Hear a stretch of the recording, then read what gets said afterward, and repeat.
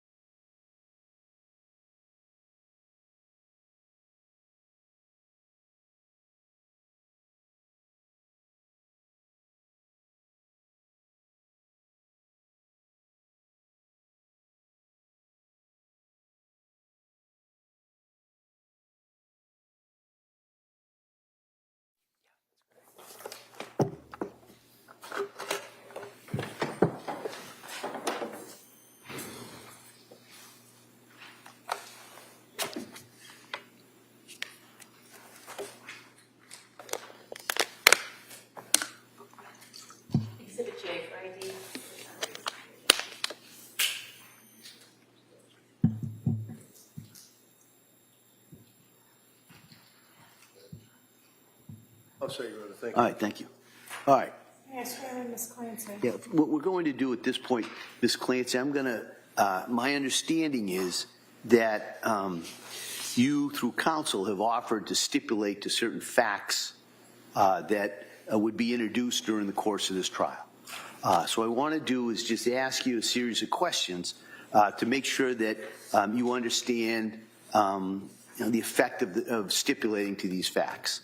So I'm going to just ask you some brief questions at this point, and then we'll kind of go from there. So if you could swear Ms. Clancy in, please. Please raise your right hand. You solemnly swear that you shall make true answers to such questions that shall be put to this matter and before the case. There you go.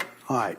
Ms. Clancy, I have been shown a list or a summary of stipulations. It's been marked as Exhibit or J for identification. So it's my understanding that you are requesting or offering to stipulate to certain facts. Is that correct? Yes, Your Honor. All right. And before I accept that, I got to make sure, ask you some questions, make sure that your decision to do so is voluntary, that you understand the consequences. So I'm going to ask you some questions. If at any time you need to speak to Mr. Reddington or you have any questions or have problems understanding what I'm saying, just let me know, okay? All right. Now, do you understand that the Commonwealth, in this case, is required to prove each and every element of the case against you beyond a reasonable doubt? Do you understand that? Yes, Your Honor. All right. You understand that there are certain facts that could be introduced during the course of the trial that would support, might support the Commonwealth's position regarding those elements. Do you understand that? Yes, Your Honor. All right. And you understand that by signing the stipulation, you're agreeing that the Commonwealth does not have to prove these certain facts that are contained in the stipulation. Do you understand that? Yes, Your Honor. All right. And do you understand by signing or going along with that stipulation, you are basically relieving the Commonwealth of its burden to prove those certain facts? Do you understand that? Yes, Your Honor. All right. Is that what you want to do at this point? Yes. All right. Have you gone over this stipulation or the summary of the stipulations with Attorney Reddington? Yes, I have. All right. Need any more time to do that? No, thank you. All right. By entering into this stipulation, you're giving up some important rights. So I kind of want to go over those with you at this time. Do you understand, by law, you're presumed to be innocent of each charge against you, and you do not have to prove your innocence. All right. So instead, at trial, the Commonwealth, as I said to you before, has the burden of proving you are guilty of each element of the charges against you. And by entering into this stipulation, you're giving up your right to force the Commonwealth to prove the facts that are contained in these stipulations. Do you understand that? Yes, Your Honor. All right. You also, at trial, where we are now, you have the right to confront the witnesses that would testify about these facts. And by entering into this stipulation, you're giving up that right with respect to these stipulated facts. Do you understand that? Yes, Your Honor. All right. You also, if you wanted to, could call your own witnesses at the trial to contest these stipulated facts if you want to. You understand you'd be giving up that right by entering into this stipulation? Yes, Your Honor. All right. You also, at trial, have the right to remain silent and cannot be forced to testify at this. You understand, by entering into this stipulation, you're giving up in a limited way that right with respect to just those facts. Yes, Your Honor. All right. Are you doing this willingly and voluntarily? Yes, I am. All right. Has anyone forced you or threatened you to enter into this stipulation? No, Your Honor. Have you had enough time to talk to counsel about this? Yes, I have. All right. Are you? All right. I make the following findings. I find that Ms. Clancy has knowingly, intelligently, voluntarily, and willingly entered into the stipulation of the facts that are contained and summarized in Exhibit J for identification. I find that she is competent to enter into this stipulation. And I find she understands the consequences of entering into this stipulation. So accordingly, I now accept the proposed stipulation of facts. Thank you. I just would like, Your Honor, for the record, to again reiterate the fact that we have not been contesting the government's case in chief, if you will, have been agreeing to evidence, and this stipulation basically relieves the government of having to bring in dozens, if not more, witnesses to prove chain of custody of blood, fluids, the bands, DNA, all of that. Rather than have days of testimony, this stipulation will avoid that. So that's why we're stipulating to it. All right. All right. Commonwealth, anything else you want to add? No, Your Honor. Okay. All right. So, like I said, I have made those findings. I'm going to accept the stipulation that Ms. Clancy has agreed to and that the parties have agreed to, consistent with J for identification. Counsel, are we ready for the jury then? Any further? Yes, Your Honor. All right. Yes. All right. Why don't we bring the jury in?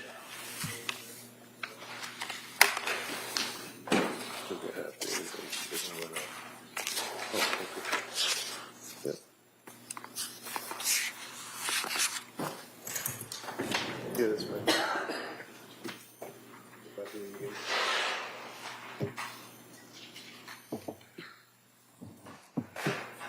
Counsel, I forgot to ask, while we're waiting for the jury, can I see you very briefly?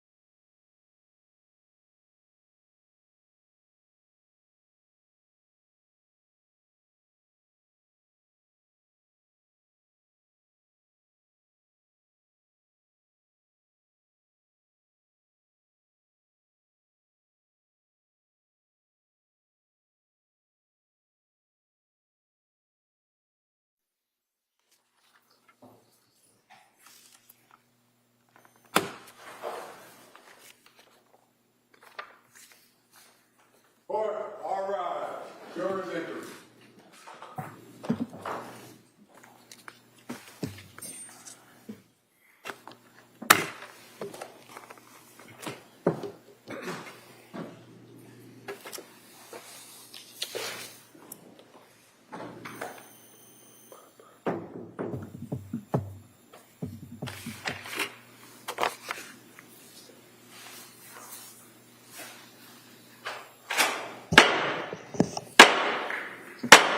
Hear ye, hear ye, hear ye. All persons having anything to do before the Honorable William Sullivan, Justice of the Superior Court, now sitting in Plymouth, within for the Commonwealth. Draw near, give your attendance, and you shall be heard. God save the Commonwealth of Massachusetts. This court is now in session. Please be seated. Good morning, Your Honor. May I proceed? Yes, please. Your Honor, before the court today, we have the continuation of the jury trial in the matter of Commonwealth versus Lindsay Clancy. Ms. Clancy is present. She is represented by Attorney Kevin Reddington. The Commonwealth is represented by Assistant District Attorney Jennifer Sprague and Assistant District Attorney Shannon Buckingham. Well, good morning, everyone. Sun's out today, a little nicer weather for us. Hope it was nice for you coming in here today. So what I'm going to do is ask you those questions, as I always do, and then I'll go over a little bit the schedule, and then we'll return to the Commonwealth's case. All right. So the first question, everybody's probably got it memorized by now anyway, but let me ask it. Has any member of the jury read, seen, heard, or overheard anything from any source about any aspect of this case that would affect your ability to be fair and impartial? All right. Last question, is there any other serious matter or concern bearing on your service as a juror in this case that anybody needs to bring to my attention at this time? Again, thank you for following those instructions. Now, in regards to the schedule, if you remember, I said yesterday that sometimes we have to adjust on the fly, and it's that's going to be my call. Well, we may have to do that a little bit, all right? So today, we're going to go through some cases. Now, we may break a little bit early today, all right? And then tomorrow, there is a matter I'm going to have to talk to counsel pretty much in the afternoon. So the thought is tomorrow, the plan for you should be pretty much 9 to 1, all right? And then the afternoon, I'm going to deal with counsel in regards to some other issues that will, I believe, keep this case going well on track, and that's kind of where we are. So I just kind of wanted to give you that update.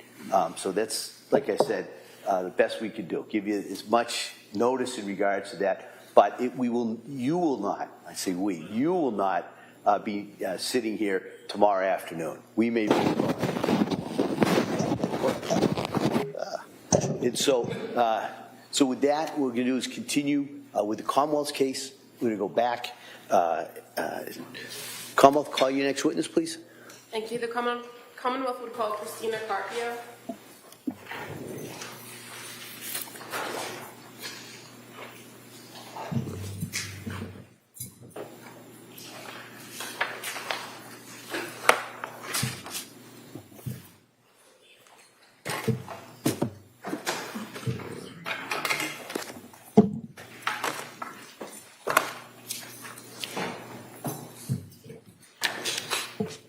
Good morning. Can you stop right there and raise your right hand? You solemnly swear that the testimony you give is your truth and true, and that enough time to testify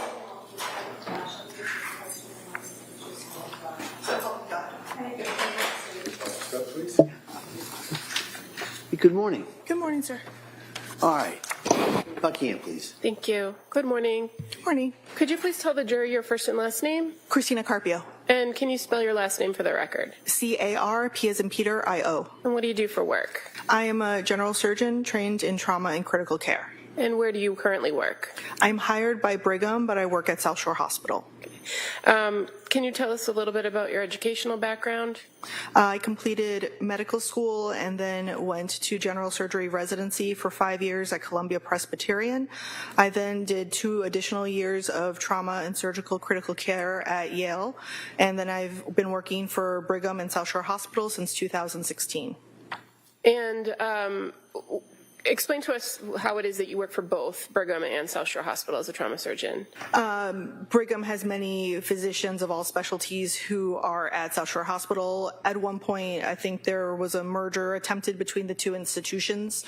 Either way, my salary comes from Brigham, but I work only at South Shore Hospital. Okay, so that was kind of my follow-up question. Generally, your day-to-day work is at the South Shore Hospital in Weymouth? That's correct. And what kind of hospital, what level hospital, trauma level hospital is the South Shore Hospital? A level 2. And so if there are cases that come in that need more acute care, are they generally sent over to a hospital in Boston like the Brigham? Yes, depending. Sometimes we get input from the subspecialists to guide that decision. And as far as your role as a trauma surgeon, do you actually do surgeries at the South Shore Hospital? Yes, that's correct. I'm going to draw your attention to January 24th of 2023. Were you working at the South Shore Hospital that day? Yes. And what was your role that day? I was the on-call surgeon. I was physically in the hospital working. At some point in the evening hours, were you advised that a patient was being transported to the South Shore emergency room as a level 1 trauma? Yes. And so when you are advised of that level of trauma, or you're advised of a critical patient coming into the emergency department, what do you do? There are guidelines for how quickly we have to be present in the emergency room. Because I'm also operating, at times I may be in the operating room when that notification happens. So in this particular case, when a patient, a female patient by the name of Lindsay Clancy was coming into the emergency department, were you able to go down to the emergency department as part of the assessment team? Yes. And who were you working with from the emergency department in this case? Dr. Kelly McDonough. Now, is that a common thing that you collaborate with the emergency room doctors or nurses and technicians in a situation like this? Yes. Did you have information that came in through the EMS or the paramedics about the nature of the patient's condition? I recall that we were told it was a fall of unclear mechanism from a height of about 20 feet. And were you advised that there was the possibility of maybe neurological deficits or some serious spinal injury? Yes. And as a result of that information, did that inform your trauma assessment? It was already activated as a level 1. That's the highest mechanism when there is concern for a height from a certain level, a fall from a height of a certain level, and with possible neurological injury. So were members of the neurology department also part of that trauma assessment team? No. Okay. As far as your assessment, did you go and physically see the patient, make observations? Yes. And did you observe her in the emergency department to be intubated?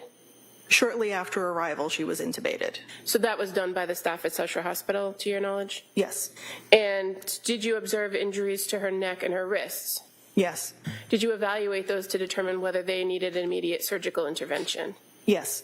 Did they? No, they were superficial. And as far as additional tests to assess whether there's any other surgical intervention that's needed, are you aware that CT scans were ordered? Yes. And are you aware what areas of the body they were ordered for? We did a pan scan, which means we scanned the head, the neck, the chest, and the abdomen, pelvis. As far as your physical observations of the patient, did you observe any obvious injuries to her head area, like abrasions, contusions, fractures? There were lacerations to her neck. Okay, but as far as the rest of her head or around her, like, Not skull obvious, or no. face? And so when those CT scans were done, were you able to review the information that came from them? Yes. And as far as those CT scans, you're aware that there was a head CT scan, or 2 head CT scans, one with contrast and one without? Mm-hmm. And were you aware that the findings, were there no definite acute intracranial findings on the non-contrast enhanced head CT? Yes. And there were no significant findings on the contrast head CT, correct? The head CT with contrast was what we call an angiogram head and neck. So it's ordered in 2 parts and has 2 reports. At the time of the documentation that was performed, we had the report back on the head section, but the neck was not completed at that time. Okay. Was there eventually a completed angiogram of the neck area at South Shore Hospital? The images were done, the report was completed. I don't know the timeline of when the report came in compared to when the patient was transferred. So as far as your initial assessment in that trauma assessment period, or that wasn't information you had available to you about the neck findings, correct? The angio neck findings, correct. Okay. And that's different from other CT scans on the cervical spine and other areas of the spine. Is that fair to say? Yes, that's correct. Okay.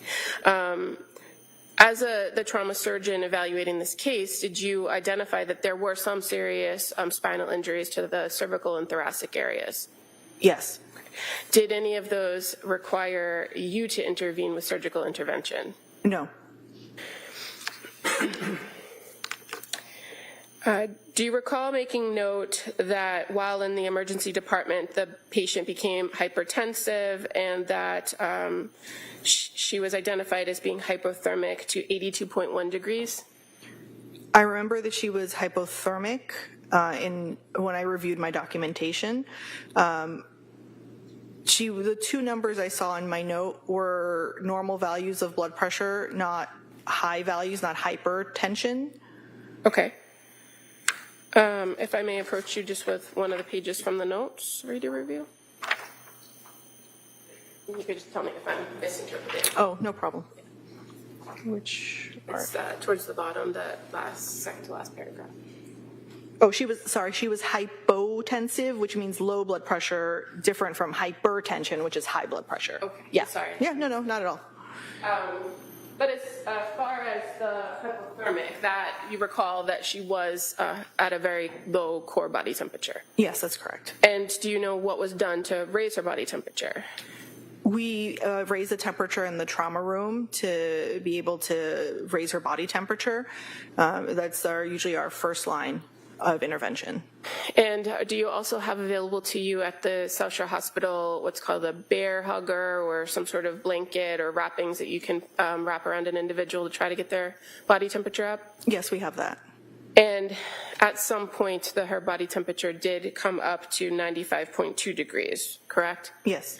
And based on your observations of her, did anything change about those lacerations that you observed once her body temperature was up that warranted some surgical intervention of those injuries? No.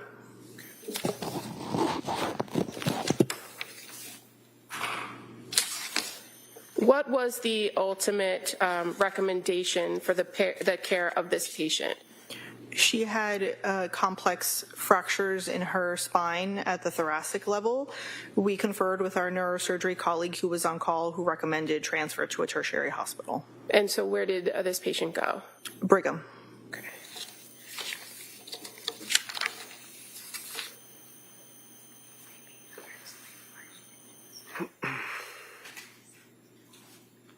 Now, you identified that your hospital is a level 2 trauma, correct? Yes. After fully reviewing this patient, did you agree that this was a level 1 trauma situation? Yes. Are you able to do surgical intervention for these particular injuries that you observed on this patient at South Shore Hospital? The spinal injuries require input from our neurosurgical team. And there was none available to you at the South Shore Hospital? We did contact the on-call neurosurgeon. Because we are a level 2 trauma center, they are not required to be physically present in the hospital, but they were immediately available and they can remotely review images. So I guess my question is, why didn't you do any surgeries regarding those injuries at South Shore Hospital? Why did you recommend the care to a tertiary hospital? The complex level of spinal injuries was deemed necessary for transfer by our neurosurgery colleague. Okay, thank you. Dean Reddington. Morning. Good morning. Just a few questions.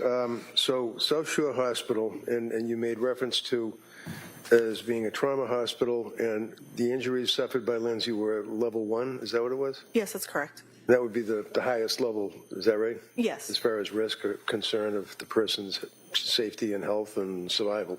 Yes. What time, if you remember, what time approximately was she admitted to South Shore Hospital? The word admission means that she would have remained there as a patient, so she was never formally admitted. Okay. For the time that she was brought in by EMS, I would have to refer to that information from the record. Do you have an idea as to how long she was at your hospital? Likely several hours, but again, I would have to see the specifics in the charts of there is documentation with EMS for arrival and for when transfer occurred to Brigham. Okay. And at some point, it was decided that she would be transferred to Boston, right? Yes. Brigham and Women's Hospital. Yes. And it was decided by someone that they weren't going to put her in an ambulance for that transport, right? I would have to look at the record for what was the method of transfer to Brigham. Do you know how she was transferred? By helicopter? Med flight? I don't know, because MedFlight covers 2 modes of transportation, MedFlight ambulance and MedFlight helicopter. Do you know that she was med flight helicopter to Boston? I don't know that. And the time that she left was after you all had provided the treatment that you were able to provide to Lindsay as a patient, right? Yes. And you reached the end of your rope. She had to be transferred because she needed immediate high-level medical care, right? She needed higher level of care. Yes. Higher level of care. And as a result, she was then brought to Brigham and Women's Hospital.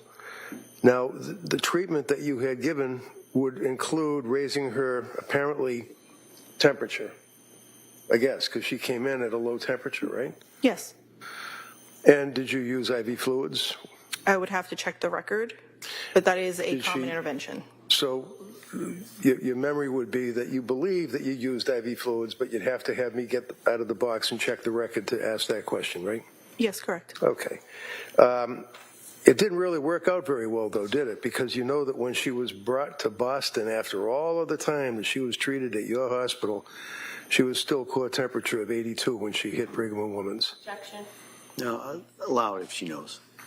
I did not look at the medical record from another institution. I only reviewed my note from South Shore Hospital. Did you know that your patient had coded shortly after being brought to Brigham and Women's Hospital? No. Did you know that she had to have massive transfusions right after being brought to the hospital in Boston? No. Did anybody in South Shore Hospital make a determination that she had lost a lot of blood? The EMS report did not share that there was a large volume of blood at the scene. She was evaluated part of her CAT scans also help us evaluate for intra-abdominal blood loss. Okay, so when you raise the issue of the EMS, that would be the ambulance, right? Yes. And their report, their run sheet that they prepare, right? That's what you're talking about, right? There is verbal report from EMS when a patient is brought in and also the run sheet of the details. Okay. And when the people from the EMS came in, did they speak to you about the verbal report? They address the entire room, so all the staff in the room is available to hear the details. And you're able to look at the run sheet, correct? No, the run sheet is not always immediately available.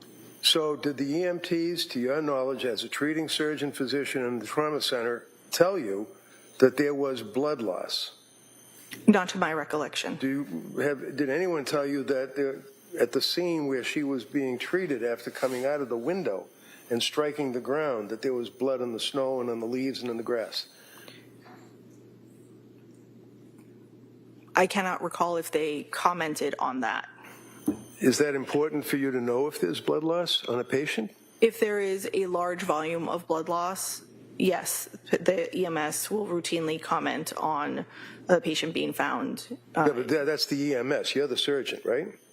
That is correct, sir, yes. Yeah, and one of the things would be blood pressure, right? What the person's blood pressure is, correct? Yes. And she had, if I understand your testimony correctly, low blood pressure. She initially, when she came in, the note has a normal blood pressure, and then after intubation, her blood pressure dropped. Okay. Do you know what caused the blood pressure to drop? There were several factors at play. As we discovered from her CAT scan, she had an injury to her spinal cord in the thoracic region that very commonly causes issues with maintaining your blood pressure. And do you know what her blood pressure was? I mean, if you don't, that's fine. You need the records. Blood pressure at which point? At the point I'm asking you about, when you noted that she had low blood pressure. No, I don't remember how hypotensive she was, no. As far as being hypertensive, did you know that when she finally hit the Boston hospital that she had massive transfusion of blood? I thought I asked and answered. Oh, did you? You asked me before and I answered that no, I did not know that. Okay. So how about, did you know that they introduced pleural tubes in both sides of her chest and removed many, many cc's of blood from both the right and left pleural cavity? No, I just object to the line of questioning. The witness has already indicated she hasn't reviewed those records. She's not aware of what happened at the Brigham. To go through each and every injury is not necessary. No, she can answer that. No, I do not know that about the patient when she was not at South Shore Hospital. How about the superficial cuts that you were talking about? Would you suggest or would you agree that on the right ulnar area and the left ulnar area of the upper extremities, right and left, that there were a deep cut noted in the skin? The notes about her wrist injuries said that it was through the skin with exposed fat, but there was no exposed muscle or tendon. So Okay. those are more superficial. So you would not agree that they were deep cuts on both arms? You wouldn't agree with that? No, I would not. And again, you're not aware of anything that was diagnosed in Brigham and Women's Hospital, right? That is correct. As far as the injury to her spine, what kind of injury was it? Do you remember? It was at thoracic level T5, T6. And what type of injury was there to the spine? The report said that the stability of the pattern of it indicated that there was instability of the spine, which is why we conferred with the neurosurgeon. Right. And nothing much came out of that either, as far as conferring with the neurosurgeon, right? I'm not sure what you mean by nothing much came Well, of you that. didn't show up to come to the hospital, right? We didn't. I'm not sure. Okay, the spine was transected at T5, T6, right? The team, or rather the input you would need for further commentary on the spine would be a neurosurgery team. I am not a neurosurgeon. I am a general surgeon. So you're not aware of the transection. You know what a transection is, don't you? Yes. Okay. And on your CAT scans or on your pictures that you were describing for the jury with no problem for the DA, did you notice that the spine was transected at T5 and T6? There was compression of the bones. I would have to specifically look at the report to see if it used the word transection. Okay. How about a thyroid? Did you notice anything about a thyroid? It said that there was edema at the thyroid, concern for contusion or laceration. And that's the extent of your knowledge. You don't know whether or not the thyroid was destroyed or anything, do you? Correct. Okay. How about her ribs? You notice that some of her ribs were broken. I would have to look at her CAT Have to scan look report at- again. Yeah. So coming in here today, you're not aware whether or not she had broken ribs because you haven't been able to look at your records. Is that right? I did review my records. I would have to specifically state into the record what was the injuries. I would be happy to read from my note, which I know is part of So- the evidence. Yeah. So who is it that decides that a patient is going to be med-flighted into Boston from South Shore Hospital? Some of it depends on the level of injury and the transport teams that are available at that moment. Sometimes a med-flight ambulance is faster. Sometimes med-flight is available. It all depends on the available resources at the time of the event. So what I asked you is who decides whether or not somebody's getting med-flighted out of South Shore Hospital? Is collaborative between what resources are available for us to transport the patient. The decision to transfer the patient is made between the emergency room team and the trauma team, and So the you input as- from the subspecialist. Go ahead. Let her finish. Yeah, I know. I didn't know she was still talking. Go ahead. I finished, sir. All right.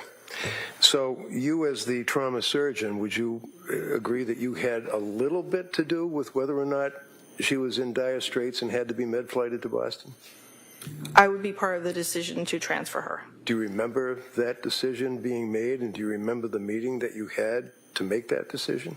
I remember conferring with the emergency room team that neurosurgery had said she needed transfer.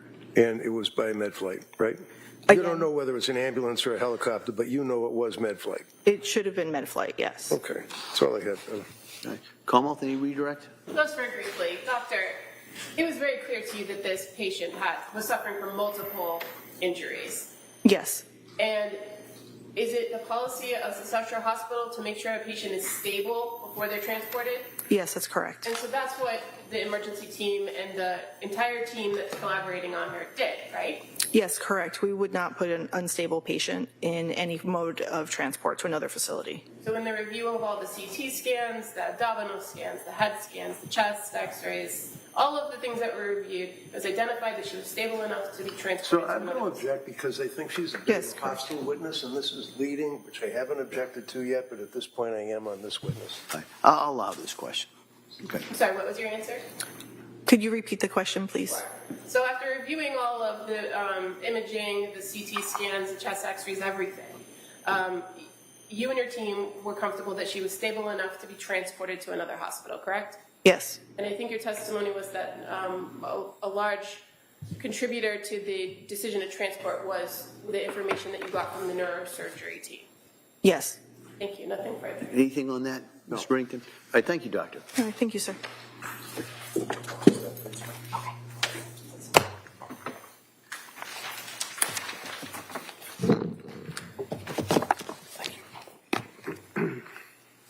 All right, Commonwealth?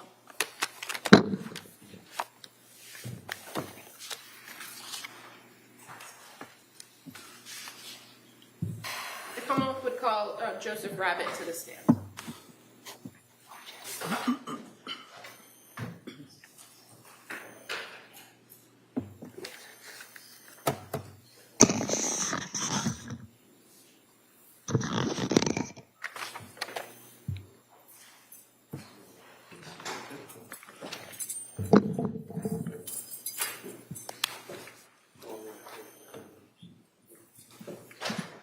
Good morning, sir.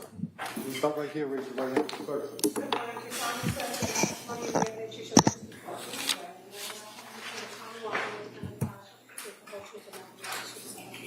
I did.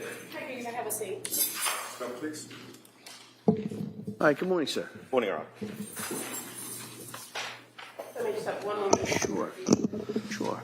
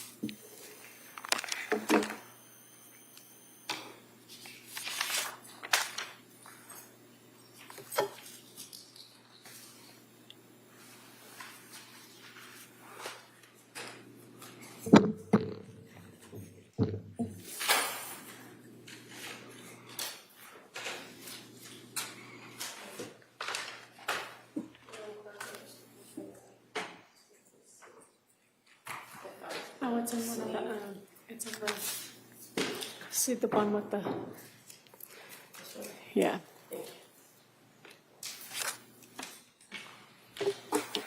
Good morning, sir. Good morning. Can you please tell the jury your first and last name? Lieutenant Joseph Rabbit, R-A-B-B-I-T-T. And where do you work? The Massachusetts State Police, currently assigned to the Cybercrime Unit. How long have you been with the state police? Since March of 2012. And I'm going to draw your attention back to January of 2023. What was your assignment then? I was a trooper assigned to the State Police Detective Unit for Plymouth County. And do you recall how long you were a detective or trooper assigned to the detective unit in Plymouth County, approximately? From February of 2017 to September of 2024. Okay. I'm going to draw your attention to January 24th of 2023.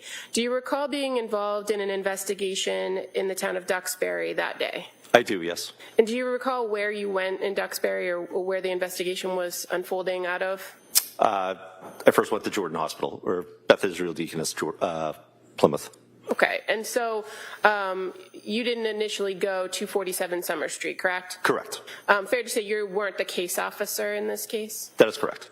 And your experience working with the detectives unit, fair to say when an investigation or a death investigation is ongoing, kind of it's all hands on deck and everyone's kind of directed to do different things, correct? That is correct. And so in this circumstance, you were asked to go to the Beth Israel Deaconess or the old Jordan Hospital here in Plymouth, correct? Correct. Why did you get asked to go there?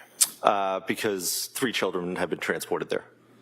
And so were you assigned to just go and check in on the status of the kids and what was going on at that hospital? Checking on the status and have any potential victims documented by crime scene services. Okay. And so while you were at the hospital, you did have the occasion to speak with Patrick Clancy, correct? I did, yes. Okay. And after you left the hospital, did you go to 47 Summer Street in Duxbury? I did, yes. And are you aware that other members in your unit had obtained a search warrant for that home? I was, yes. And so when you arrived at 47 Summer Street, were you there to assist with the execution of the warrant? I was, yes. And part of the warrant execution, is it fair to say that everyone's kind of asked to look at particular areas and search for potential evidence related to the offense? That is correct. Fair to say this search warrant was executed shortly after the incident occurred? Fair to say, yes. And so did you and other investigators have limited information about what had happened? Yes. At the home, were you in the kitchen area assisting with the search? I was, yes. Okay. And I'll show you what's already been marked. Exhibit 144, if you could look at the screen. Are you familiar with that photograph or what's depicted in that photograph? I am, yes. And it's at the kitchen area at 47 Summer Street. It is, yes. There on the early morning hours, I would say, of January 25th. I was, yes. And so, fair to say, you made observations while you're there, right? Correct. And what was an observation that you noted to other investigators in that kitchen area on the island? A CVS bag. Okay. I'm just going to show you exhibit number 40. That's a little bit of a closer view of the bag, correct? That is correct. And how about this larger paper bag? Did you observe that as well? I did, yes. And I'm going to just approach you with what's been already marked as exhibit 31. Is that also familiar to you? It is, yes. Is a receipt that was with that bag? Correct. And fair to say all of these things, the CVS bag, the receipt, were noted and certain things were collected, including the receipt, exhibit 31, and the CVS bag. Correct. Do you recall what was inside the CVS bag? I believe it was a bottle of Pedialyx.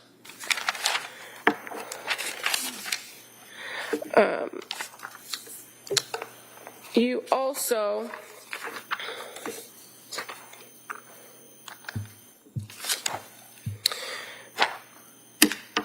observed other areas of the kitchen, correct? Correct. And so there was a particular cabinet in the kitchen. Did you open a cabinet and discover something that stood out to you? I did, yes. And what was the cabinet and what stood out? An upper kitchen cabinet with medication bottles. Okay.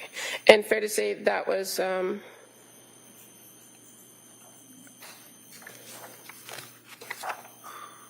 pointed out and documented as well. It was, yes. If I may approach. You may.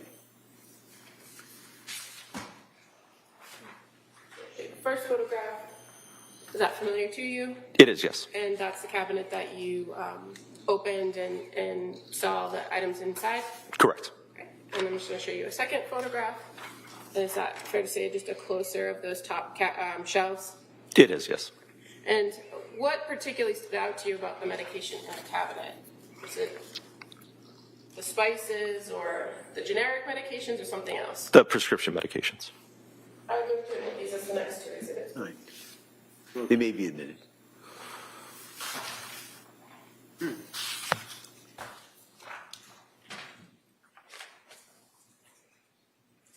It's split 52 and my 53.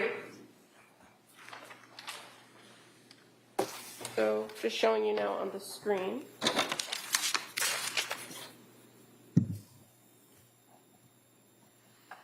Exhibit 152, and that's just the cabinet open, and there's looks to be like an air fryer below it, correct? Correct.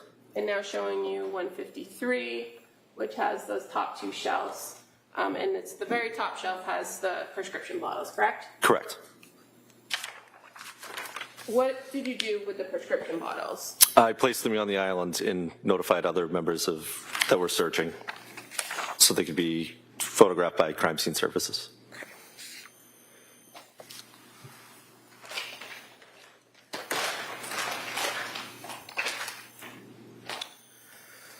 So I'm just going to show you another photograph.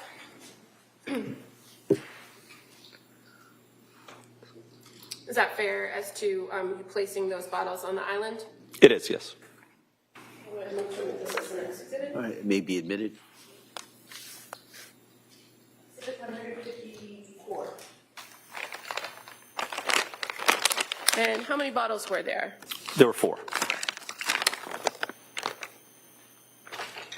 I'll approach you with a bag. Take a look at what's in the bag.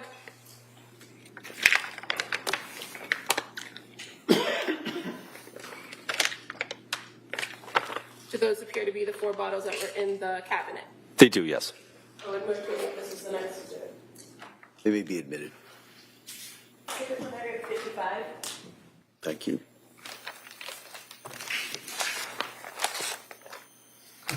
Now, other than pulling these 4 bottles out of the cabinet, lining them up on the counter, and asking crime scenes to photograph them, did you do anything further with these pills, as far as inventorying them or examining them? I did not, no. And when a search warrant is executed, fair to say there's usually an evidence officer who kind of documents everything and collects everything to take back either to the crime lab or to the state police office. That's correct.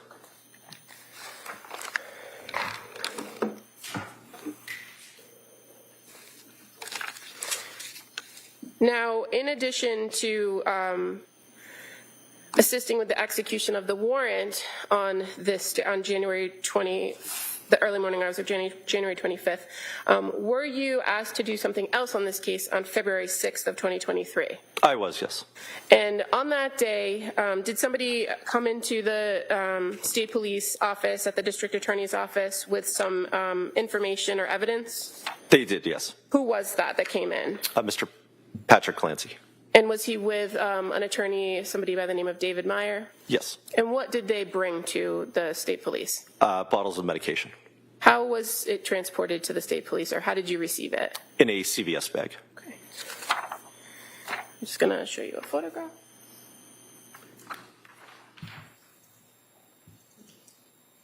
Is that familiar to you? It is, yes. And is this fair as to the bag that was provided to you on February 6th? Yes. It may be admitted.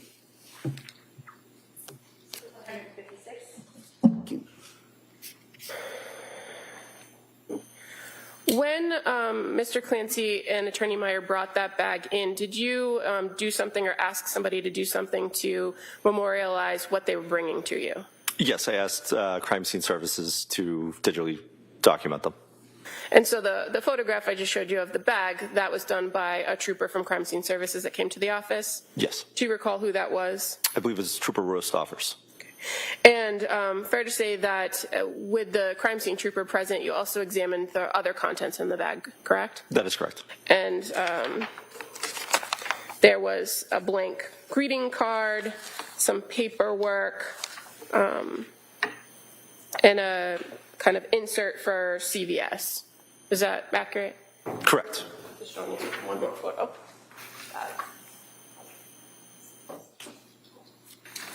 Is that the other items that were in the bag other than the medication bottles? That is correct. That may be admitted.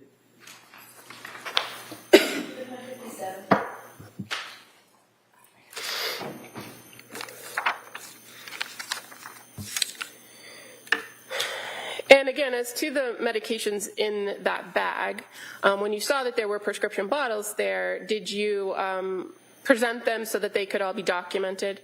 Yes. And did you then inventory or examine each of the bottles? I did, yes. And is it fair to say that Patrick Clancy had indicated that the bag was in his truck and that he was bringing them to the state police as a result of everything that occurred on January 24th?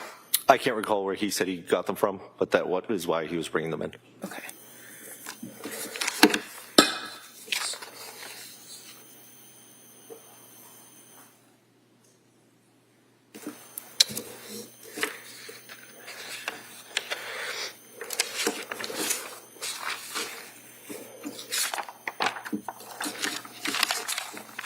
And I'm just going to approach with what's previously been marked as exhibit number 2.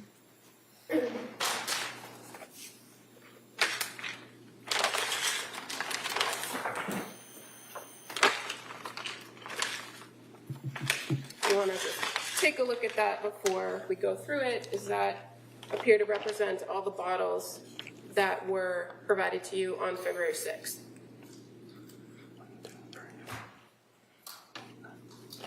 It does. And that's 9, correct? Correct.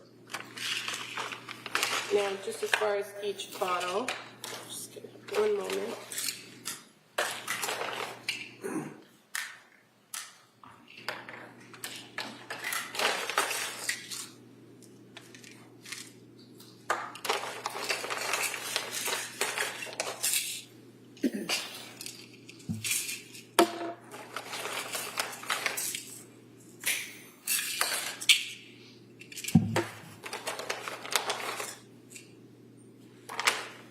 So when you are tasked with tracking or inventorying particular items like this that come in, what do you do?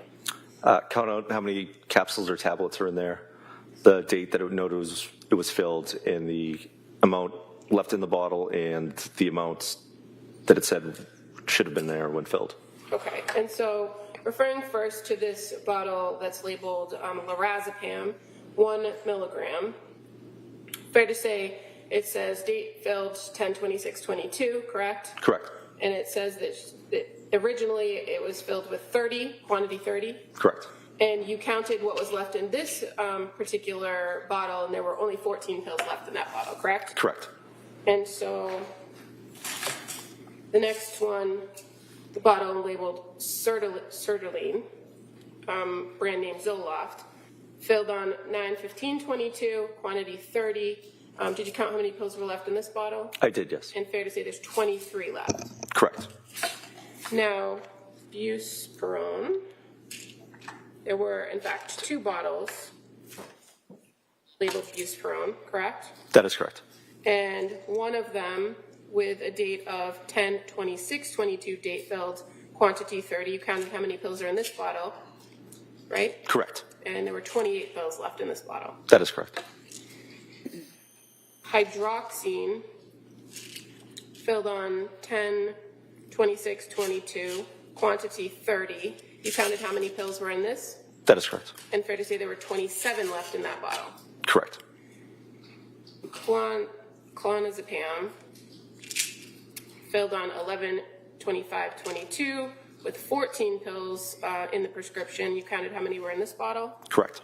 And there were actually 11 and a half, correct? That is correct. Fluoxetine, filled on 11/21/22 with 56 in the prescription. You counted how many were left in this bottle? I did, yes. And there were 43. Correct. Correct. The second bottle of lorazepam that was 0.5 milligrams, filled on 11/2/22 with, it says 40 on the bottle, right? Correct. You counted what was left in this bottle, and it was 18 and a half tablets. That is correct. And the second bottle of buspirone, filled on 11/9/22, quantity 30, there were actually 30 in this bottle. Is that fair to say? Correct, yes. And trazodone, filled on November 16th, 2022, with a prescription for 30. You counted that there were 22.5 pills left in this bottle. Is that correct? Correct. And then once you identified and counted each and every one of the pills in these bottles, you handed this in for evidence. That is correct.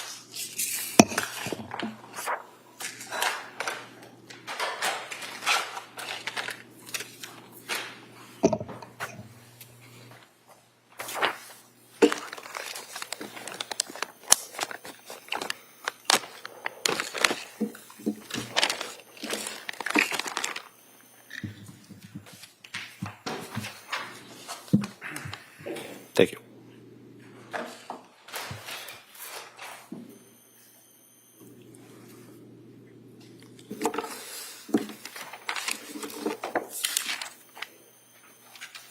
All right, cross, counsel?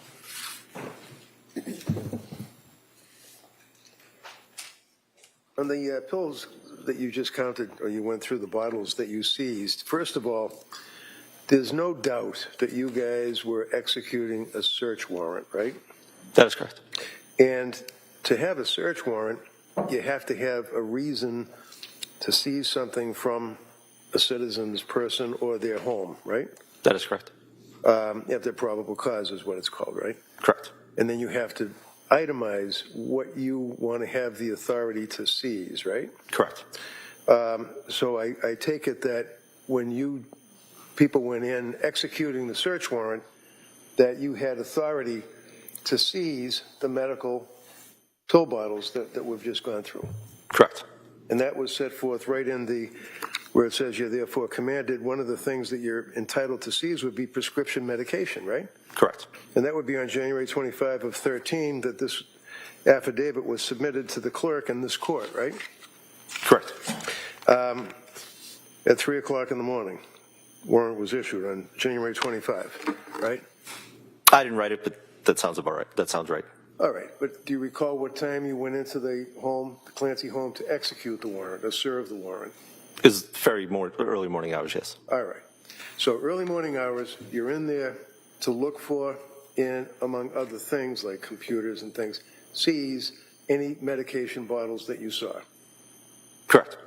So it's not that it's a random search that some police officer just happened to grab bottles that he or she saw. There was a specific intent to seize prescription medication, correct? It was on the affidavit, yes.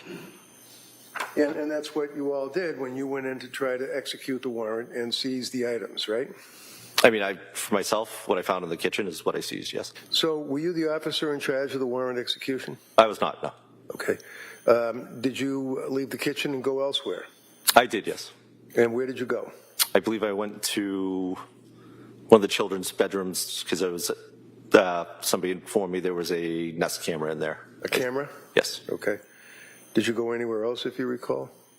Not that I can recall. Did you go in the master bedroom? I can't recall if I did. Do you recall whether or not anybody in your presence or anybody went into a drawer, a nightstand, and looked in the drawer and saw an Apple Watch, a bunch of pills, things to use to assist your sleeping, things of that nature? Do you remember anybody doing that? I don't know if anybody did or not. And there were 1, 2, 3, 4, 5 prescription bottles that were seized. Have you ever seen these? I have not, no. So you went through the pill count on the bottles for the district attorney, and you did that when you did inventory, apparently, of these pill bottles that you already talked about, right? For the DA, she asked you to look and tell us how many pills were missing, right? I did that for the ones that were turned in. Right.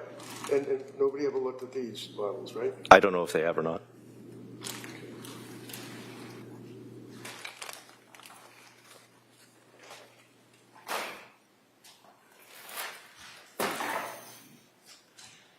If I understand correctly, lorazepam, as counsel asked you, the dates that these scripts were written, the lorazepam, as you indicated, was October 26.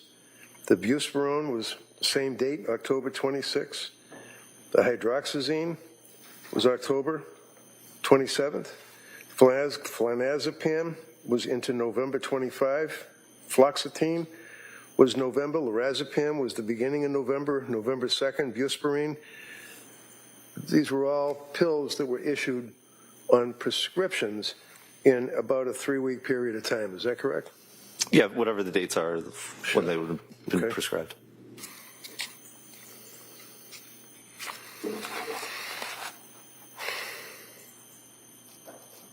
Would you say that Patrick Clancy was very cooperative with your investigation? Anything you needed, he was pretty much there to try to help you out? I mean, I think I only dealt with him at the hospital, but he was very forthcoming. Okay. Thank you. That's all I have, sir. Como? Nothing further, thank you. Thank you, sir. Your Honor.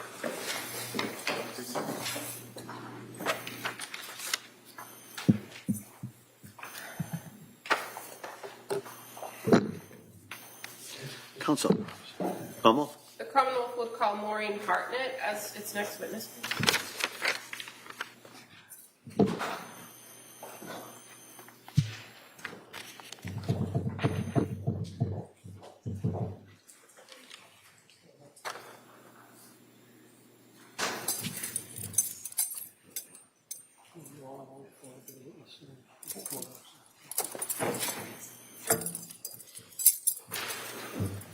Morning. You can stop right there and raise your right hand for the clerk. Good morning. Do you solemnly swear to the testimony you give that you shall give to the court?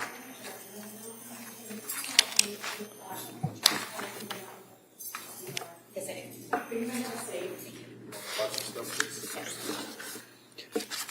do. Good morning. Morning. All right, counsel. Thank you. Good morning. Could you please tell the jurors your first and last name? Maureen Hartnett. And how are you employed? What do you do for work? I'm a forensic scientist, too, in the criminalistics unit as well as the crime scene response unit at the Massachusetts State Police Crime Laboratory. And how long have you worked for the crime lab? Approximately a total of 10 years. And what are your general responsibilities as a forensic scientist, too? In the criminalistics unit, I examine items of evidence for the possible presence of biological fluids such as blood, semen, and saliva, and those items would include clothing, weapons, or sexual assault kits, among other items. I also collect and identify trace materials such as hairs and fibers. I perform damage analysis on clothing and collect gunshot residues. Do you have to undergo some specific training and education in order to perform those tasks at the crime lab? Yes, I have a bachelor's degree in biology as well as a master's degree in forensic science. In addition, I received approximately 9 months of training in the crime laboratory as well. Do you have to take proficiency or competency tests on a regular basis? Yeah, so a competency test is taken after each module in the training. They address certain things like blood identification, semen identification, and after each of those modules, I took a competency test to move on to the next portion of the training. Yearly, I also take multiple proficiency tests in biological fluid identification, as well as trace identification and crime scene response. I'd like to talk a little bit first about the crime scene response. So you, as a forensic scientist, are a civilian, correct? Yes, that's correct. Do you often work in tandem with a trooper from the crime scene services section? Yes, generally I work alongside law enforcement as well as crime scene services when processing a crime scene. And when you go to a crime scene to process with the crime scene response unit, what's the goal or what are you looking to do there? My focus generally is on biological evidence, such as blood, semen, saliva, as well as documentation through sketches and diagrams. And the trooper from the crime scene services section that is usually there, the law enforcement, are they also documenting the scene as well and reviewing those same areas but through photographs? Yeah, so I can't speak for all of their responsibilities. I do know they take photographs, video, and they also take their own diagrams on occasion. Now, in addition to locating biological evidence, do you sometimes perform what's called screening tests at crime scenes? Yes, I do. And what are the common screening tests that you can do at a crime scene? I perform screening tests for blood as well as screening tests for semen, depending on the case history and what the forensic relevant evidence is. And does that help inform you on what to collect from a crime scene sometimes? Yes, that's correct. Fair to say if there's a large pool of blood on a floor, you can't collect that all and take it back to the lab, correct? Yes, that's correct. So how do you collect a sampling of it in order to then later process something like a red-brown stain or some sort of biological spot or stain that you observe? Depending on the substrate on which the biological fluid is located, I'll take a swabbing of the item, which is generally something like a Q-tip to swab up the stain. Or if it's on a soft surface, I could potentially take a cutting to preserve that biological evidence for future testing. And in some instances, do you actually take the whole object if it's possible? In some instances, yes, that's correct. We would take the whole object depending on what it is. Okay. I'm going to draw your attention to January 24th of 2023. Do you recall being asked to come out with the crime scene response unit on that day or that evening? Yes, I do. And where was the first place that you went in this response? I responded to South Shore Hospital, the emergency department. And fair to say that Trooper Rose Stoffers was also dispatched to that location as well? Yes, that's correct. And did you make observations of a person who was identified as Lindsay Clancy at South Shore Hospital? Yes, I did. And did you observe her to have red-brown stains on her body? I noted red-brown stains on her hands. I did not have the opportunity to examine her entire body. She was mostly covered with blankets and other types of medical equipment, but I did note red-brown stains on her hands. And clearly she was there for some sort of treatment, right? So why was your focus on her hands as a crime scene response technician and a criminalist? At that point in time, I was collecting samples from her hands for potential biological evidence relating to the crime. So when I noted the red-brown stains, I collected samples from her hands. And while at South Shore Hospital, you were also aware that she had come into the hospital with clothing that was cut off, correct? Yes, that's correct. And that clothing was bagged up and collected? Yes, I returned that clothing to the crime laboratory. Who did you receive the clothing from? Do you recall? I believe it was Trooper Dan Lawler. At some point after being at South Shore Hospital, did you then respond to 47 Summer Street in Duxbury? Yes, I did. Did you have somebody with you that day? I had a forensic scientist trainee at that time. Okay. At 47 Summer Street, were you directed to a particular area to examine first? I first entered the home through the main floor and then was directed into the basement of the home. And when you came into the basement, or I guess this could be true of when you respond to most crime scenes, is it the best practice to be one of the first in the home to examine the home as it is, or the scene as it is? Generally, crime scene services would enter first to photograph and video so that there's no personnel in those photos or videos. Then I would normally enter, or the crime scene response unit would enter next so that nothing is disturbed and that we can mark and test and collect evidence as is prior to the detective unit coming in. And then once our things are marked and documented, then the detective unit would also enter the residence. So when you came into the basement at 47 Summer Street, did you observe some areas of the basement that were of significance to you as the crime scene response? Yes, I did. And did you observe a red-brown stain on the floor?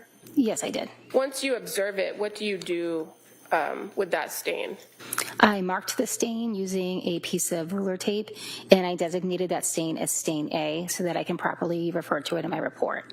Okay, I'm going to approach and show you the photo. Is that familiar to you? Yes, it is. Is that stain A that you just told us about? Yes, that's correct. That may be admitted. 158. Thank you. I'm showing you now on the screen what's been marked as Exhibit 158. Obviously, this appears to be on carpet, correct? Yes, that's correct. What did you do to collect sampling of that? Well, I guess, what is the first thing you did with that stain? So once I marked it, I then requested it be photographed, and that is the resulting photograph from that request. I then performed a screening test for the presence of blood on that stain. The screening test was positive, and at that point, once I documented that result in my notes, I then took 2 swabs of that stain for further testing. Now, when you're at a scene and you see something that is a red-brown stain, you don't refer to it as blood, correct? That's correct. And even after a screening test, you don't refer to it as blood, do you? That's correct. Those preliminary tests are just screens, and so what do you do to then later confirm it? Once the swab is collected and then submitted to the lab, later when I'm assigned the case in the criminalistics unit in the lab, I'll then perform a confirmatory test on any swabs that they're interested in that need to be tested further. And so as it pertains to the stain A, how do you take the swab? What do you do? I apply deionized water to 2 Q-tips and apply it to the stain, and then the red-brown stain is then transferred to the Q-tips. I then package those, seal them, and enter them into our laboratory system and store them in a cold storage unit until they're ready to be further tested. And fair to say, with this particular investigation, the swabbing from that stain A on the basement floor was labeled as item 3-3 for this case. That's correct. Did you also go to another area of the house? Yes, I did. And what other areas did you go? I went up to the master bedroom on the 2nd floor of the house. Did you observe additional red-brown stains in that master bedroom? Yes, I did. And so again, when you observe stains, you then note them, mark them, document them, correct? That's correct. And how many stains did you document in the master bedroom? 4. Okay. And again, just like the stain on the basement where you labeled A, do you kind of start over with the stains in the other bedroom, or do you continue to label them in sequence? I continue to label them in sequence, so they were B through E. Okay. So first, referring to stain B, do you recall where that was in the master bedroom? That was on the floor of the master bedroom in between the bed and the mirror. I'm going to show you the photo. And is that fair to say stain B? Stains, yes, true, correct. May be admitted.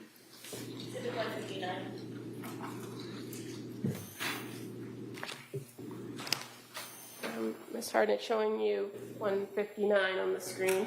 Fair to say that's not one stain that was observed, correct? That's correct. But what did you do to collect, if anything, or screen this particular area of red-brown stains? Sure. So in this particular case, based on the stains size and distribution. I consider them a related group of stains. So I tested one of the stains, performed a screening test for the presence of blood. That was positive. So then I collected 2 swabs from that stain, just like the other one as before. Just showing you kind of another photograph of that area. Is that familiar as well? Yes. Not sure if this is the next exhibit. All right, that may be admitted.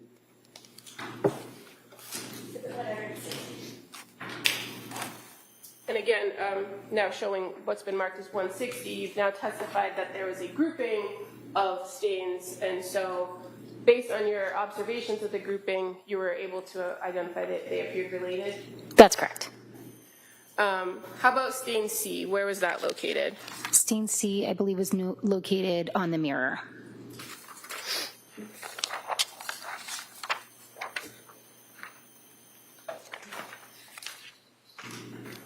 And just going back to 159, just for reference, can you see the bottom legs of the mirror in this photograph? Yes, So it was close to that cluster of stains. that's correct.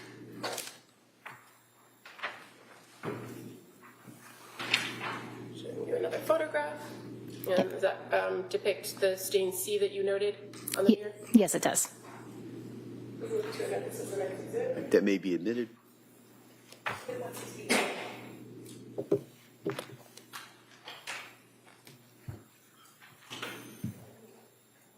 With what's now been marked as 161, stain C, again, would this be kind of a cluster of related red-brown stains?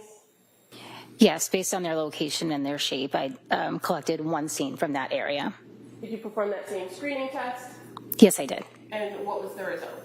It was positive. And did you then swab and collect from one of those stains as well? Yes, I did.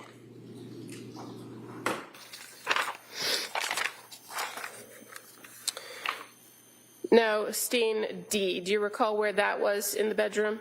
That was on the windowsill. Show you 2 more photos.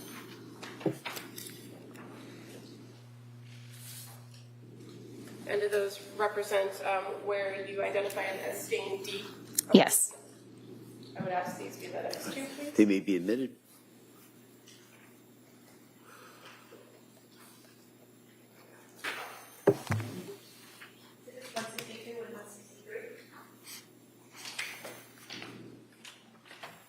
And showing you 162 first.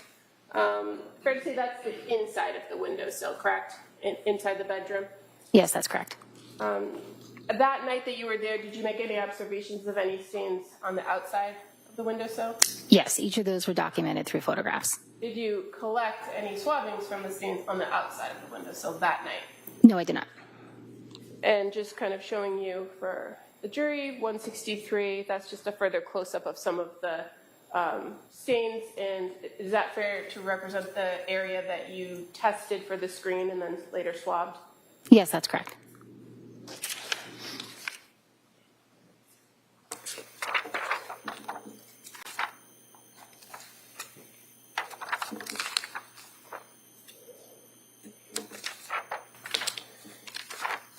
And stain E, do you recall where that was located? That was located on the nightstand next to the bed.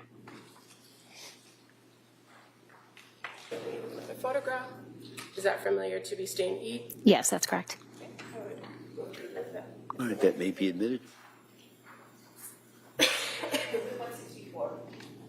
And I'm just showing you another photograph of the outside of the house. Do you see staining that you observed that night on the outside? Yes, I do. And I would move to make this as an F. All right, that may be admitted.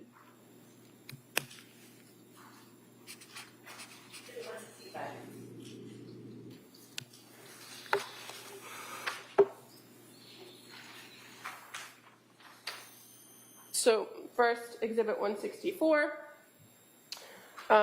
You observed several stains in that location. Yes, I did. And did you do the same thing as some of the other grouping of stains?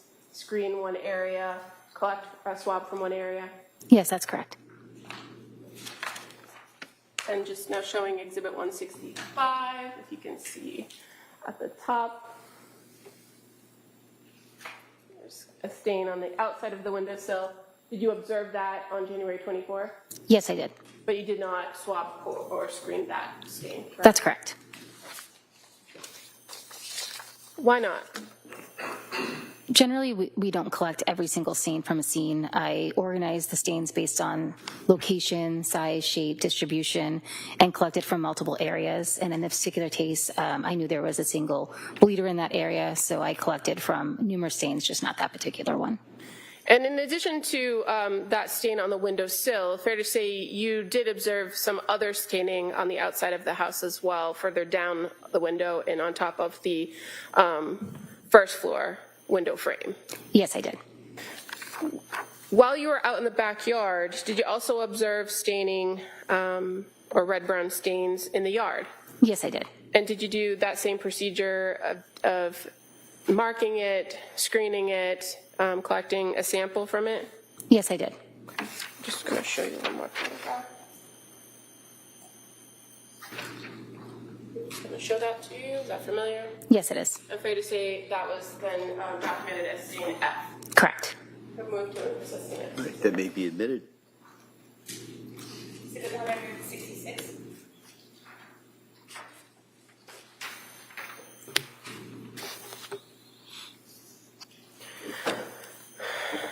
As far as the work that you did on the scene at 47 Summer Street on January 24th, fair to say it was limited to documenting these areas, swabbing these areas for the most part? Yes, and I also collected a pair of pajamas and a pink bathrobe from the basement. Were all of the swabbings and those items collected brought back to the Massachusetts State Police Crime Lab? Yes, they were. Are you aware that there were other items that were collected within that home on January 24th that were also brought back to the State Police Crime Lab for further analysis? Yes.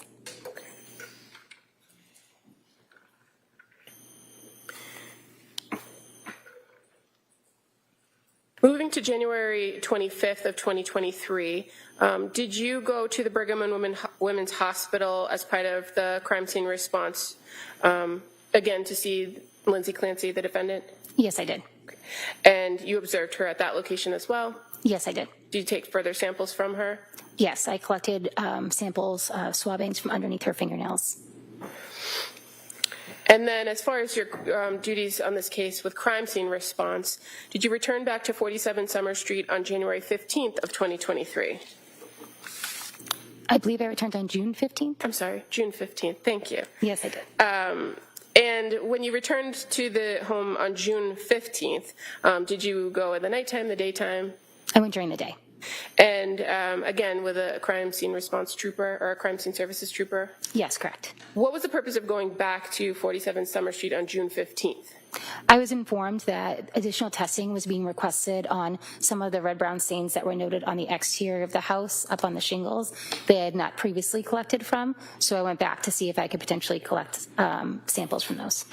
Is that something in your training and experience is possible to collect biological substances from something like a shingle months after the incident occurred? It's possible, so if it's requested, we'll certainly go out and attempt to do that. And in this particular incident, you went out and first made observations of the rear of the home, correct? Yes, that's correct. And then made closer observations of underneath that second floor window? Yes, correct. Did you observe any obvious staining in that area? There appeared to be a reddish-brown stain underneath the windowsill. So what did you do once you observed those stains? I marked that stain as stain A, and then I also marked additional stains further down on the side of the house on the shingles. Where was stain A? That was right underneath the windowsill of the window that was farthest right, what would have been the master bedroom on the exterior. Okay.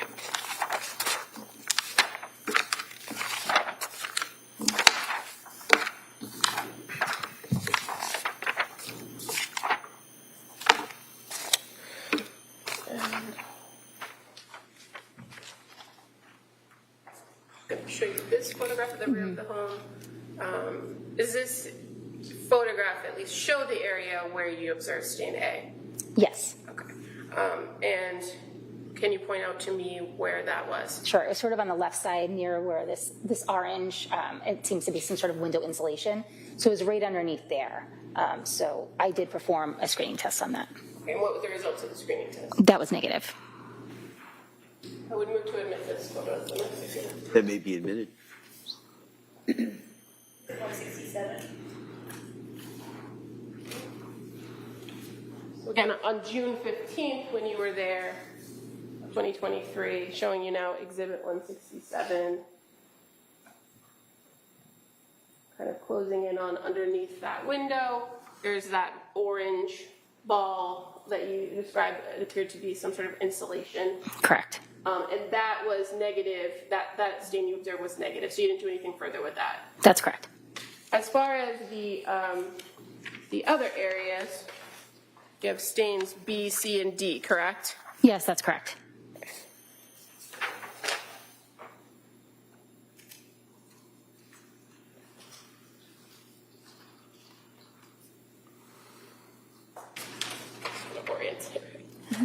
Is that a fair representation of stain D? Yes, that's correct. And while in here, stain C and D. Yes, that's correct. Okay. And again, stain B is kind of in between that top floor window and the first floor window. Correct. And stains C and D are just above the first floor window. Yes, that's correct. I would ask if it was All right, those may be admitted.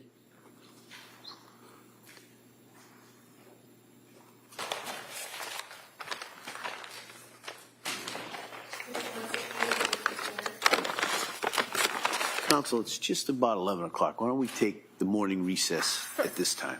All right, so we're going to take the morning break at this time, members of the jury. Court, all rise. Jurors, close the door, please. Place them on your chairs, please.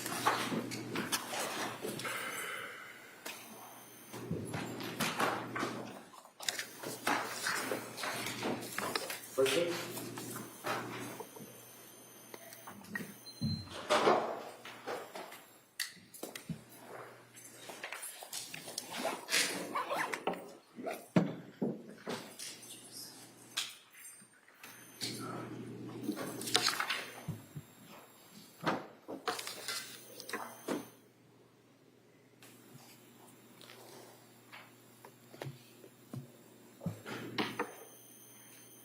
Jurors have exited the court.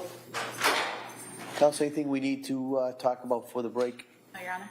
All right, so we'll be in the morning recess at this time. Thank you. Court stands in recess.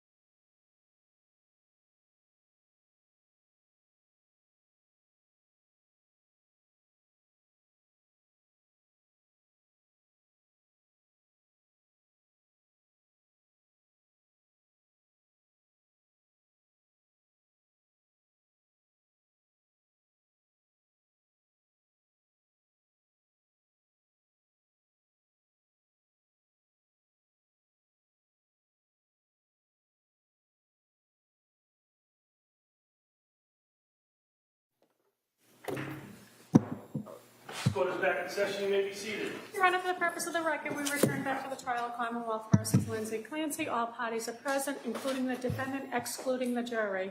All right. Counsel, ready to recall? Yes, would you like the witness back on the stand? Yeah, please, and then we can bring the jury in.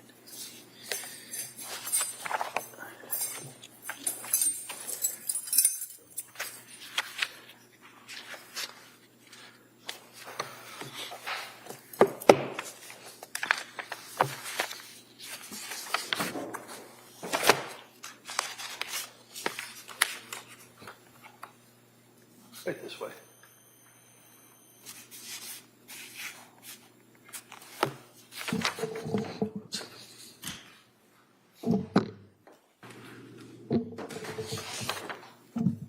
Just watch your step.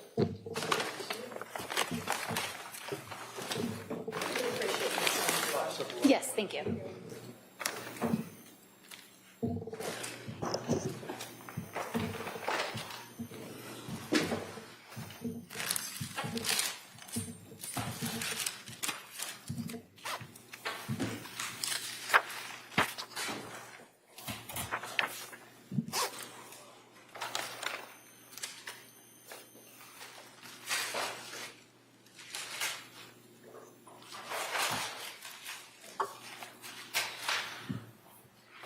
Court, all rise. Jurors enter.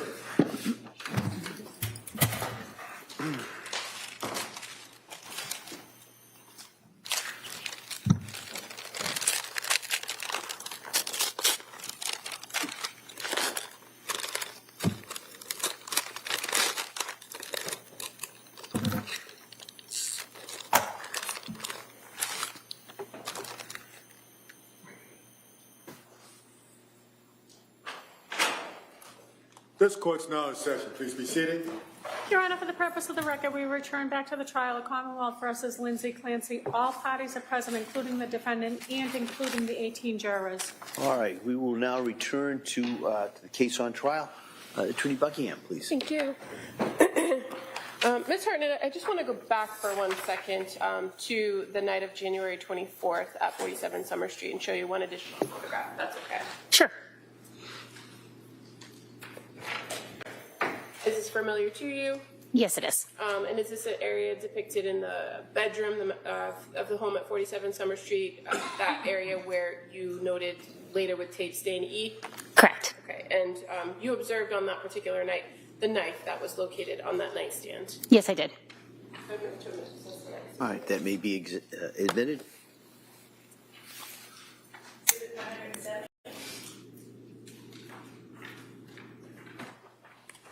And showing you now on the screen, it's been marked as Exhibit 170. You're aware that the knife depicted in this photograph was collected from 47 Summer Street on January 24th, correct? Yes, that's correct.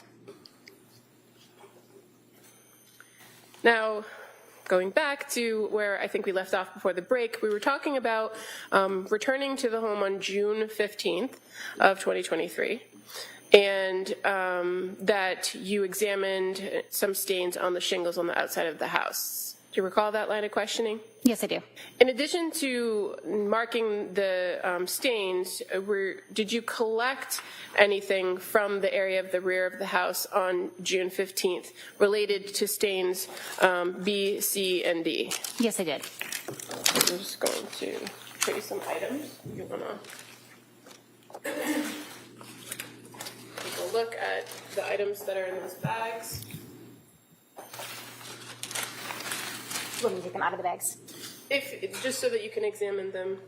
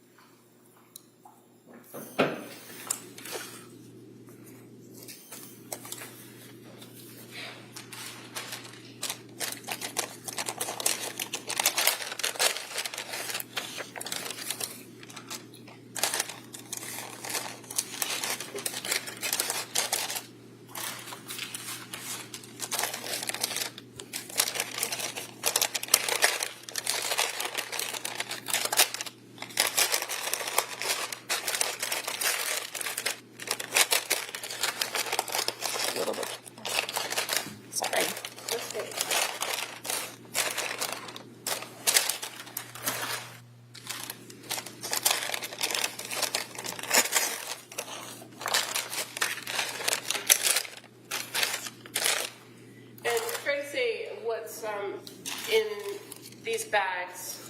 First, the one labeled shingle with stain B, then the one labeled shingle with stain C, and then the third shingle with stain D. Are these the shingles that you observed those stains on June 15, 2023? Yes, they are. I would move to admit these 3 items as the next. All right, they may be admitted.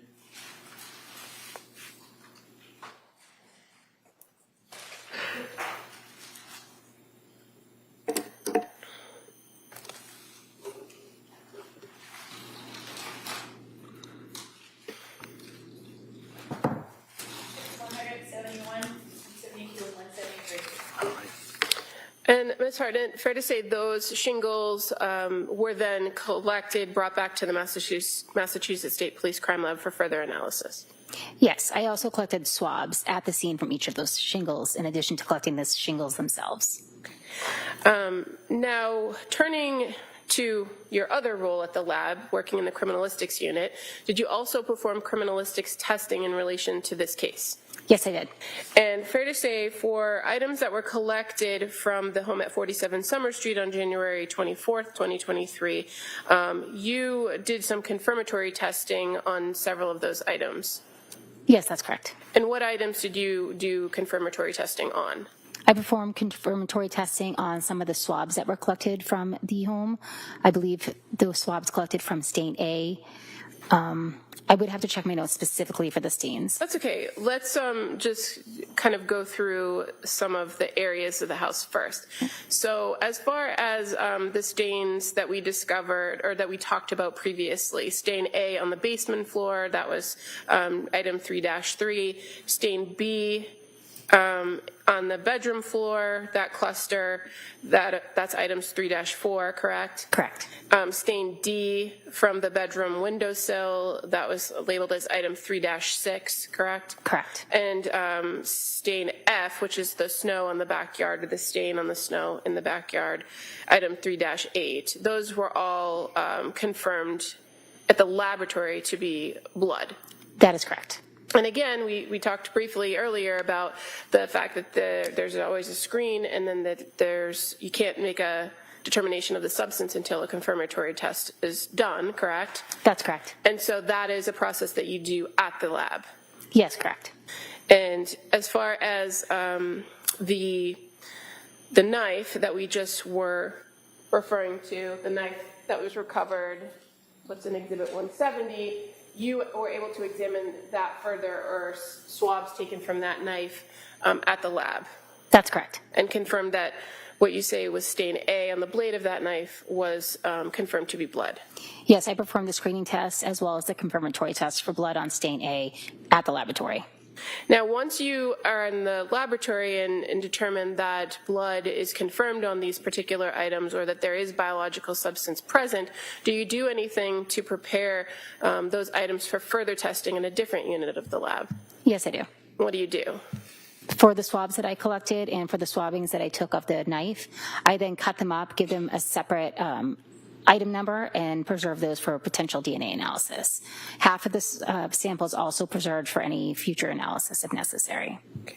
And fair to say it's a different unit at a different part of the Massachusetts State Police Crime Lab that conducts DNA testing, correct? That's correct. And so if some of the items that you examined are selected for further testing, those swabbings or further snippets would then be sent to the DNA unit. That's correct. Okay. Now, as it pertains to some of the other items that were collected from 47 Summer Street, you also did some work on 3 exercise bands, correct? Yes, I did. And what did you do in relation to the 3 exercise bands that were collected?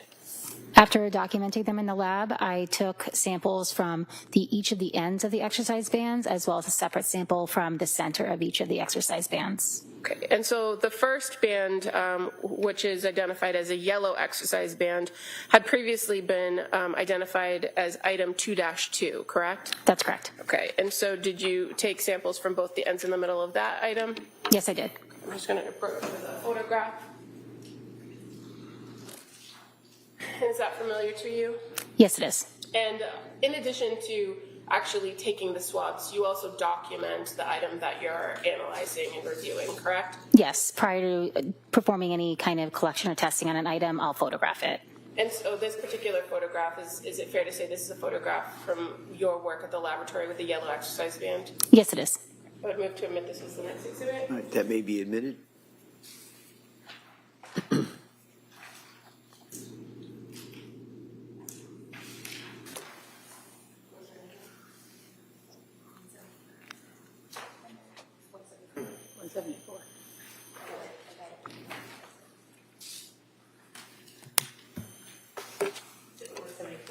All right, thank you. Okay, so Ms. Hartnett, now showing you what's been marked as Exhibit 174, the yellow exercise band. You indicated that you took swabbings from around the handle areas, correct? Correct. And then the middle of the band. That's correct. Why didn't you swab the whole thing? The purpose of the collection was to potentially determine who was holding or had contact with the ends of the band and who potentially had contact with the center of the band, potentially those being two different individuals. So I collected samples separate from the ends as in addition to the center. And was your approach on each one of the bands the same? Yes, it was. Okay. So the second band, which is the black band that was identified as item 2-3, you took samples again from the ends and the middle? That's correct. And I'm just going to show you another photograph. And is that the black band you examined? Yes, it is. Now we're going to commit this as the next exhibit. That may be admitted. 175.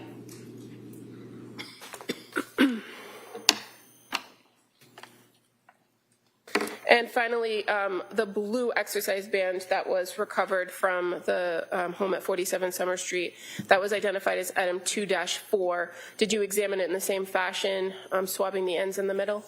Yes, I did.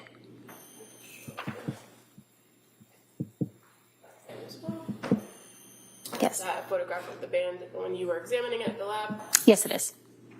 Next exhibit, please. All right, that may be admitted. 176. And as far as the swabbings that you took of each of these three exercise bands, what did you do with the swabbings after you swabbed the items? I allowed the swabs to air dry. I gave them each a item number, and then I preserved half of each of the swabs for additional testing in the DNA unit. And as far as your knowledge of some of the additional testing, you're aware that the exercise band swabbings were sent forward to the DNA unit for additional analysis, correct? Yes, that's my understanding. Thank you. Thank you. Cross? Thank you. Afternoon. Good afternoon. So, Ms. Hartnett, you initially went into the home at 47 Summer Street. At what time that day? Was it in the evening, early morning hours? It was the early morning hours of January 25th. Okay. And you had somebody that was learning underneath you that was with you at that time? That's correct. And you went into the various areas of the house. You went down to the basement, right? Yes. You talked about the stain that you had taken swabs of that was on the carpet down in the basement, right? That's correct. And you went upstairs, and then ultimately you ended up in the bedroom, and you made observations of a number of blood drops, or red, brown, as you put it, drops on the floor, right? There were numerous red brown stains on the floor, yes. On the clothing, the bedclothes that were on the bed as well, right? I do not believe I documented red brown stains on the clothing. It may have been there. I don't know if I have that in my notes. How about on top of the nightstand, there was the knife that counsel had talked about, correct? Yes, correct. And then you look at the window, and there was a red-brown stain on the right-hand side of the window as you're looking outside from inside in the bedroom, right? Yes, correct. And you made observations of some of the markings on the shingles that were directly below the window and directly above where the red-brown stains were found in the snow underneath. Yes, that's correct. Your confirmatory tests, and first of all, what you do is you have your screening tests. Back in the day, they used to, you use the orthotolidine. Do you still use that? No, not at this time. Now you use what, crystalline? What do you use now? It's called Castlemeyer. And the Tasselmeyer, basically, as I say, back in the day, it used to be that you would have vegetation that could give you a false positive, right? Correct. Certain chemicals could give you a false positive. Correct. Animal feces could give you a false positive, right? Depending on what's in them, possibly, yes. The test now that you have, the confirmatory test, is a lot more accurate, if you will, but still, nevertheless, I said confirmatory, screening, but nevertheless, you still have to do a confirmatory test, right? That's correct. And back in the day, it used to be Takayama test. What do you do for confirmatory now? We use a test card, a human trace test card, which is something similar to a COVID test or a pregnancy test, where you just put the liquid in the beginning of the card, the liquid runs up, and if there's 2 lines, it's positive, and if it's only 1 line, it's negative. So that's not the Teichmann test, is it? No. Okay, so the confirmatory test that you use, that's a color test, though, right? It's a immunographic test. It's an assay, so it's not really a color test where you add the drops to the swab and it's going to change color. Okay. It's a reaction that's happening within the test card between antibodies and antigens that produce either 2 lines or 1 line. So let's take, for example, in the bedroom on the floor that counsel had shown you a number of drops that were in the floor between the bed and that mirror, right? You did confirmatory testing on that? I did back at the lab. I screened it at the scene and then, confirmed it back at the lab. And that confirmed that it was human blood? It confirms that it's blood and it indicates human blood. There is You have to do a precipitin test or something to determine if it's animal blood or human blood, right?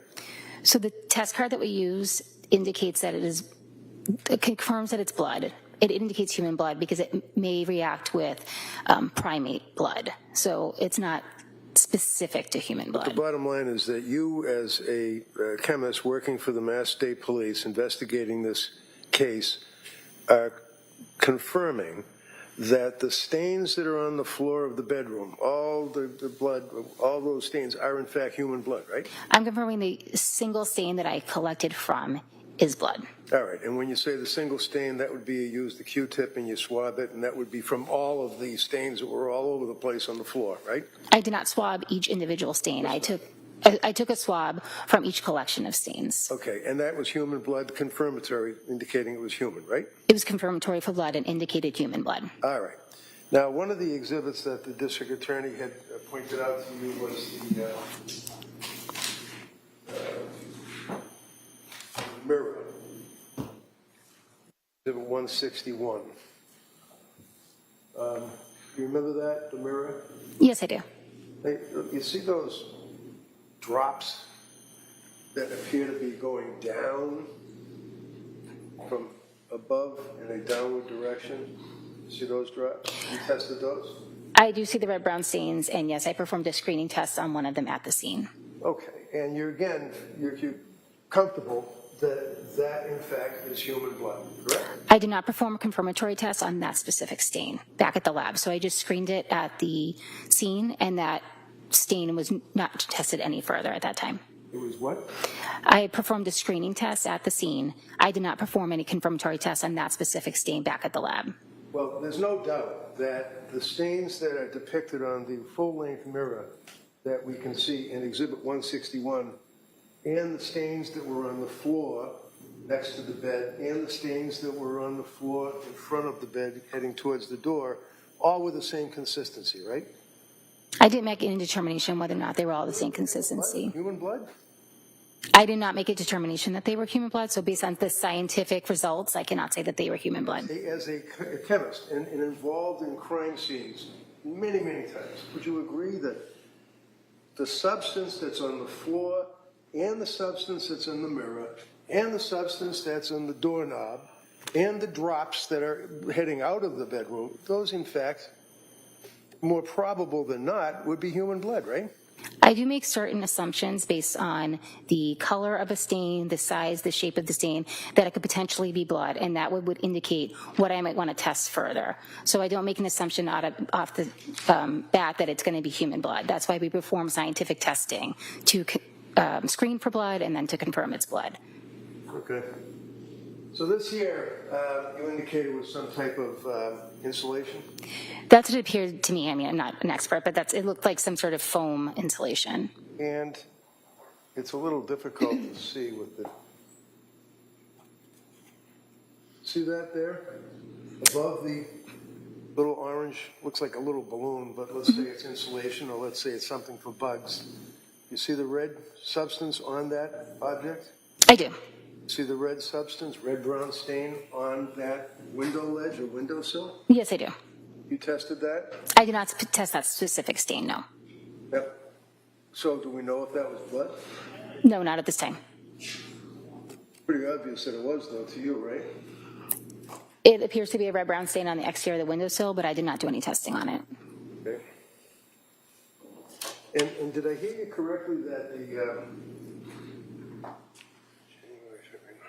it was 5 months later that the state police investigators decided that you would get the shingles off the house? I don't know when that decision was made, but that was the day that I was requested to go out. And then the district attorney showed you the shingles and envelopes. You opened them up and looked at them, and you did a confirmatory test on those? I did not. I performed a screening test on each of those stains at the scene.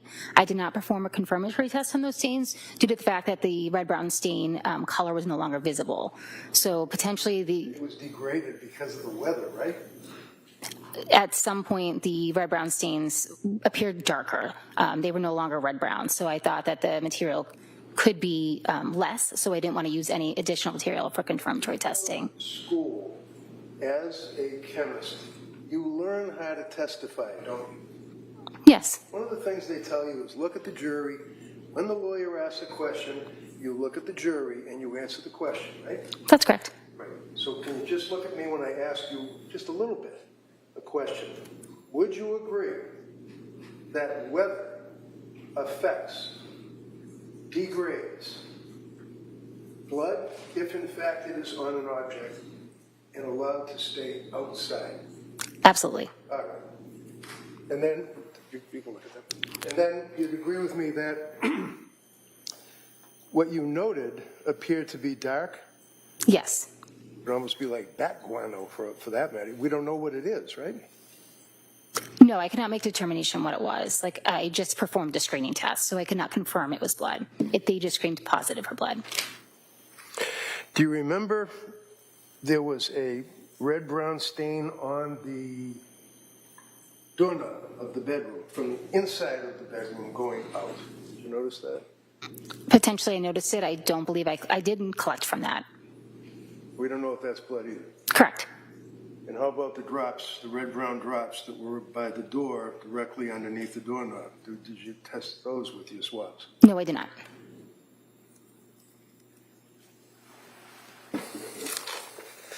That's all I had. All right. Commonwealth, any redirect? Just briefly, you were attempting to explain why you did not perform confirmatory testing on the shingles. Can you explain that to the jury? Because I could no longer see the red-brown stain, it just appeared more of a darker stain, a lighter stain that I previously saw at the scene. Given that material, whatever it was on the shingle, may have been limited, performing a confirmatory test is using up additional material to perform that test. So given that it was already potentially limited due to the conditions and the time that had passed and the fact that I could no longer see the red-brown stain, I simply performed the screening test, and once that was positive, I took a swab and just preserved it. I did not perform any more testing in the lab on that swab. And is that because you would need something to forward onto DNA if you wanted additional testing to be done? Correct. I would have had to use up a portion of that sample to perform the confirmatory tests, and I didn't think that was in the best interest of the case, given the fact that the material may already have been limited. And you indicated that you had previously seen those red-brown stains in those same areas that you swabbed and the shingles were collected back in January, correct? That's correct. Thank you. Nothing further. Anything further? All right. Thank you. Please step down. Thank you. Thank you. Watch your step, please.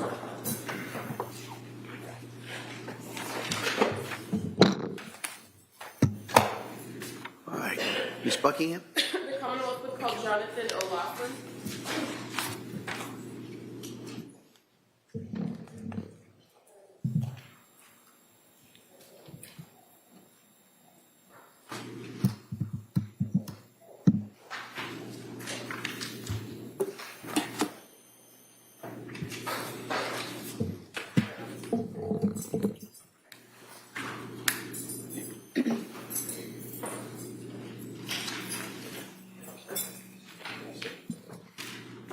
got this, I'm sorry. Stop right there, raise your right hand for the clerk. Good afternoon. We solemnly swear that the testimony you give is true to the court and the jury, and not without penalty. Commonwealth and the defendant shall be the truth. Thank you, sir. You may take a seat. All right, good morning, sir. Morning. Yes, counsel. Thank you. Good afternoon. Could you please tell the jury your first and last name? Yes, my first name is Jonathan. My last name is O'Laughlin. And can you spell your last name for the record? Olouglin. And what do you do for work? I'm a trooper with the Massachusetts State Police. How long have you been a trooper? Hired in October of 2011. And what is your current assignment with the state police? Right now, I work in the Division of Field Services, and I'm assigned to the State Police Logan Airport Barracks. Going back to January of 2023, what was your assignment with the state police then? I worked in Crime Scene Services section. And how long had you worked in crime scene services? I started in February of 2020. And when did you move to your new assignment? I left crime scene in October of 2023. So do you undergo specific training as a trooper to work in that crime scene services section? Yes. And what kind of training do you get? So we did an internal training in the lab, the crime lab. A lot of it was, the beginning was reading about crime scene processing and fingerprinting, and then it would move on to doing mock cases, following other crime scene services members around to observe, and then it went on to do a competency test where you would process a mock scene, develop fingerprints, and analyze them. It kind of pulled it all together. And then that would go on to a quality assurance program within the lab, and they would determine if you were qualified to be on call. And what things do you do as a crime scene services trooper? What are your responsibilities? So we respond to all different types of crime scenes. At every single crime scene, the main thing you do at every scene, no matter what it is document the scene with photographs. Depending on the type of scene you're at, you may also document the scene with video. You may also sketch the scene by hand. Then also you may collect items of evidence to be processed later, or you may even process items at the scene. What you're processing for is fingerprints. You try to develop fingerprints if there are any. You can do fingerprint analysis and try to determine whose fingerprints are on the items of evidence. And that can be done at a crime scene, but it also can be done back at the crime laboratory, correct? Correct. Depending on the item and where it was located. Yes. As far as your response to particular scenes, do you often go out to crime scenes in tandem with or with a crime scene response unit investigator, forensic scientist? Yes. And you indicated that one of the first things and one of the main things you do is document scenes. Is it best practice to be kind of that first in after a scene is secured to document the scene as it appeared? Yes. And how do you do that? So when you respond to a scene, usually the town that you respond to, the local police department will secure the scene, which means they don't allow anyone in to disrupt the scene until you get there. Then you start with photographing the exterior of the residence, and then you walk in and just document the entire scene room by room as it is. And after that's done, do you kind of go back through and highlight or identify in any way particular things that may be relevant to the investigation of Yes. the crime scene you're responding to? Yes. And how do you identify in the documentation items that might have some relevance or evidentiary value? So some items might kind of be obvious if they're involved in the crime that are still there. Those you want to document further. And sometimes a detective or detective unit or a member will ask you to document another piece of evidence that they would like collected or they would like further looked at. And you indicated that with crime scene services, you respond to all different kinds of scenes and all different types of law enforcement. So sometimes do you work with the local city or town departments? Yes. And in investigations where a death has occurred, who are the primary law enforcement that you're working with? So there'll be local, and there will also be the county state police detective unit will also respond for any death investigation. Now, when you are processing a scene or documenting a scene, do you do anything to identify and highlight the items that have been either pointed out to you or that you've seen that could have value in the case? Yes. What do you do? So with those, we put what's called placards, and placards are pieces of plastic that have numbers on them. That way, when you're going through the photos, you can refer to them as placard 1, placard 2, and so on and so forth. And as far as further processing the scene between yourself and the crime scene response, are some items sometimes collected by either yourself or the crime scene response unit? Yes. And when you collect an item, do you identify it in some other way? Yes, when you collect an item and it's put into evidence in the lab, it's given a lab number. The lab number doesn't have to match up with the placard number. The placard's simply for your photos, and then the lab number is the number that will be associated with that piece of evidence all through the crime lab process, all the way through the trial. And when you go to crime scenes for inside houses, for instance, is it oftentimes the case that you're processing the crime scene at the same time investigators are getting into a location with a search warrant? Yes. And so when that's the circumstance, do you photograph and document everything that you can? I'm sorry, can you? Sure, I can. Repeat that? That's a bad question. When you are with kind of the local law enforcement, do you document things oftentimes that maybe you don't collect and take back to the lab, or the forensic scientist doesn't, but might have value or relevance to the police? Yes. And in those instances, they're not assigned those same item numbers, correct? Correct. I'm going to draw your attention to January 24th of 2023. Do you recall going or being called out to 47 Summer Street in Duxbury? Yes, I do. And what was your role on that scene? So the role was the Plymouth State Police Detective Unit had been called out to what was reported as a homicide at that address. So we were called out to document the scene and collect any items of evidence that needed to be processed. Now, in relation to this particular investigation, when you arrived there, had the state police and the Duxbury police already secured the home? Yes. And again, in this situation, were you arriving and going into the home at the same time that a search warrant was being executed? Yes, we waited for the search warrant to be signed, brought to the scene, and then photographed the search warrant, and then we started documenting the scene. Okay. And fair to say, in this case, there were a number of items that were identified by your unit by the placards. Yes. And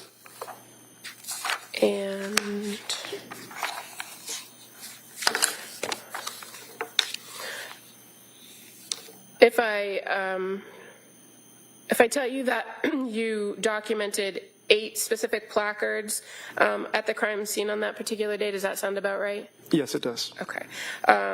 Including a brown belt, some exercise bands, 3 in particular, a pair of red pajamas, a pink sweatshirt or a robe, a pink piece of clothing, a knife with a black handle, and a phone. Does Yes. those sound right? It does.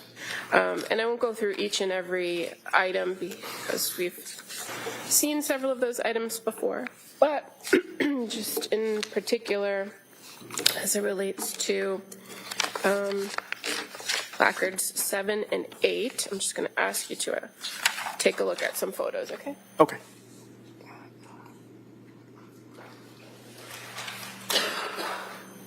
So I'm showing you a photograph of placard 7. Is that familiar to you? Yes, it is. And what is the placard 7? What was that to highlight or depict? That was a knife covering a red-brown stain found in the upstairs master bedroom. All right, that may be admitted. And I'm showing you another photograph with depicting placard number 8. Is that familiar to you? Yes. And that was a cell phone that was also noted in your documentation of the scene, correct? Yes. That may be admitted.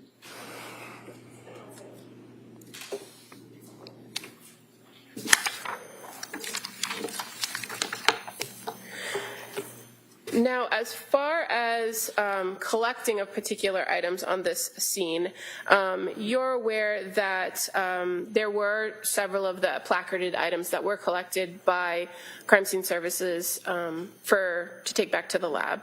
Yes. And fair to say the yellow exercise band at placard number 2, the black exercise band at placard number 3, the blue exercise band at placard number 4, the red pajamas, and the silver knife with the black handle were all collected. Yes, I believe the red pajamas were collected by the crime scene response unit. Okay. Do you recall collecting the knife? Yes. Why would you collect the knife as part of the crime scene response? Or, excuse me. There's no objection to any of this physical evidence being introduced. You just, that's all right. I'm going to allow this line of inquiry just to kind of put things in perspective. Go ahead. Thank you. Why would you collect the knife as part of the crime scene services as opposed to the crime scene response? So we would collect the knife because that would be an item that would be processed for fingerprints at the lab. And based on your training and experience, fingerprint analysis, is that something that should happen before any other biological testing? Yes. And why is that? So fingerprints are extremely fragile. Anything that the forensic scientist would do would destroy any fingerprints that may or may not be on a item of evidence. Okay. And so I'm just going to approach and show you an item.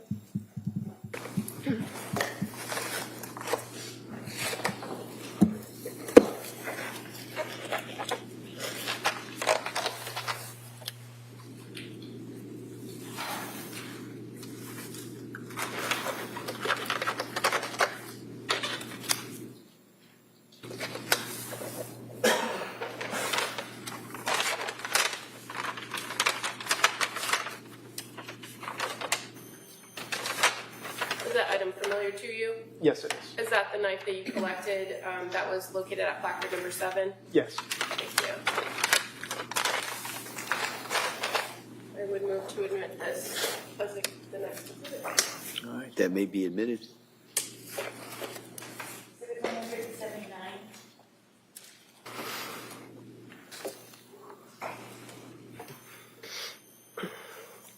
Now, that knife was brought back to the crime lab, to your unit? Yes. And in addition to the knife, did you also bring back the exercise bands? Yes. As far as your analysis of those items for fingerprints, what did you do to try to identify if there was anything on them? So when we're examining for fingerprints, we're looking for latent prints, which are fingerprints that aren't necessarily visible to the naked eye. Therefore, chemicals must be applied to bring it out to make them visible. Those are non-porous items. So for those, we would use, it's commonly referred to, what was cyanoacrylate ester. It's more commonly known as superglue. And we put them in a chamber with the superglue. The superglue is heated. There's water, so there's humidity in this chamber. The entire chamber fills with superglue fume, so it adheres to anything fingerprint related on those items. Once the chamber is cleared of the fumes, you open it, and then you can now see if there are any fingerprints on there. Is it fair and to say that also hardens and preserves the fingerprints on the items of evidence for further testing if needed. Okay, and is it fair to say that when you touch an item and leave some remnants of a fingerprint, it's the oils and everything that are on your finger that leave the impression on the item? Yes. And so are there things that can affect whether you actually get enough information to analyze a fingerprint? Yes. What kinds of things can influence that? So it could be the texture of the actual object itself. It could also be environmental factors. If there's low humidity, it could be if there's the person touching the item might not have residue on their hands. There's also movement can affect fingerprints. The strength, the grip on an item also affects that, as well as they could be wiped off because fingerprints, like I said, are very, very, very fragile. Okay, and so is it oftentimes the case that you analyze for a print and don't find anything of value? Yes. And so as it pertains to these items that you reviewed, the knife, the exercise bands, can you tell us what your findings were when it came to the knife? Yes, the knife did have limited detail. meaning that there were areas of friction ridge impressions, which is that's what we've referred to fingerprints. Is the friction ridge skin is the skin that covers your palms and your fingers and your toes and your feet. The friction ridge skin is what leaves the impression on an object. So there was an area of friction ridge impression on that knife. So it was photographed further and giving an item number. Upon further analysis, there was not enough detail to do a comparison. So when you photograph it for further analysis, why do you do that? Do that in order to take a deeper look to see if there was enough characteristics or minutia to do a comparison to a known print. So with a photograph, you can enhance it and look at it closer, correct? Correct. But after doing that, were you able to make any sort of opinions about that area on the knife? Yes, there was not enough characteristics or minutia to do any comparison, so it was deemed no value. And as far as the exercise bands, fair to say you also did the same and examined those to try to identify if they had any friction ridge detail or anything of value that you could conduct a comparison on, right? Yes. And was there any on either the yellow band, the black band, or the blue band? No, there was not enough to do, no value. And after you're done looking for these delicate fingerprints, what do you do with the items next? So the items are repackaged and they moved on to the forensic scientists to do their testing. And usually that's the criminalistics unit first, correct? Yes. Now, in this particular case, as we discussed, you were also documenting as state police were executing a search warrant, correct? Yes. And you did that again with additional photographs? Yes. I'm just going to show you a couple photographs, if that's okay.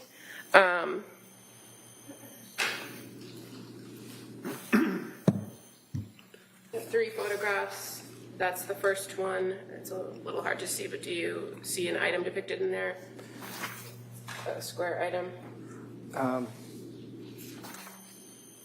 sorry, where exactly do you... Well, do you see that this photograph, a little washed out, but it depicts an area of the home? Yes. Or an item in the home? Oh, yes. The dresser? Yes. Oh, yes, the dresser. Okay. Yeah. And then I have another photograph with a drawer open. Is that familiar to you? Yes. And then a third one, with an action item pulled out. Yes. And fair to say, when you're photographing things as they are found, you photograph where it comes from, as it's being examined, and then the item in and of itself. Yes. So these 3 photographs, would they depict the location of a brown journal? Yes. Okay. I would move to admit these as the next. All right, those may be admitted.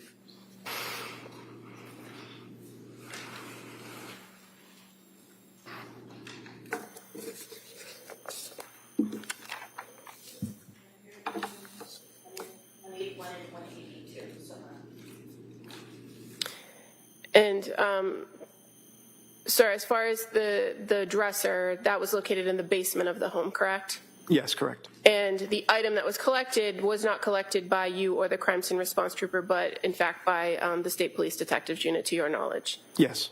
Thank you. Nothing further. Mr. Reddington. So basically, how long is your course that you take to become a crime scene technician for the state police? So before you're certified for fingerprints, it's usually about a year. So you're working in that crime scene services unit for a year while you're going to the school for it? Yes, it's more of an internal training. You don't go to a specific school, Okay. but yes. So you told us about your training. You told us about your experience. You told us about fingerprints. You told us how you seize items in the course of a search warrant. And then you told us about looking at the photographs and the items that would depict friction ridge, if any. But the bottom line is that you didn't get any fingerprints. Correct. And you could have just said that, right? Just come on the witness stand and say, we didn't get any fingerprints. Sustained. So then you're talking about, as the state police investigating this case, you guys walk around and you have cameras and you take pictures, right? Yes. That's what you told us about. But how about when you're executing a search warrant? Are you supposed to be thorough in the course of your search for items? I don't search for items, sir. Everything I do is, Pictures, right? yes, I document. So if I went into the bedroom and if I found a bunch of drugs, in addition to the drugs that were found in the kitchen, and I found these in a nightstand with blood on top of the nightstand and the knife that you talked about, you would have photographed that, right? Yes. Never saw that, did you? No.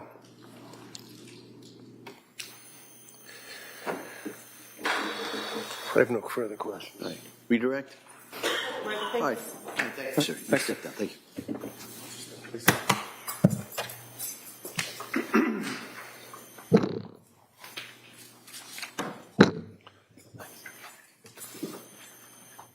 The Commonwealth would call Hillary Griffiths as its next witness, please.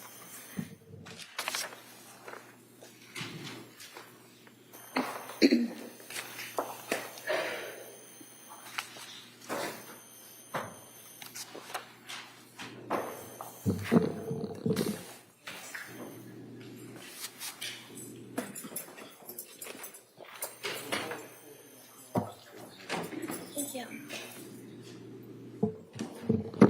Good afternoon, ma'am. Will you step right here and raise your right hand to the clerk? Good afternoon. Do you solemnly swear that the testimony you give that you shall give to the court, you and jury, will have enough time between the clock? Thank you. You may have a seat, please. Hi, good afternoon. Good afternoon. All right. Counsel. Thank you. Sorry. It's okay. Good afternoon. Can you tell the jurors your first and last name? Hillary Griffiths, And can you spell your last name for the record? Griffiths. And where do you work? I work at the Massachusetts State Police Crime Laboratory. What do you do there? I am a forensic scientist in the toxicology unit How long have you been with the state police? for 21 years. And have you spent your entire career in the toxicology unit, or have you worked in other units? Initially, I worked in the DNA unit and then in the Office of Alcohol Testing, but I have been in the toxicology unit since 2011. What does the toxicology unit do at the crime lab? We test biological specimens, primarily blood and urine and some other sample types, for the presence of drugs, alcohol, and some poisons to aid in criminal and legal investigations. Where does the samples, the blood and urine, come from before it gets to your lab? They could come from often hospital collections of blood and urine. Occasionally, urine samples can be collected from a defendant at a police station. Also, we receive samples from the medical examiner's office. So normally it comes through some law enforcement channel, right? Yes. And sometimes through the medical examiner's office. Yes. You don't have any direct involvement in the collection of the blood or urine from an individual, correct? Correct. You're just looking at the blood itself. Yes. Or the urine. Yes. Okay, so what kinds of testing is done in the toxicology unit? You mentioned alcohol and drugs and poison, so how does the toxicology unit handle those things? We initially screen samples following a particular testing strategy depending on case type. And we will screen samples and then confirm whatever is found positive in the screening using a second methodology or repeating the initial methodology using a variety of different techniques. And when a sample comes to your unit, can you explain to us how the personnel in that unit divides up the work? Yes.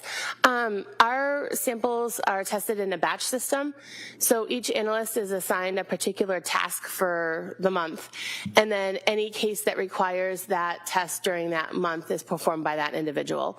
So often cases could need anywhere from 3 to 10 different tests to be done, and so different individuals will conduct each different test.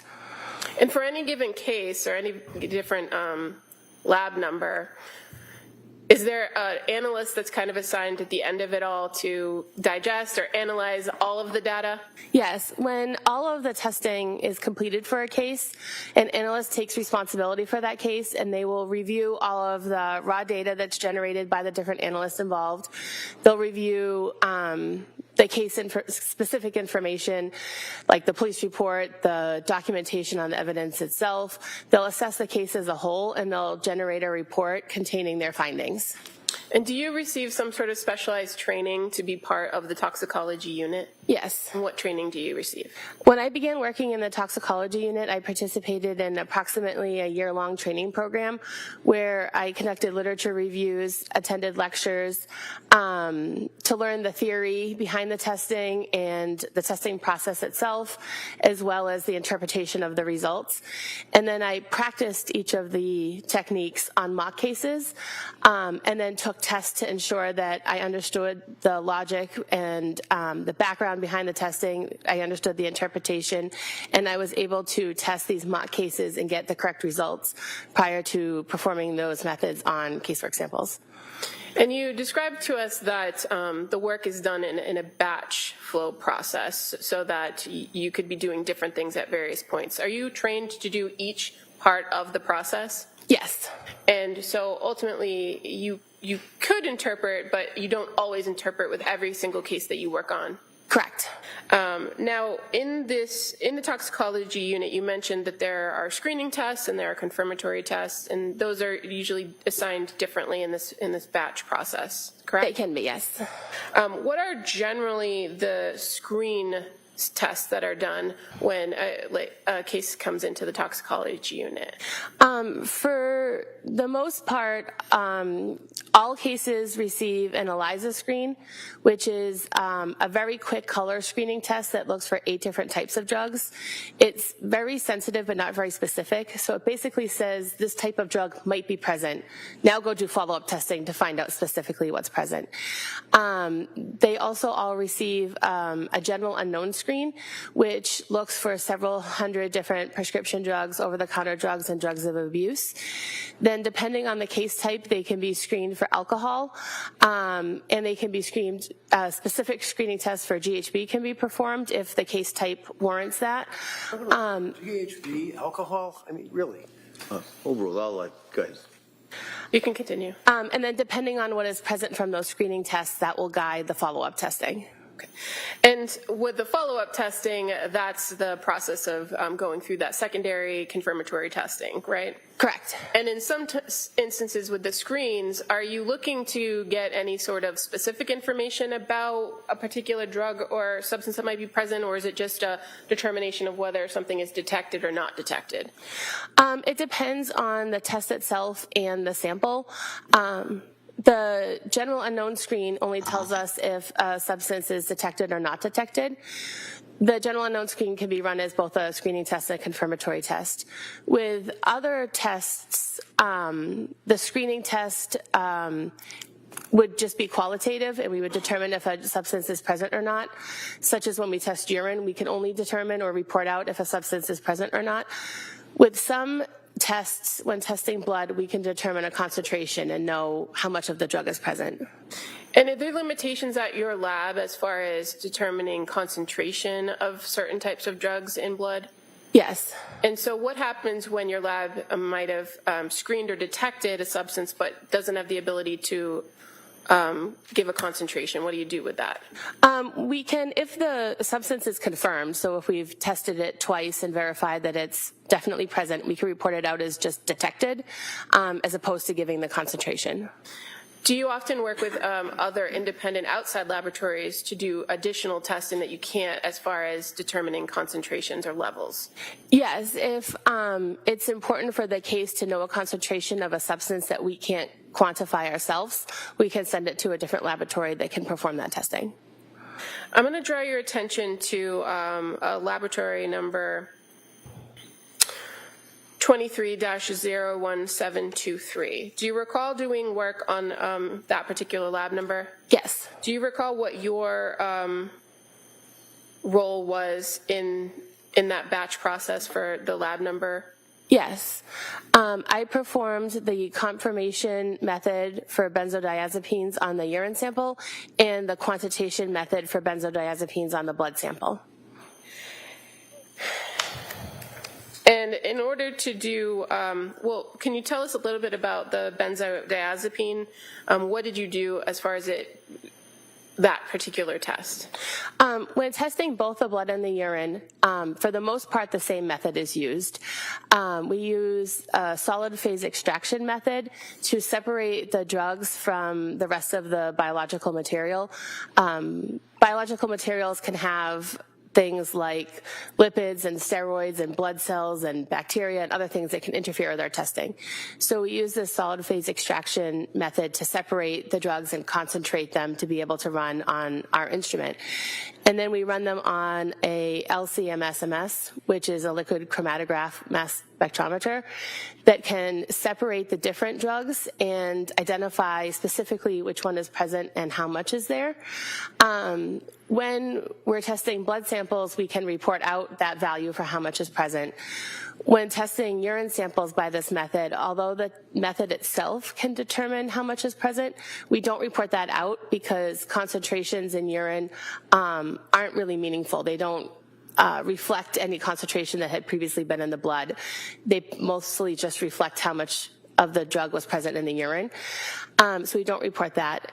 There is an additional step that's needed when testing urine at the beginning of the method, but otherwise both the blood and the urine are tested in the same manner using the solid phase extraction and the LC-MS. And in this case, with this laboratory number, the toxicology unit was in fact provided with 6 vials of blood and 1 vial of urine, correct? There were 4 vials of blood and then 2 vials of serum plasma, which had started out as blood but were serum by the time we received them, and then 1 tube of urine. Okay. And as far as the urine goes, in your role in this batch process, you conducted that benzodiazepine screen, correct? Yes. And it was positive? Yes. And then the further testing, were you able to detect any particular benzodiazepines in the urine? I didn't conduct the initial benzodiazepine screen through the ELISA method, which was positive. Based on that positive result, I ran the confirmation method on the urine, which identified the specific drugs that were present. And that identified in urine nordiazepam, oxazepam, temazepam, and lorazepam. And based on your training experience when it comes to those substances, if it's detected in either blood or urine, does it mean that there are those 4 separate substances, or could they be derivatives of one particular drug? Yes, each of those substances is available as its own drug. You can get prescriptions for them, you can purchase them. However, diazepam, that's more commonly used than nordiazepam, oxazepam, and temazepam, breaks down into those other 3 substances. So often when we detect nordiazepam, oxazepam, and temazepam, they actually are present in the body because diazepam or another benzodiazepine was initially taken and it broke down to those 3. But as far as your testing is, when it comes to urine, you can't determine or quantify what it was or if it was one drug or multiple. Correct. Now, in this particular case, you indicated that there was also further testing done on the blood, correct? Yes. And was it as well for the benzodiazepines? Yes. And that was just because that was your role in the batch testing for this case? Yes. What were the results in the testing of the benzodiazepines in the blood? The blood contained 8.8 nanograms per milliliter of diazepam and 20 nanograms per milliliter of nordiazepam and 4.8 nanograms per mil of oxazepam and 1.9 nanograms per mil of temazepam and 61 nanograms per mil of lorazepam. And in your role in this testing process, you're just running the equipment, running the tests, and getting the data, correct? There is some analysis of the data. I have to ensure that the controls performed appropriately, that the instrument was running properly, and make a decision based on the instrument data, what I consider to be positive or not. But then it's handed off to another analyst who generates the final report. And in this case, were all the controls appropriate, all the equipment running effectively, and everything done according to the policies and procedures of the lab? Ultimately, all of the relevant controls that were associated with the samples performed appropriately. And what did you do with the information or the data that you received as a result of these tests? What did you do with it? I put it together in a batch file that contained all the data for my analysis. It contained the case data for the samples that were run on that day, as well as all the control data that was run simultaneously, and other traceability type info, and gave it to another analyst who reviewed it to ensure that laboratory policies and procedures were followed, that the controls performed appropriately in order to report the results, and that the results were scientifically accurate. And then after that analyst agreed with my findings, the data was put into the individual case files. And in this case, the reporting analyst for the entire lab number of 23-01723 was in fact somebody by the name of Nicholas Roberts, correct? Yes. And you're aware that there were other forensic scientists who did other testing for other types of drugs in the same test, but it wasn't part of your role or your batch? Correct. Thank you. All right, Ms. Reddington. So the toxicology report you're familiar with was dated February 24th of 2023. Is that correct? Do you have it in front of you? I can refer to it. Yeah, great. Thank you.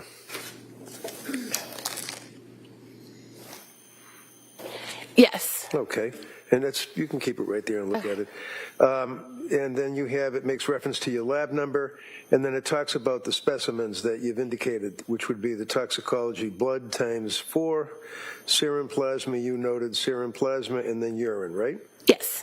And when you say serum plasma, what is that? Is that just a breakdown of the blood, or is it that was actual plasma that was submitted? How did that come about as opposed to the actual blood in items number 1, 2, and 3? We received samples that were taken for medical reasons, and the sample that was initially drawn would have been blood, but the hospital would have separated the blood cells from the liquid portion of the sample prior to it being submitted to our lab. So when I received it, it was serum plasma, but it would have initially been blood. Okay. And likewise with the urine, correct? Yes. And you received all of these items in indicating light blue top tube, potassium oxalate, sodium fluoride. That was just so prevent coagulation, right? Yes.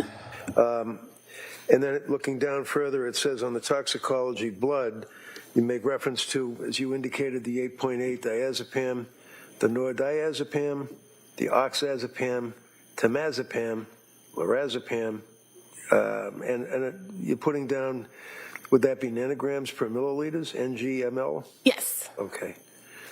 And it's kind of hard to follow through with that, so I'm going to approach you. This is a copy of the blood toxicology report that you're referring to, right? Sure, of course. Yes. Okay. And this is the tox report for Lindsay Clancy, right? Yes. And it's making reference to incident date of January 24th of 23, correct? Yes. I'd offer this, Your Honor. Any objection? No. All right, that may be admitted.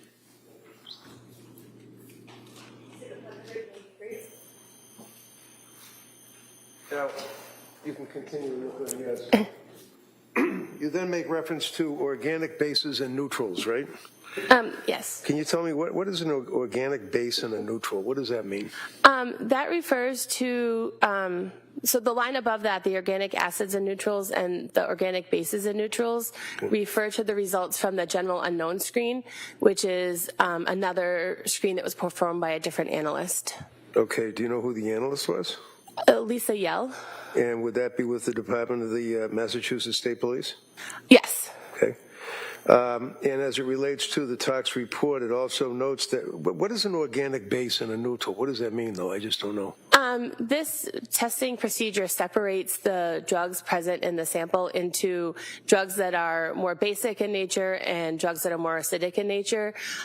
This test looks for several hundred types of drugs, and so in order to customize the extraction method to target certain drugs, the sample is divided into 2 fractions. So in other words, it gives you a broader spectrum, if you will, of the drugs that would be in the person's sample of their blood, right? Yes. And that detected mirtazapine, right? Yes. Lamotrigine, right? Yes. Probably mispronouncing this. Quetiapine? Quetiapine. And quetiapine metabolite, right? Yes. As well as trazodone, right? Correct. And just tell me, what is a metabolite? What does that mean, quetiapine metabolite? When we consume drugs, our body will break down the drug often into another molecule before it's being excreted. And sometimes our testing can detect these breakdown molecules as well. So this test detected both quetiapine as well as its breakdown product. So there was, that would indicate that there was quetiapine that was in the blood as well as a quetiapine metabolite or a breakdown over a passage of time. Yes. Also, just you guys check for everything. There's no alcohol detected, right? Correct. No amphetamines detected, right? Correct. There was a benzo screen that was positive, which we've already talked about, correct? Yes. Buprenorphine screen, none detected, right? Yes. Cocaine and fentanyl, none, right? Yes.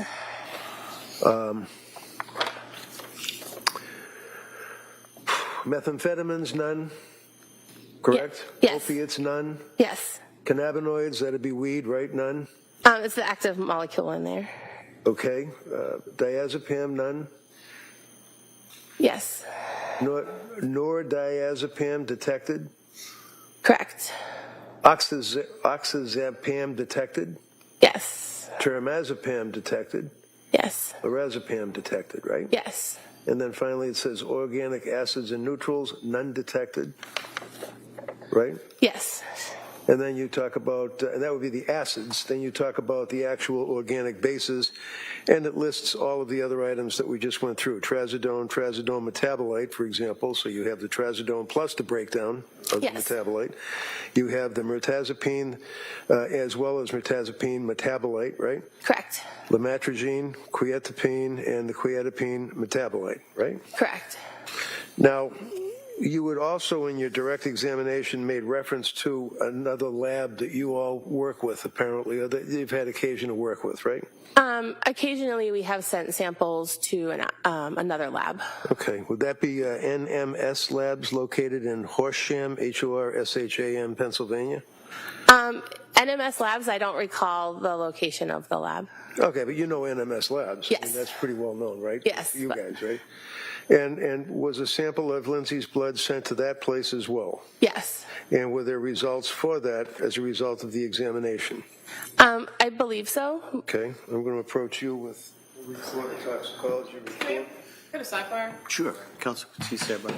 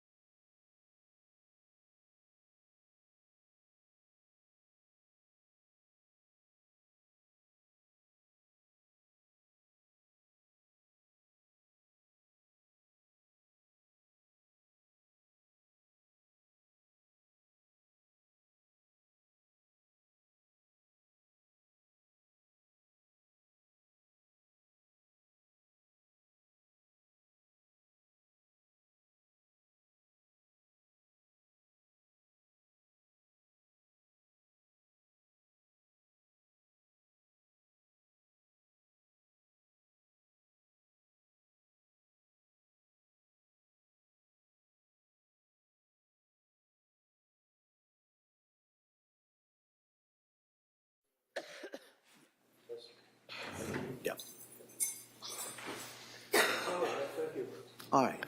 Redirect? Nothing further. Okay, thank you, ma'am. Let me step down. Thank you. Thank you.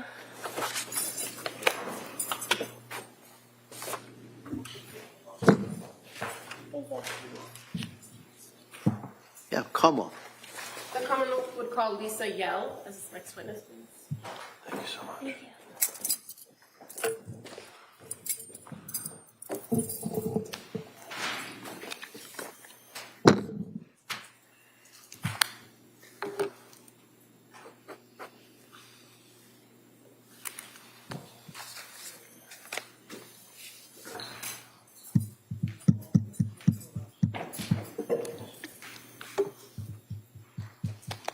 Dawson, can you stop right here and raise your right hand for the clerk, please? Good afternoon. Do you solemnly swear that the testimony you give that you shall give to the court and the jury will now that shall be the truth, the whole truth, and nothing but the truth, so help you God? Yes, I do. Thank you. You may have a seat. Why don't you stop right there, please? Hi, good afternoon. Good afternoon. All right. Come on. Thank you. Good afternoon, ma'am. Can you please tell the jurors your first and last name? My name is Lisa Yell, spelled Y-E-L-L-E. And what do you do for work? I currently work at a biotech pharmacy company. Did you work for the Massachusetts State Police Crime Lab at some point? Yes, I did. And how long did you work for the crime lab? For 15 years. And in January of 2023, what unit were you working with at the crime lab? The toxicology unit. Okay. And more specifically, I guess, February of 2023, were you still in that unit? Yes. Okay. Now, I'm just going to draw your attention right to this particular case. We're talking about laboratory number 23-01723. Did you do any batch work on this particular case? Yes, I did. And what testing did you do in relation to the samples of this lab number? It was a test that was known as the general unknown screen. Can you tell the jury what the general unknown screen does, what it tests for? Sure, that's a screening test for drugs. It essentially would test for hundreds of different prescription medications or drugs of abuse. And in this particular test, the general unknown screen, is there a portion of testing in the lab for general unknowns that would allow you to quantify when certain substances are detected? The general unknown screen is not a quantifiable test. It's just an identification screen. So you wouldn't be able to attribute a specific level of the drug, but just the identification that it was present or not. So it would be a detected or non-detected situation? Correct. And in this particular case, items 10-101 involved a vial of blood that was submitted to the laboratory, correct? Yes. And you did the general unknown screen for the blood? Yes. And what were the substances that were detected in that sample of blood? Would I be able to reference? Sure. Just to ensure that I'm attributing everything? Yep. Any objections? No, of course not. Sure. I can actually show you what's in our exhibit 183.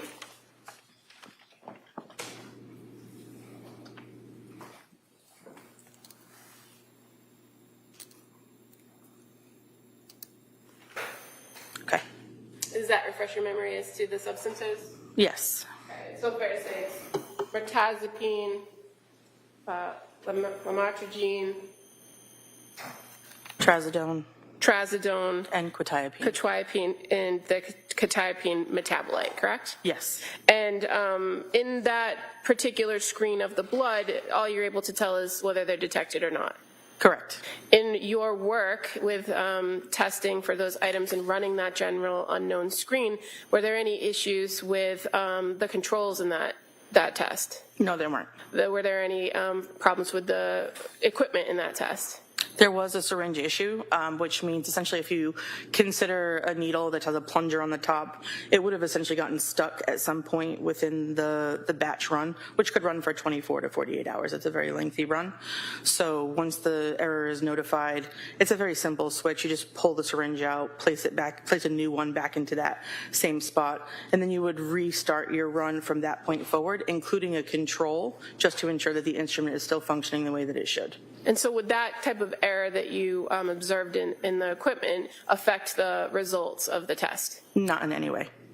And in addition to the testing or running this general unknown screen on the blood, you also ran a general unknown screen on urine, which was identified as item 10-201, correct? That's correct. And were those same substances detected in the urine? Yes, they were. And again, as far as those particular substances in the general unknown screen or unknown screen test for urine, are you able to quantify it in any way? No. Is it fair to say that there are other laboratories across the country that potentially could quantify those substances? Yes. And so in this case, are you aware that there were samples of the blood and that were sent to another lab because of those positive tests for those substances? I am not aware. Okay. You weren't the reporting analyst in this case, correct? Correct, I was not. So after you did those general unknown screens in the blood and the urine, what did you do with the information? The testing, every independent sample receives its own summary sheet where you document any possible drugs that were detected. All of the sheets are submitted to what's called a batch review, so a secondary person will independently review everything and ensure that they drew the same conclusions that I did. Once both people have agreed, all of the paperwork that is generated is filed within the respective case files, and then that's later submitted to an analyst at random to author the report and review the entirety of the case. And in this particular case for lab number 23-101723, you're aware that Nicholas Roberts was the reporting analyst, correct? Correct. And any decisions on any further testing were likely made through him, in your experience? Yes, it definitely would not have been part of the role for someone doing a portion of the testing within a case. And as far as the particular substances that were detected, when you are running these tests, it doesn't tell you that there were several different drugs that were necessarily consumed by the individual, correct?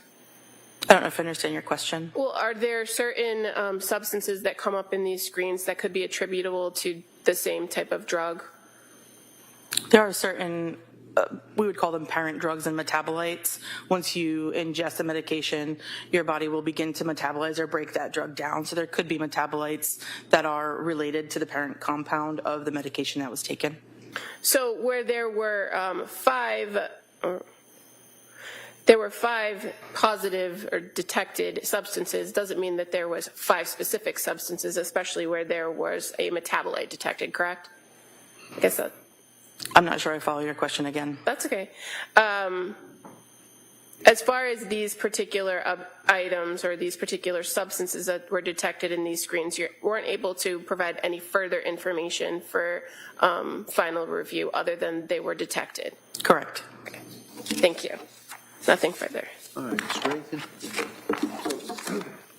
Basically, as the court knows, we agree to this. We stipulate to all of this. As far as the blood, the chain of custody, the testing, you didn't have any problems with the quality of the testing, right? It was good test. It was a good test, correct. Okay. So, and the results that have been described numerous times, there's the reference to metabolite, and there's 5 drugs. Doesn't mean there's 5 drugs. It could be 1 drug with a metabolite. All a metabolite means is that it's a breakdown of the same drug at some point, right? Correct. Like if you're smoking marijuana or something, you have carboxy-9 or whatever they call it. It can be some residue in your blood, right? Yes, the way that. From the breakdown. Yes. And the lab that counsel was referring to, again, would be is it the NMS lab? You familiar with that, NMS? I'm familiar that that lab does exist, yes. Yeah. And what does that mean? Do you know what NMS means? Is it like national something? I'm not familiar with the acronym. All right, thank you. That's all I have. Thanks. All right. Como? Nothing further. All right, thank you, ma'am. You step down. Thank you. Counsel, can I see you at sidebar?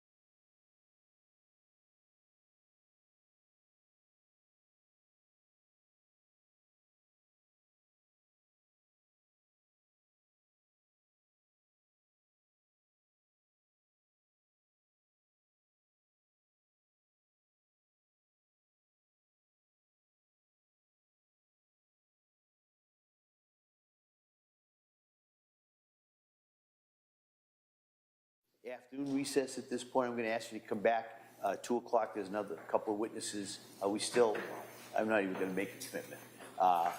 But we'll have a couple of witnesses this afternoon. We'll kind of see where we go. Okay? All right, thank you. Court, all rise. Jurors, with the notebooks, place them on the chairs, please.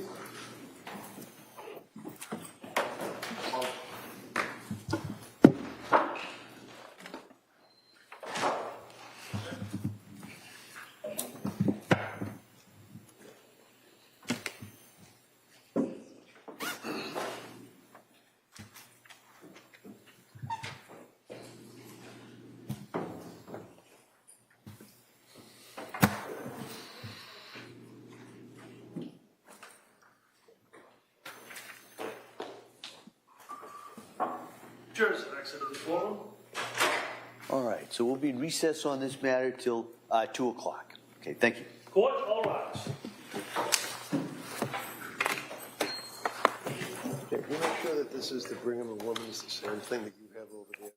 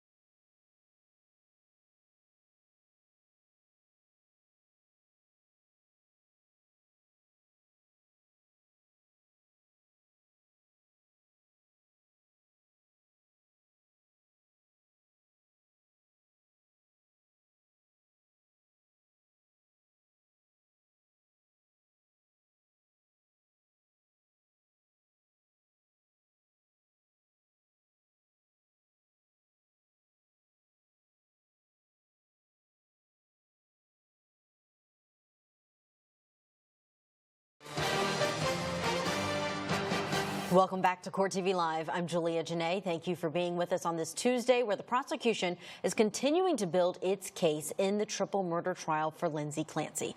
The jury has spent days now hearing about the events leading up to the deaths of Clancy's 3 children. And now the prosecution continues to argue that she was thinking clearly when these killings occurred. Her defense says she was dealing with a psychotic break and was over-medicated.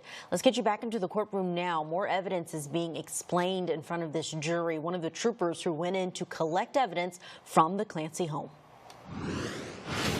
And usually that's the criminalistics unit first, correct? Yes. Now, in this particular case, as we discussed, you were also documenting as state police were executing a search warrant, correct? Yes. And you did that again with additional photographs? Yes. I'm just going to show you a couple photographs, if that's okay.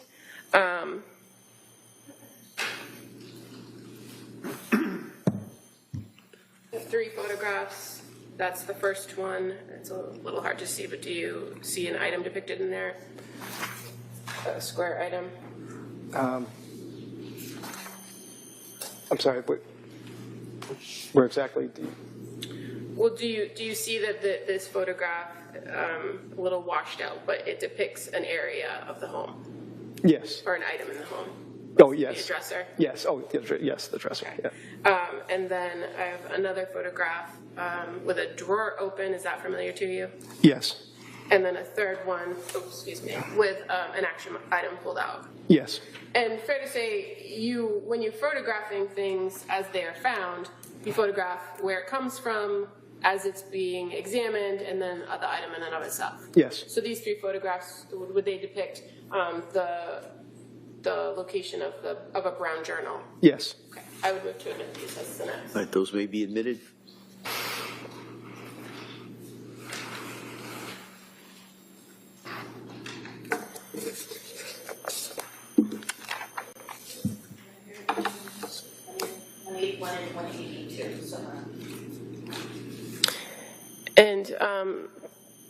sir, as far as the dresser, that was located in the basement of the home, correct? Yes, correct. And the item that was collected was not collected by you or the crime scene response trooper, but in fact by the State Police Detectives Unit, to your knowledge? Yes. Thank you. Nothing further. Mr. Reddington. So basically, how long is your course that you take to become a crime scene technician for the state police? So before you're certified for fingerprints, it's usually about a year. So you're working in that crime scene services unit for a year while you're going to the school for it? Yes, it's more of an internal training. You don't go to a specific school, but yes. So you told us about your training. You told us about your experience. You told us about fingerprints. You told us how you seize items in the course of a search warrant. And then you told us about looking at the photographs and the items that would depict friction ridge, if any. But the bottom line is that you didn't get any fingerprints. Correct. And that, you could have just said that, right? Just come on the witness stand and say, we didn't get any fingerprints. Sustained. So then you're talking about, as the state police investigating this case, you guys walk around and you have cameras and you take pictures, right? Yes. That's what you told us about. Well, how about when you're executing a search warrant? Are you supposed to be thorough in the course of your search for items? I don't search for items, sir. Everything I do is... Right? Yes, I document. So if I went into the bedroom and if I found a bunch of drugs, in addition to the drugs that were found in the kitchen, and I found these in a nightstand with blood on top of the nightstand and the knife that you talked about, you would have photographed that, right? Yes. Never saw that, did you? No.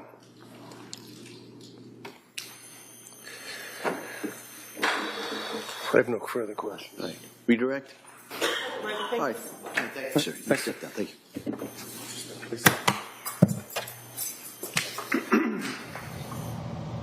You know, I mentioned there the defense has been spending a lot of time trying to make sure this jury knows that they are not the reason that these witnesses have to keep coming up on the stand. And you see, even in that cross-examination, making sure the jury knows that this witness could have just simply stated that they didn't find fingerprints, but yet it was dragged out, or did find fingerprints, rather. But that is something that no doubt the jury may be thinking about. Will they penalize anyone for it, though? Yet to be seen. We are going to, while they are taking that break, take a break as well and have a discussion with our special guest who is joining us. We have reproductive psychiatrist Dr. Katrina Fury, who is with us. Dr. Fury, thanks so much for joining us in a case where there are a lot of issues that fall outside of some of the evidence that we're seeing inside of the courtroom. And I think that's the defense's point, that we are here about whether or not the defendant was dealing with a psychotic break, was suffering from the effects of the medication she was on. I want to ask you broadly, because our viewers are really tuned into this case and they have a lot of questions about postpartum psychosis, postpartum depression. What stands out to you as one of the leading issues that people need to be more educated on in a case like this one? Well, thank you so much for having me to share my thoughts here. I think that sadly, this case is highlighting how important it is for the general public as well as providers to better understand the full spectrum of postpartum mental health conditions like postpartum depression and postpartum psychosis. So I think a big takeaway that I hope that people are starting to understand is that postpartum psychosis is often called rare, and that it is estimated to occur in 1 to 2 cases out of 1,000 live births. However, that's not actually all that rare when you look at the fact that I think in 2025 there were around 3.6 million babies born. That is going to be a huge number in the scores of thousands of women who might experience postpartum psychosis. And so we need to better educate everyone across the board so that we can start picking up these cases earlier, because treatment works and it is reversible. You know, Lindsay Clancy was getting treatment. She was seeing a psychiatrist. She was being prescribed different medications. That's part of the defense here, is that the medications are what contributed to this psychotic break. What's the length of time, if you can put that into perspective, that psychosis would happen, a psychotic break? Is there a minimum, a maximum? Because there is a question about how long she would have been in this state of psychosis. That is a great question, and it isn't cut and dry, so there's not one clear answer. And just to be really clear, obviously I've never evaluated Lindsay. I'm not involved in this case, and so I don't want to speak to her care or the case directly because I've never evaluated her, so I don't know all of the details. But in general, postpartum psychosis is most likely to present very quickly after delivery because it is thought to be related to that quick drop in hormones. So usually we start to see those first signs of symptoms within 24 hours up to 3 weeks is when most of the cases present. However, it's not uncommon for cases to present later on, sometimes up to 3 months postpartum. And even still, if you talk to other women who have survived postpartum psychosis, there are cases where the early symptoms might be more like mood symptoms, depression, mania, or a mixed picture where you have some depressive symptoms, some manic symptoms. You might have anxiety, restlessness, decreased need for sleep, which means you can't sleep. Even if you want to sleep, you're not able to. But the pure psychotic symptoms might develop later on. Every case is different, and so it really is individualized. I think you're highlighting something that we're going to see once these experts take the stand, either for the prosecution or the defense, because her youngest child was 8 months old, so the prosecution no doubt is going to be highlighting the closer in time research versus the defense saying, look, it could be on the other end of the spectrum, and that could be what happened here. I want to listen together, Dr. Fury, to a psychiatrist yesterday who took the stand, who was one of the treating psychiatrists. So after Lindsay Clancy was found, after she was treated for her injuries and went into this almost coma-like state, the psychiatrist talked about how she was after she came to. So what she was writing, even when she asked if she had a lawyer, those were things, what she was writing made sense given the situation. She wasn't writing, is there a unicorn in the corner, right? Correct. Like that. What? I'm sorry, I didn't hear that. What? If there was a unicorn in the corner. So what she's asking, do I have an attorney? Are my legs straight? Is my body broken? Those all made sense given the situation she was in, correct? They were relevant answers and questions she was asking. Okay. And Dr. Fury, the psychiatrist went on to say how she you was familiar? horrified at what had happened when she did learn about what had happened. But I think a question when it comes to criminal responsibility and whether or not she understood her actions is whether or not she could have been psychotic the day before, and then once she comes out of everything, seemingly making very rational decisions. She changed the proxy from her healthcare proxy from her parents to, or from her husband to her parents. She's interacting with the psychiatrist. They say she's lucid, that she has rational thought. Is it possible to have a break like that and then over time, perhaps after being treated there in the hospital, that she no longer exhibits those same symptoms? And I know you're not speaking specifically about Lindsay Clancy, but in general. In general. So in general, yes, I think that is one of the most challenging things about postpartum psychosis is this fluctuating mental status. And what I mean by that is that 1 minute a woman could be appearing quite psychotic, bizarre, disorganized, speaking in a way that doesn't quite make sense. The people around her will be able to say, you know what? Something is off. Sometimes these women become very hyper-religious. Sometimes they get fixated on potentially something wrong with their child, but no one else is really picking that up. They might be really paranoid. And then a couple of hours, days to weeks later, they might be back to their normal baseline. They might know where they are. They might know their name. They might know the date. They might be able to cook a meal. That fluctuating mental status can throw you off. And this is what is very important that people understand about psychosis in general. We also see this with other types of psychosis, like prednisone-induced psychosis, ICU delirium, things like that. A hallmark feature is that your mental status, your cognition, your awareness can come and go. And those psychotic symptoms, in some cases, in many cases, can come and go. I think, again, we also don't know, had she received any treatment until then. I'm assuming when she got to the hospital, she was evaluated.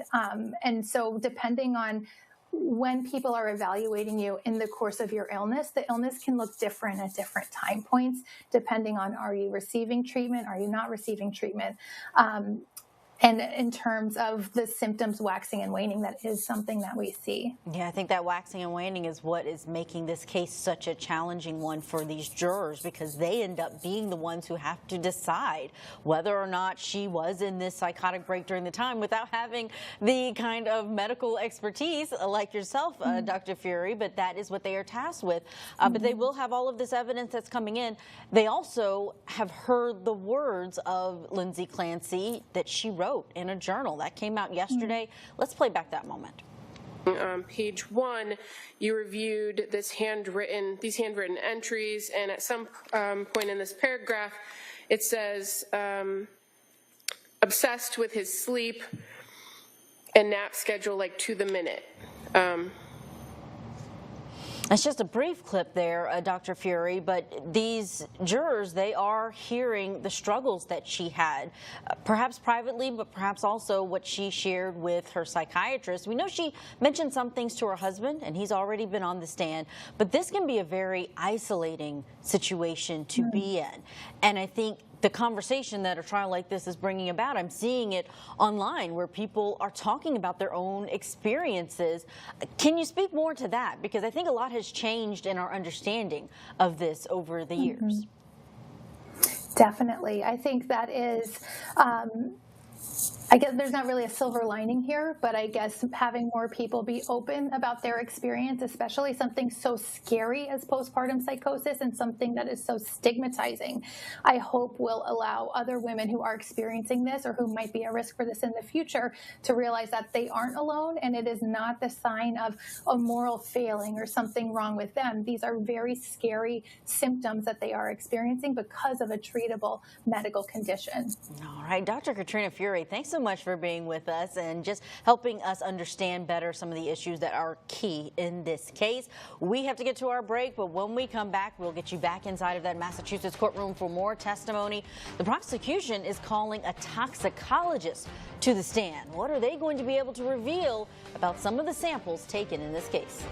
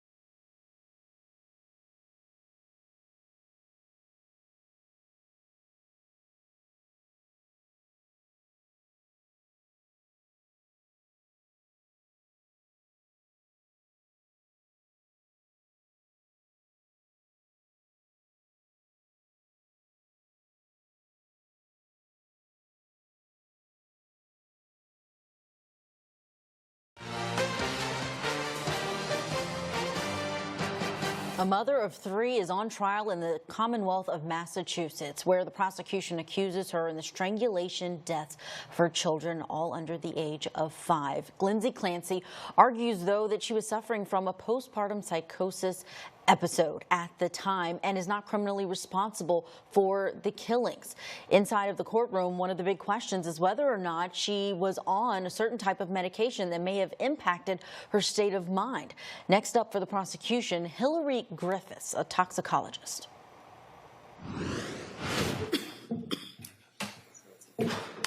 Hi, good afternoon. Good afternoon. All right. Counsel. Thank you. Sorry, it's okay. Good afternoon. Can you tell the jurors your first and last name? Hillary Griffiths. And can you spell your last name for the record? Griffiths. And where do you work? I work at the Massachusetts State Police Crime Laboratory. What do you do there? I am a forensic scientist in the toxicology unit. How long have you been with the state police? For 21 years.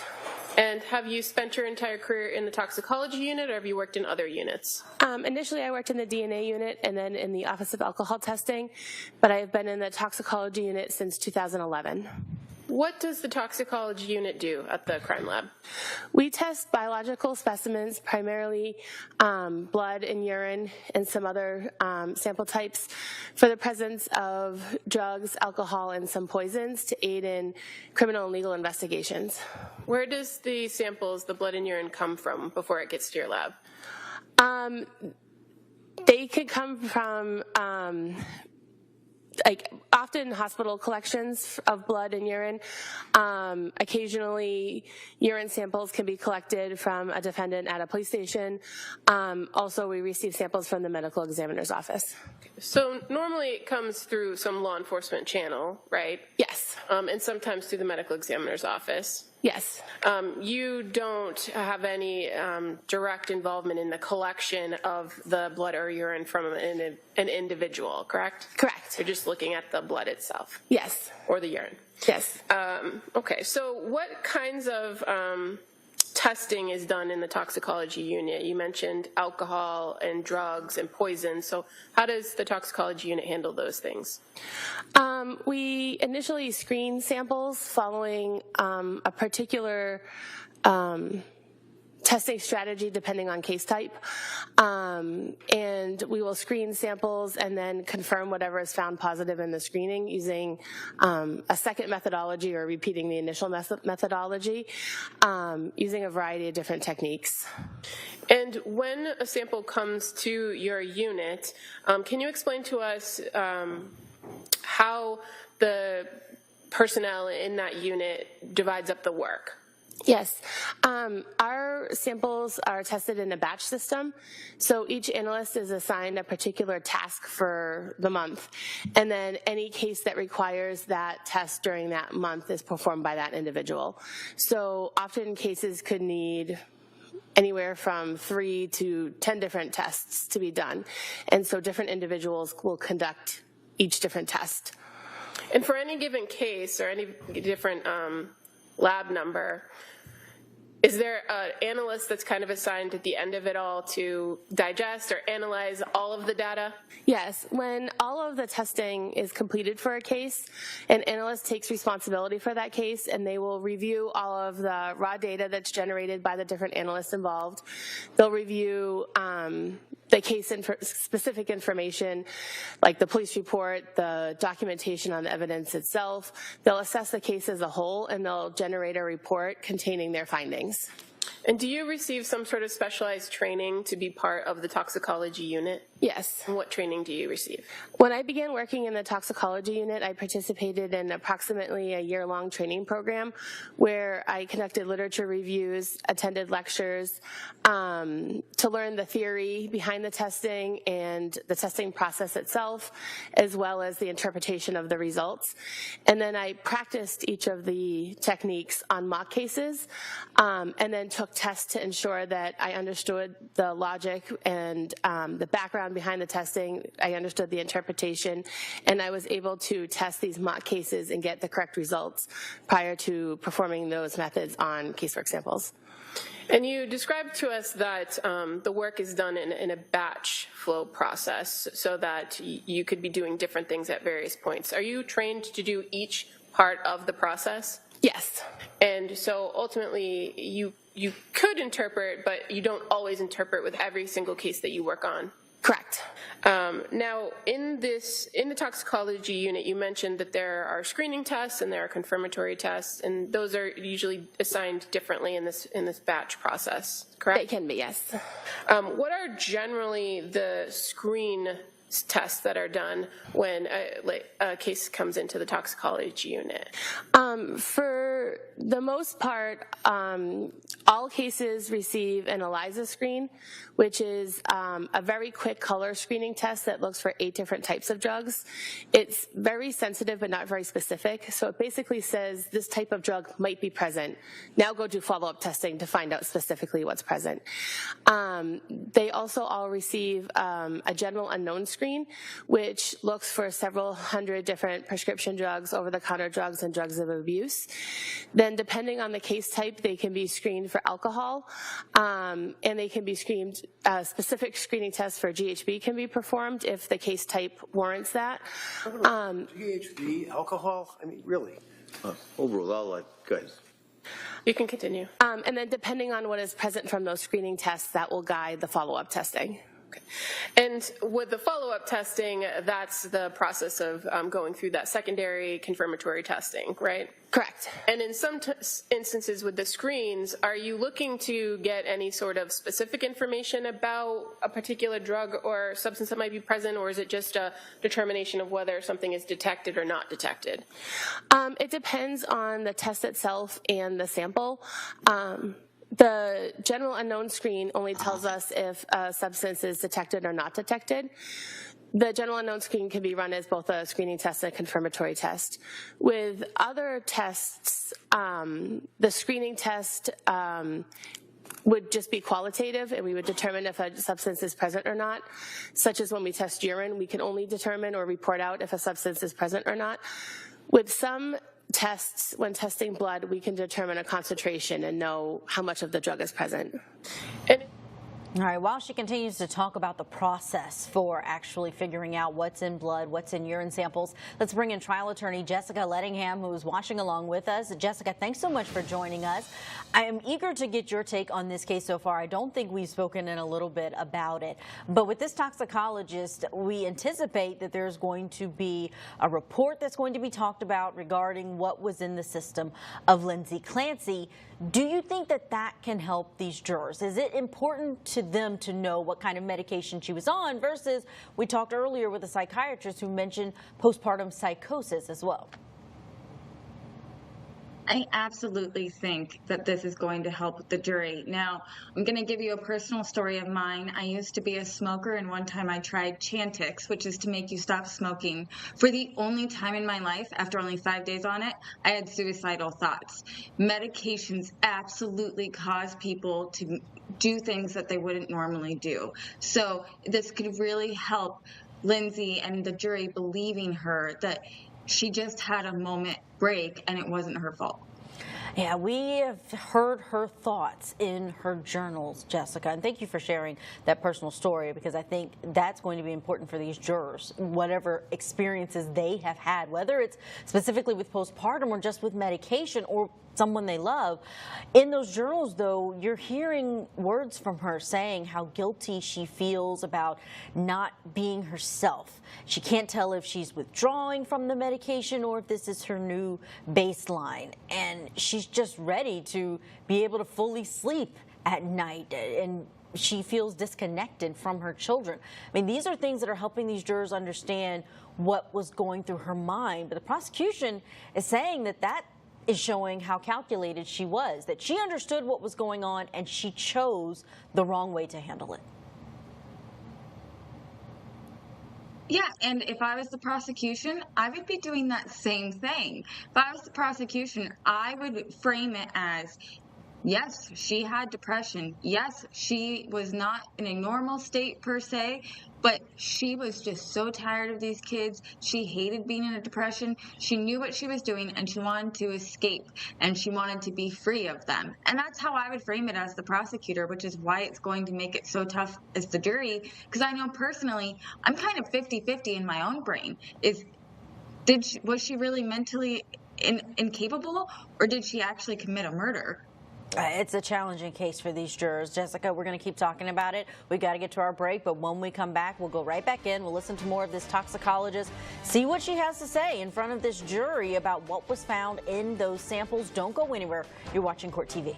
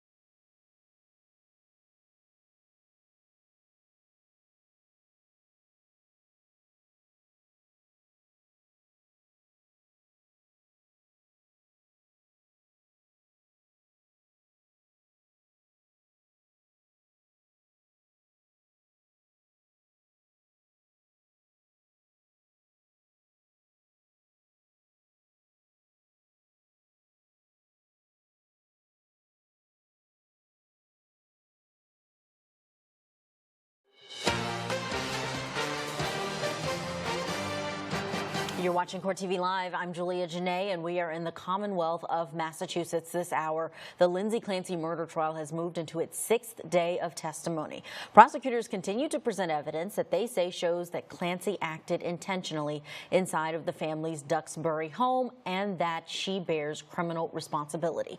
The defense says that the mother of 3 was in the grips of postpartum psychosis at the time and that she was suffering from the side effects from over-medication from her doctors. Let's get you back inside of the courtroom. We've been listening to a toxicologist on the stand for the prosecution.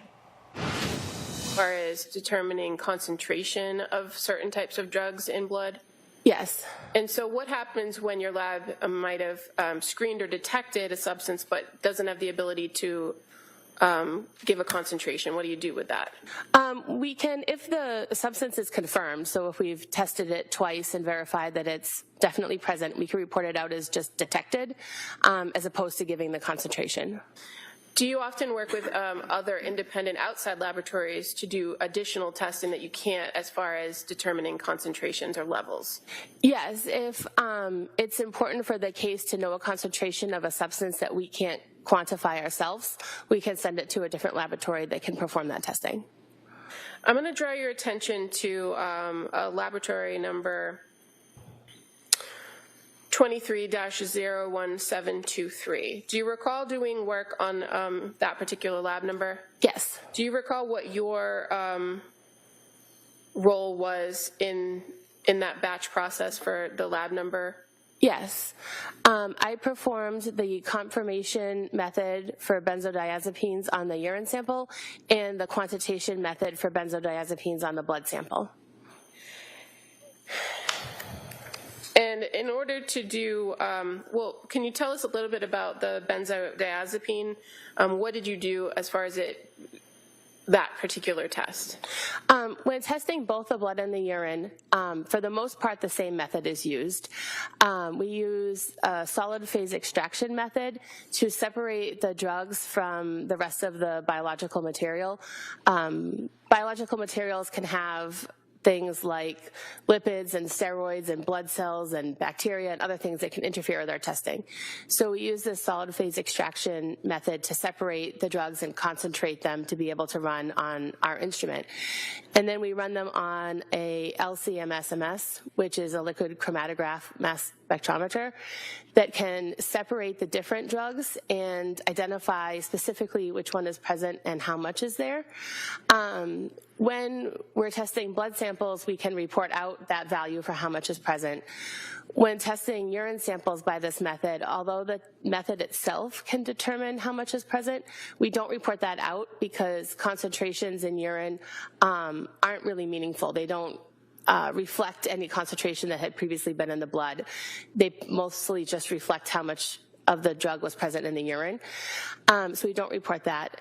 There is an additional step that's needed when testing urine at the beginning of the method, but otherwise both the blood and the urine are tested in the same manner using the solid phase extraction and the LC-MS.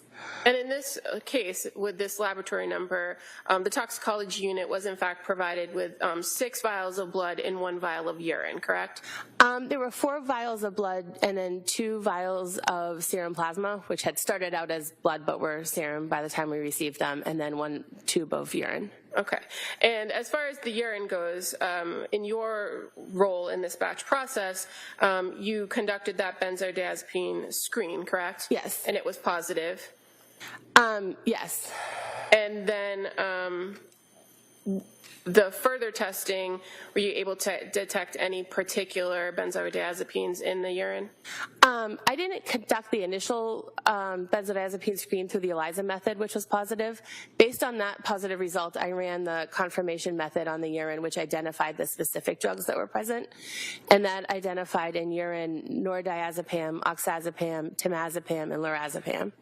And based on your training experience when it comes to those substances, if it's detected in either blood or urine, does it mean that there are those 4 separate substances, or could they be derivatives of one particular drug? Yes, each of those substances is available as its own drug. You can get prescriptions for them, you can purchase them. However, diazepam, that's more commonly used than nordiazepam, oxazepam, and temazepam, breaks down into those other 3 substances. So often when we detect nordiazepam, oxazepam, and temazepam, they actually are present in the body because diazepam or another benzodiazepine was initially taken and it broke down to those 3. But as far as your testing is, when it comes to urine, you can't determine or quantify what it was or if it was one drug or multiple. Correct. Now, in this particular case, you indicated that there was also further testing done on the blood, correct? Yes. And was it as well for the benzodiazepines? Yes. And that was just because that was your role in the batch testing for this case? Yes. What were the results in the testing of the benzodiazepines in the blood?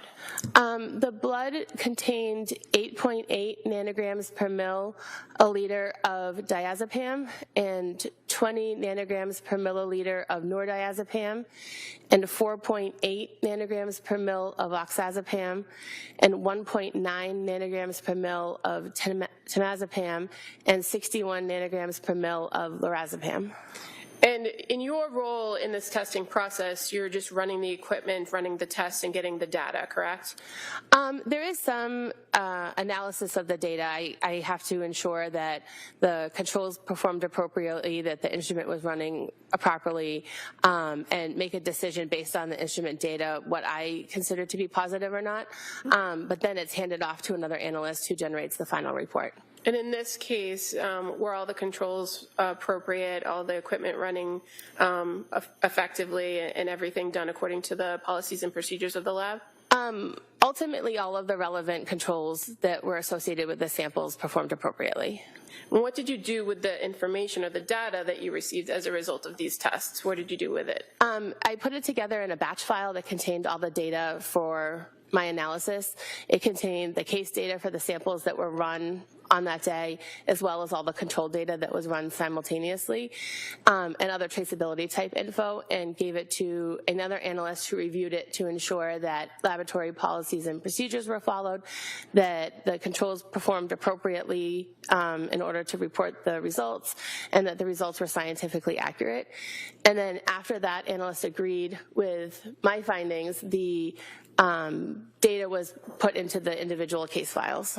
And in this case, the reporting analyst for the entire lab number of 23-01723 was in fact somebody by the name of Nicholas Roberts, correct? Yes. And you're aware that there were other forensic scientists who did other testing for other types of drugs in the same test, but it wasn't part of your role or your batch? Correct.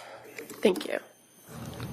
I can imagine the jury may be writing down some of the things that this witness is saying because it is getting into a really important part of the case. What medications were actually in the system of Lindsay Clancy once she was taken to the hospital? Because even though there's that bag that was collected from her home, there was a lot of medication still in it. It was hard to tell what she had taken and when. And you hear over 3 different medications found present according to this toxicologist. Let's get to our break. We're going to listen to more and hear how the defense handles the cross-examination of this witness.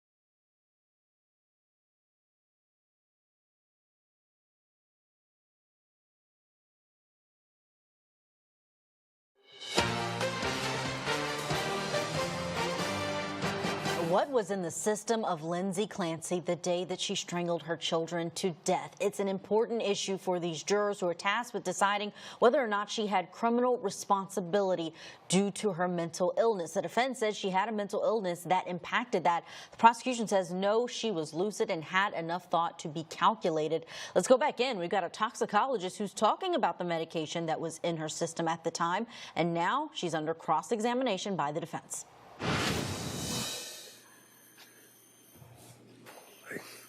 So the toxicology report you're familiar with was dated February 24th of 2023. Is that correct? Do you have it in front of you? I can refer to it. Yeah, great. Thank you.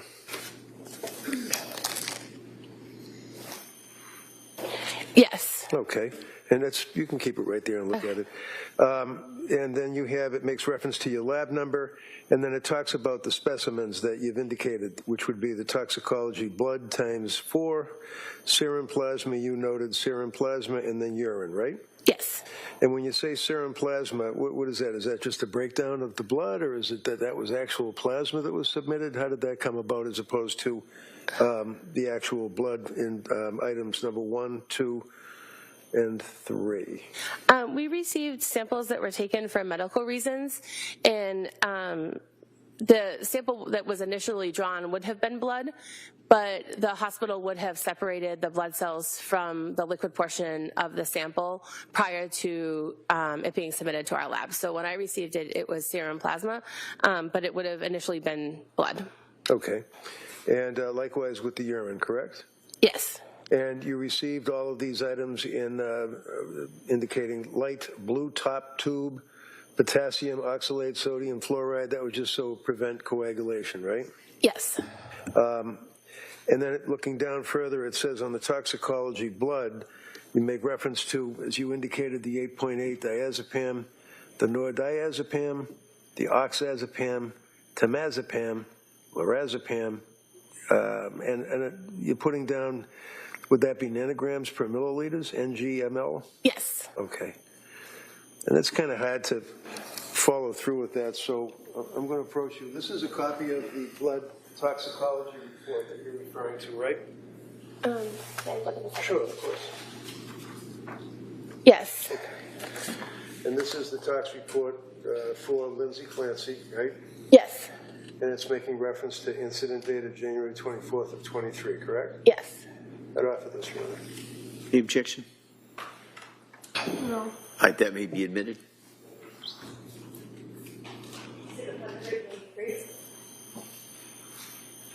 Now, you can continue with the yes. You then make reference to organic bases and neutrals, right? Yes. Can you tell me what is an organic base and a neutral? What does that mean? That refers to, so the line above that, the organic acids and neutrals and the organic bases and neutrals refer to the results from the general unknown screen, which is another screen that was performed by a different analyst. Okay, do you know who the analyst was? Lisa Yell. And would that be with the Department of the Massachusetts State Police? Yes. Okay. And as it relates to the tox report, it also notes that, what is an organic base and a neutral? What does that mean, though? I just don't know. This testing procedure separates the drugs present in the sample into drugs that are more basic in nature and drugs that are more acidic in nature. This test looks for several hundred types of drugs, and so in order to customize the extraction method to target certain drugs, the sample is divided into 2 fractions. So in other words, it gives you a broader spectrum, if you will, of the drugs that would be in the person's sample of their blood, right? Yes. And that detected mirtazapine, right? Yes. Lamotrigine, right? Yes. Probably mispronouncing this. Quetiapine? Quetiapine. And quetiapine metabolite, right? Yes. As well as trazodone, right? Correct. And just tell me, what is a metabolite? What does that mean, quetiapine metabolite? When we consume drugs, our body will break down the drug often into another molecule before it's being excreted. And sometimes our testing can detect these breakdown molecules as well.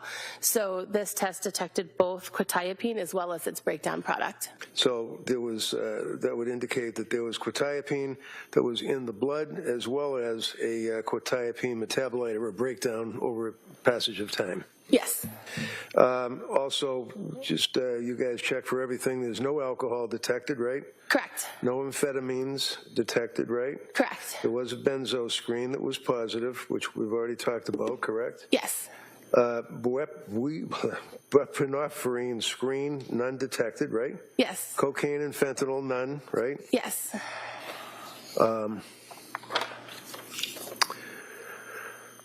Methamphetamines, none, correct? Yes. Opiates, none. Yes. Cannabinoids, that'd be weed, right? None. It's the active molecule in there. Okay. Diazepam, none. Yes. Nordiazepam detected. Correct. Oxazepam detected. Yes. Teramazepam detected. Yes. Lorazepam detected, right? Yes. And then finally it says organic acids and neutrals, none detected, right? Yes. And then you talk about, and that would be the acids, then you talk about the actual organic bases, and it lists all of the other items that we just went through. Trazodone metabolite, for example, so you have the trazodone plus the breakdown of the metabolite. You have the mirtazapine as well as mirtazapine metabolite, right? Correct. Lamotrigine, quetiapine, and the quetiapine metabolite, right? Correct. Now, you would also, in your direct examination, made reference to another lab that you all work with, apparently, or that you've had occasion to work with, right? Occasionally, we have sent samples to another lab. Okay. Would that be NMS Labs located in Horsham, Horsham, Pennsylvania? NMS Labs, I don't recall the location of the lab. Okay, but you know NMS Labs. Yes. I mean, that's pretty well known, right? Yes. You guys, right? And was a sample of Lindsay's blood sent to that place as well? Yes. And were there results for that as a result of the examination? I believe so. Okay. I'm going to approach you with the report, toxicology report. Go to sidebar. Sure. Counsel, please stand by.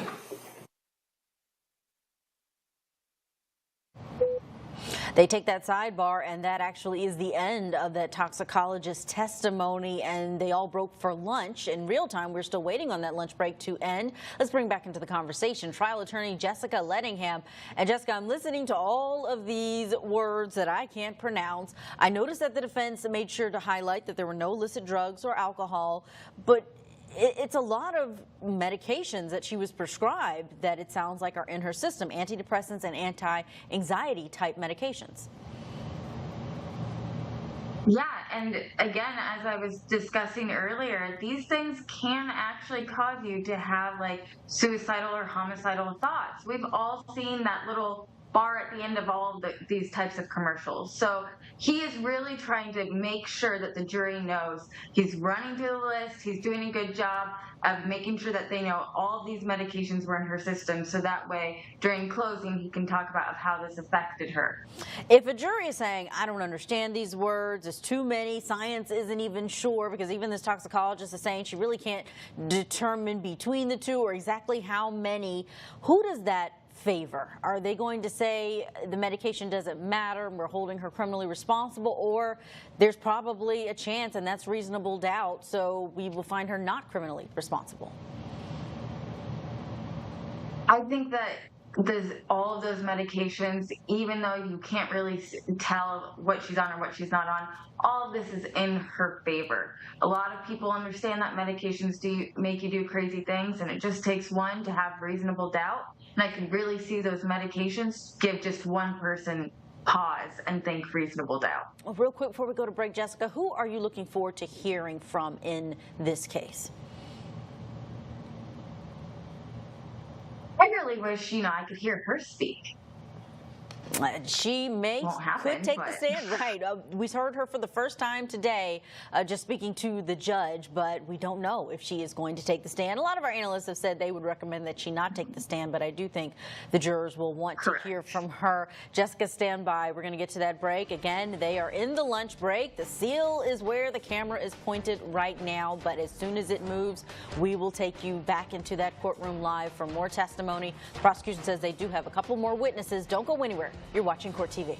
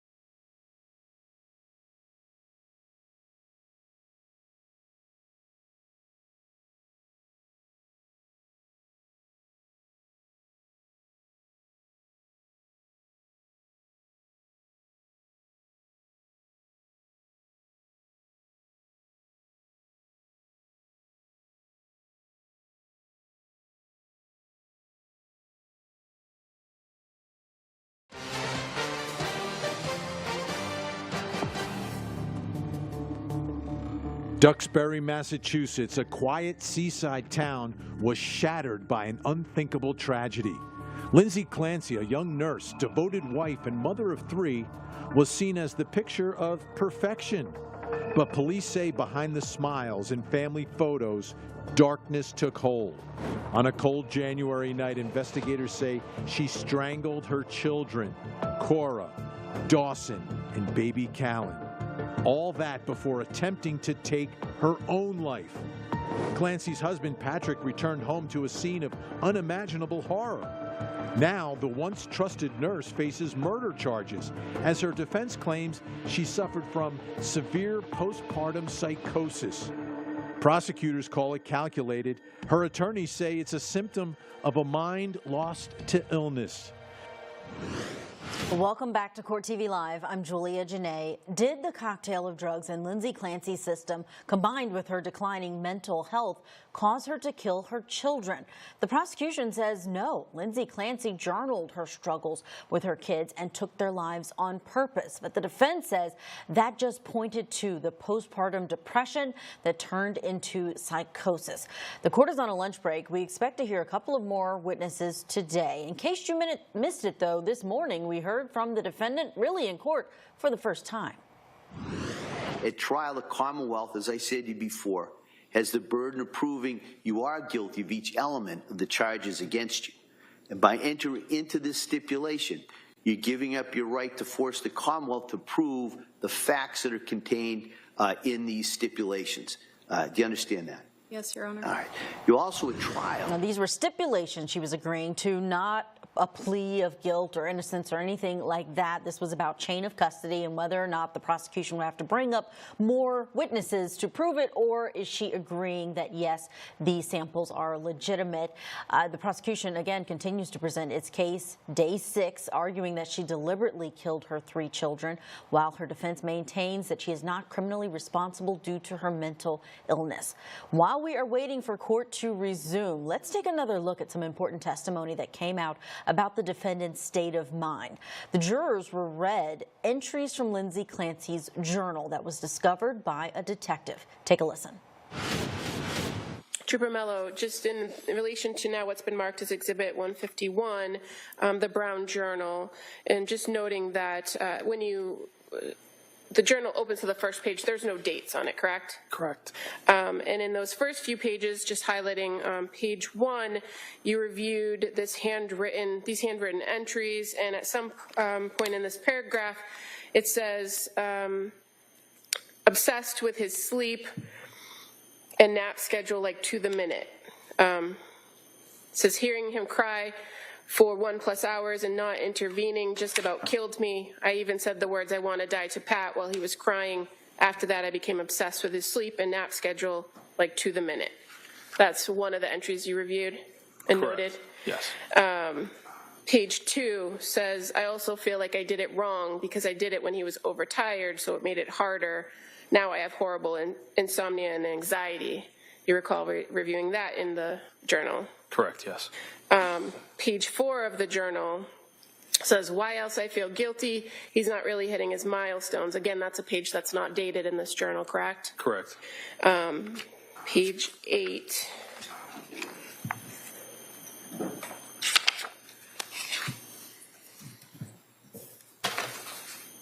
I'm completely overwhelmed trying to take care of the 3 kids. I feel like I'm drowning every day. Again, another page that's not dated. Correct.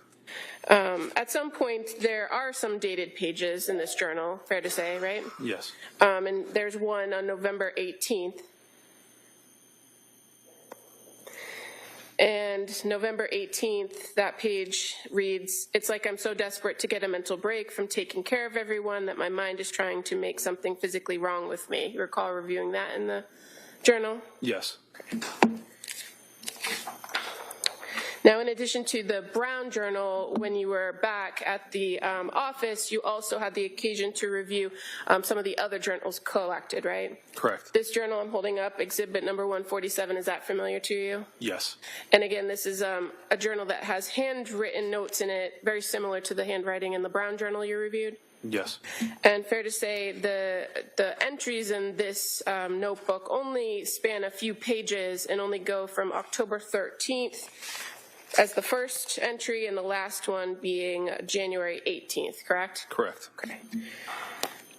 And this third journal that you reviewed after the search warrant, exhibit number 50, the yellow journal with Callan Clancy's name on it. You recall that? Yes, I do. And you are aware Callan Clancy was one of the children? Yes. Okay. And in this instance, did you see similar handwriting from the other two journals that you reviewed? Yes, I believe there was two separate. Okay. At some point in this, these entries, you began to notice there were other handwriting. Correct. At the time you were looking at this, did you know who the other handwriting was? At the time, no. Who it belonged to? Okay. And fair to say, reviewing the contents of it, it's a pretty detailed list of a schedule for the baby. Correct.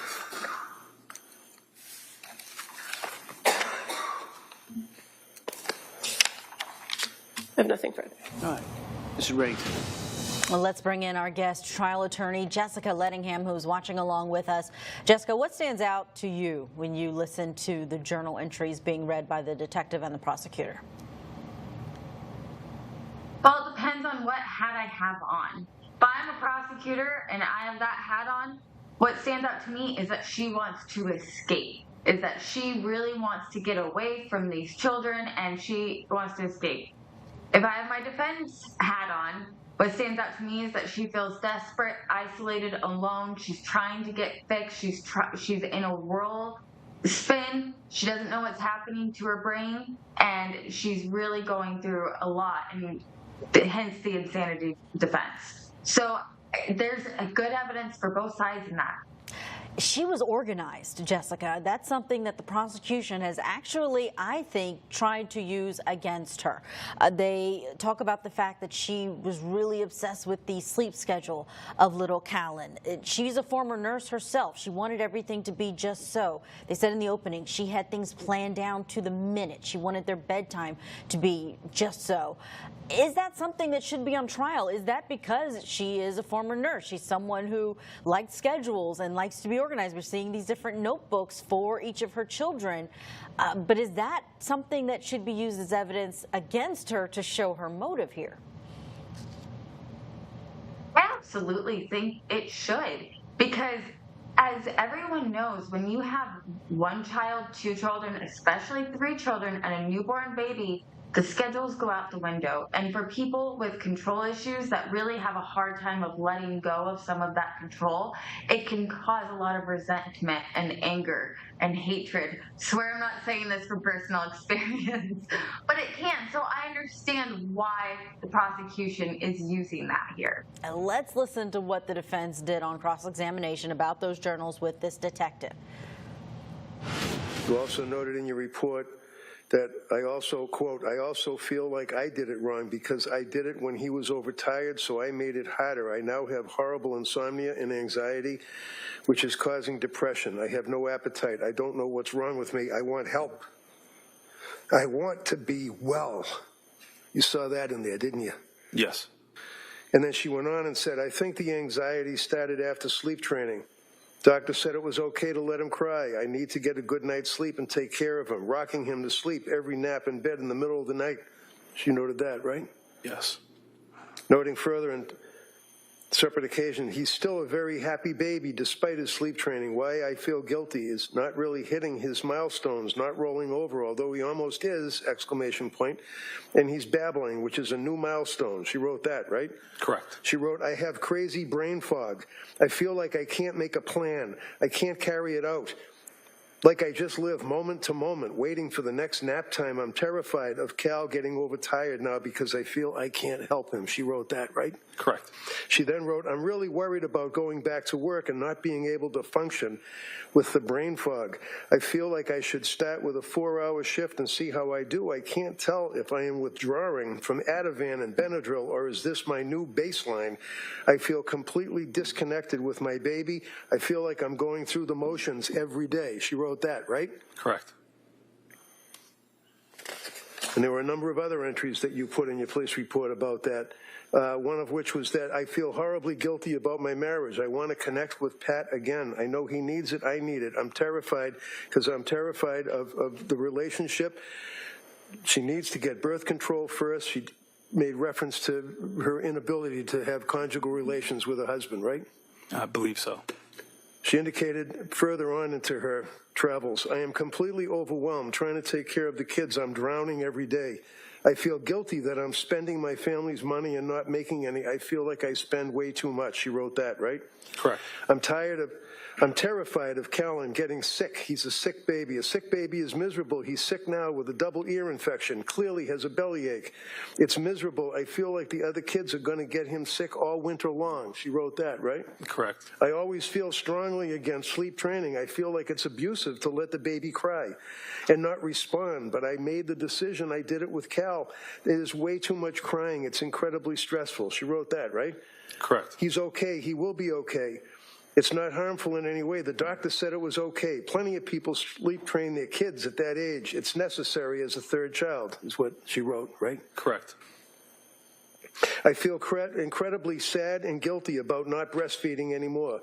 That was the one thing I could do to help his immune system, and I can tell he really doesn't like the formula. I'm very sad about this. I know at this time it's what I needed to do for my mental health. She wrote that, right? Correct. And then the statement started getting smaller and smaller as time went by.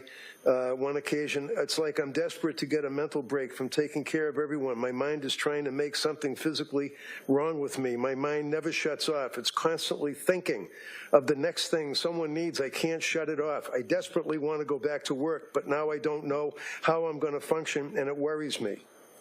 Wrote that, right? Correct. There were two pages that were blank that she didn't even write on. And then on the third entry, affirmations. She wrote affirmations. On November 22nd of 2022, I am calm. I will remain calm today. There is nothing that needs to be on my mind. The weight is lifted from my mind. I will sleep tonight. She wrote that, right? Correct. Continuing on into November, I slept well last night. I will sleep again tonight. Today will be a great day. I will go. All parties are present, including the defendant, excluding the jury. All right. Counsel, could I see it sidebar just for a second?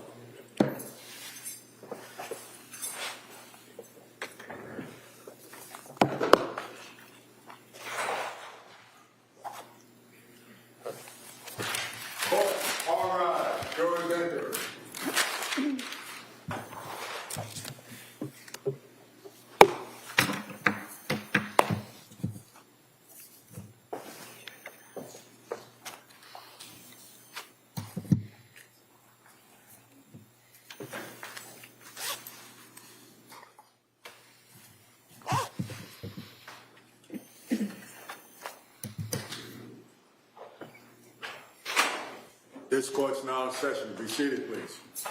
Your Honor, for the purpose of the record, we return back to the trial of Commonwealth versus Lindsay Clancy. All parties are present, including the defendant and including 18 jurors. All right. Again, members of the jury, thank you for your patience with us. We're going to do at this point, we're going to return now to the Commonwealth's presentation of the evidence. And Commonwealth, can call your next witness, please.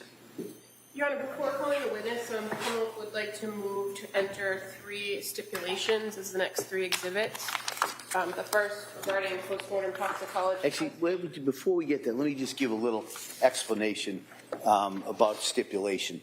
So, members of the jury, what you're going to hear is what's called a stipulation. All right, and what a stipulation is an agreement between the parties, agreement as to facts. Now, keep in mind that the Commonwealth has the burden of proof for every fact and the elements in this case. All right, so, but the defendant has stipulated, and the Commonwealth has stipulated to these specific facts. All right, and the stipulation is basically may be accepted by you as facts and can be relied by you, along with other facts that you find during the course of the evidence. All right, and so with that, counsel. Thank you. So the next exhibit is a stipulation regarding postmortem toxicology testing of Cora Clancy. 184. As the next exhibit, a stipulation regarding the postmortem toxicology testing of Dawson Clancy. 185. And the third, a stipulation regarding postmortem toxicology testing, for Callan Clancy. 186. All right, thank you. Your Honor, at the defendant's request, I would defer to the court as far as reading them in. All right, do you want?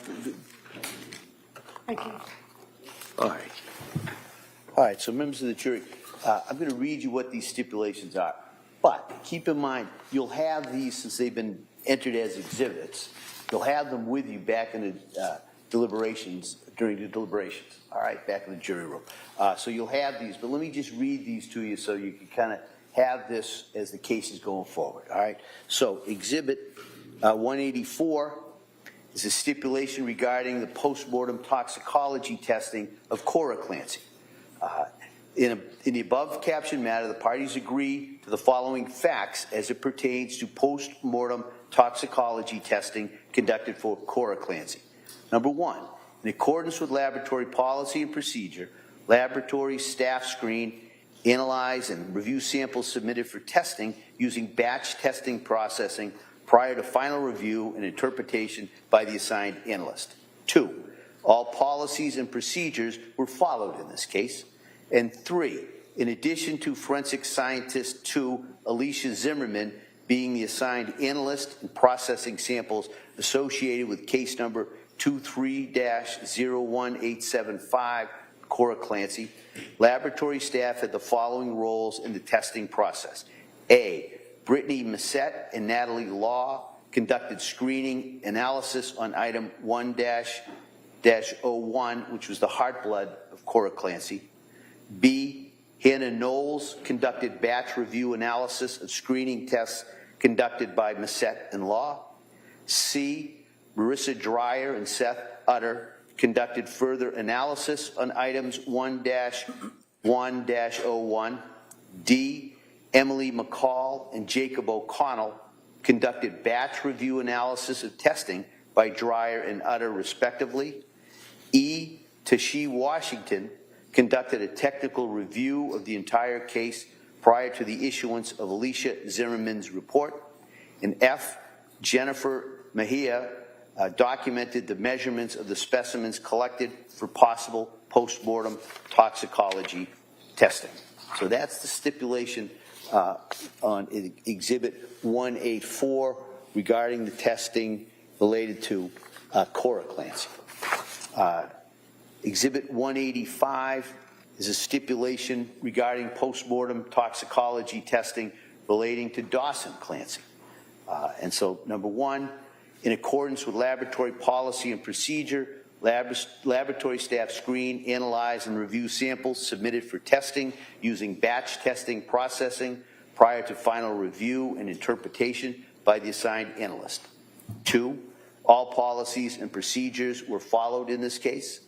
3, in addition to forensic scientist 2, Alicia Zimmerman, being the assigned analyst in processing samples associated with case number 23-01874, which was Dawson Clancy, laboratory staff had the following roles in the testing process. A, Brittany Massette and Natalie Law conducted screening analysis on item 1-1-01, which was the heart blood of Dawson Clancy.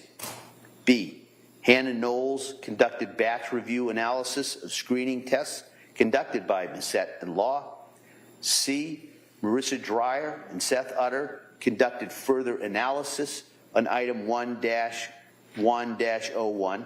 D, Emily McCall and Jacob O'Connell conducted batch review analysis of testing by Dreyer and Utter, respectively. E, Tashi Washington conducted a technical review of the entire case prior to the issuance of Alicia Zimmerman's report. And F, Jennifer Mejia documented the measurements of the specimens collected for possible post-mortem toxicology testing. And that's the exhibit regarding Dawson Clancy. All right.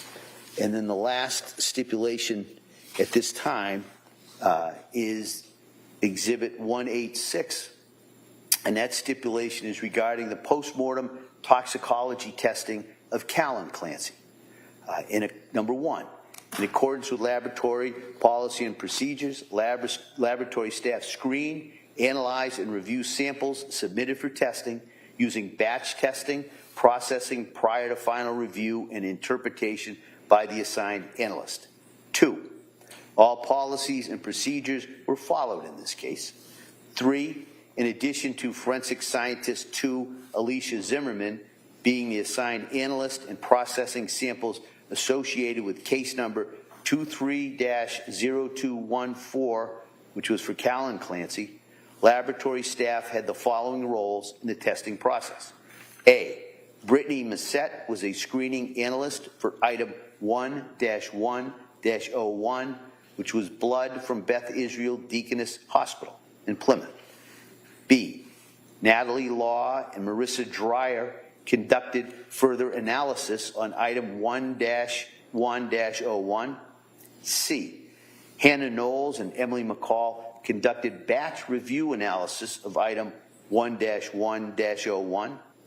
D, Seth Utter conducted analysis on item 1-1-07, which was blood from Boston Children's Hospital, and 1-1-04, which was urine from Beth Israel Deaconess Hospital, Plymouth.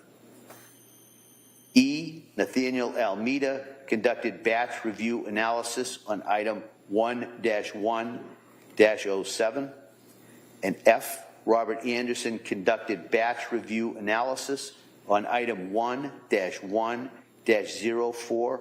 He also conducted a technical review of the entire case prior to the issuance of Alicia Zimmerman's report. And G, Jennifer Mejia documented the measurements of the specimens collected for possible post-mortem toxicology testing. So those are the stipulations at this time. Keeping in mind that you'll have those with you and everything that's contained there with you back in the jury room. Okay? All right. Commonwealth? Thank you. The Commonwealth would call Alicia Zimmerman.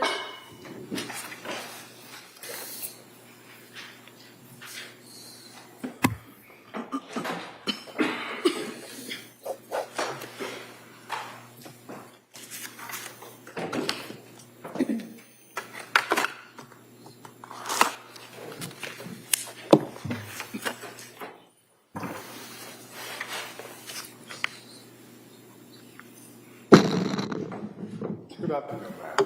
Stop right here, raise your right hand. We solemnly swear that the testimony and the evidence you shall give to the court, we are adjourned, the matter now pending between the Commonwealth and the Thank you. You may have a seat, ma'am. Bunch of stuff, please. All right. Well, good afternoon. Good afternoon. All right. Commonwealth. Thank you. Could you please tell the jurors your first and last name? Alicia Zimmerman. Would you mind spelling your last name for the record? Zimmermann. And where do you work? I work at the Massachusetts State Police Crime Lab. And where do you work at the crime lab? I'm in the toxicology unit. And what's your role there? I'm a forensic scientist too. How long have you been with the crime lab? Since August 2014. And in order to work in the toxicology unit, did you receive some specialized training and education? Yes, I have a Bachelor's of Science in Forensic Science from the Pennsylvania State University and a Master's of Science in Forensic Science from the Virginia Commonwealth University. I also completed the toxicology's unit training program, which included wet lab work, literature review, competency exams, and written exams. And in your role as a forensic scientist, too, at the Massachusetts State Police Crime Lab Toxicology Unit, you're familiar with the batch review testing? Yes. And as part of that process of working, the workflow being in batches, is it fair to say at various points, different members of the unit are assigned to different tasks within the toxicology unit? And at some point, you might be doing work on a case where you're actually asked to author a report at the end of the testing. Is that fair to say? Yes, if you're authorized. And are you authorized to issue reports? Yes. And what kind of toxicology testing are you authorized to issue reports for? I'm authorized for postmortem investigation. Now, as it pertains to postmortem investigation in the toxicology unit, where do samples come from? So the samples are submitted from the Office of the Chief Medical Examiner to the Evidence Control Unit in Sudbury. They then assign a unique LIMS number, it's a Laboratory Information Management System number, and a corresponding barcode to the evidence. They then transport the evidence to our unit in Maynard, and then we put the evidence into our custody, sample the evidence, and assign testing to it. And so when a sample comes to you in a postmortem situation, that's because somebody has passed away, correct? Correct. And there doesn't always have to be a corresponding state police crime lab investigation. No, our cases are separate. So your case comes to you and gets a separate lab number from the crime lab. Correct. And it also is tracked by a lab number or a case number from the medical examiner's office, correct? Yes. Okay. And so when you receive in the postmortem toxicology samples, do you sometimes receive blood? Yes. At times, do you also receive urine samples? Yes. What types of screening tests does the postmortem toxicology testing, what are the screening tests used in those instances, or those cases, I should say? So every case that we receive gets 3 preliminary screening tests. The first one is a volatile analysis. The second one is an 8-panel of commonly abused drugs by enzyme-linked immunosorbent assay, also known as ELISA. And then the third thing we do is a general unknown screen by gas chromatography mass spectrometry, and that looks for illicit and pharmaceutical drugs. Now, in a circumstance where the decedent or the person who died is a child, there are additional screens that can be done? Yes. And what's the additional screen in a child case? If the decedent is equal to or less than, less than or equal to 11 years old, we also perform an ELISA pediatric panel, a general unknown screen for acidic and neutral drugs, and a vitreous chemistry analysis. Now, in cases where your unit receives these samples from the medical examiner and a screening test is done, if no substance is detected in either of those 3 screens, or if in a pediatric case, that 4th screen, what happens? No further testing is performed. And so if you are the reporting analyst in those cases, you would simply note none detected? Yes. Okay. I'm going to draw your attention to a case that was submitted by the medical examiner in January of 2023.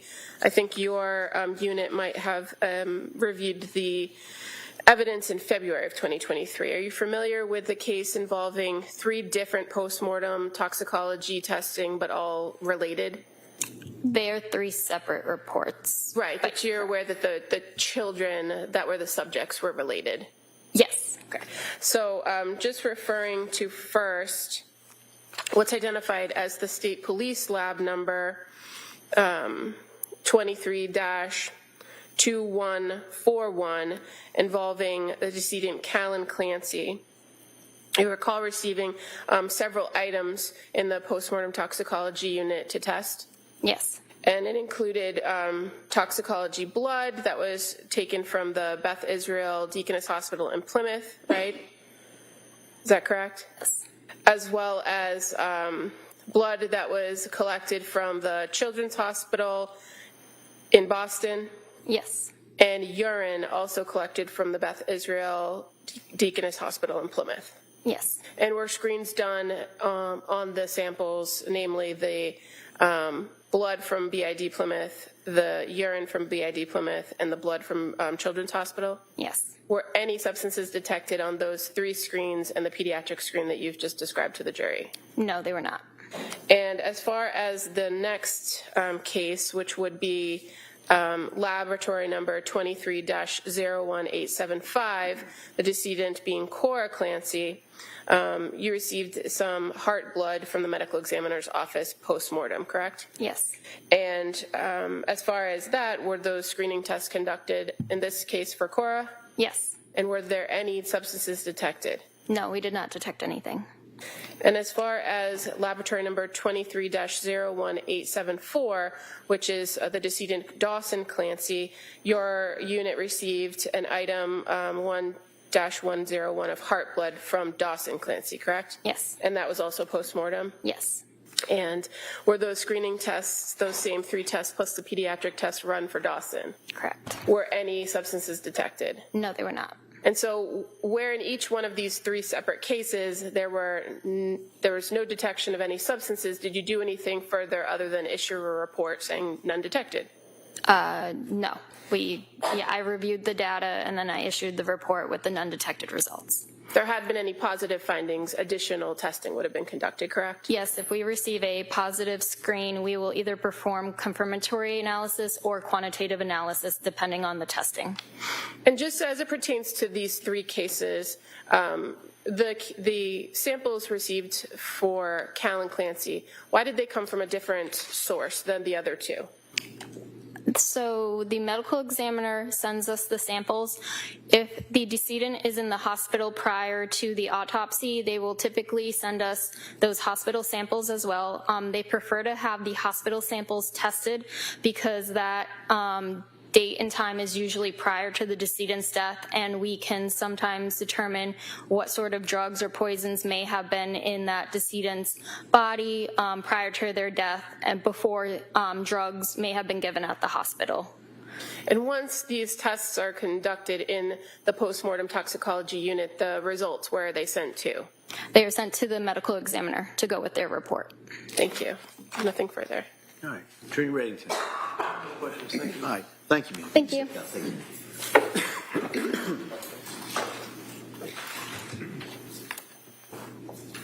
Attorney Sprague. Thank you, Your Honor. Commonwealth College Sherry Crook.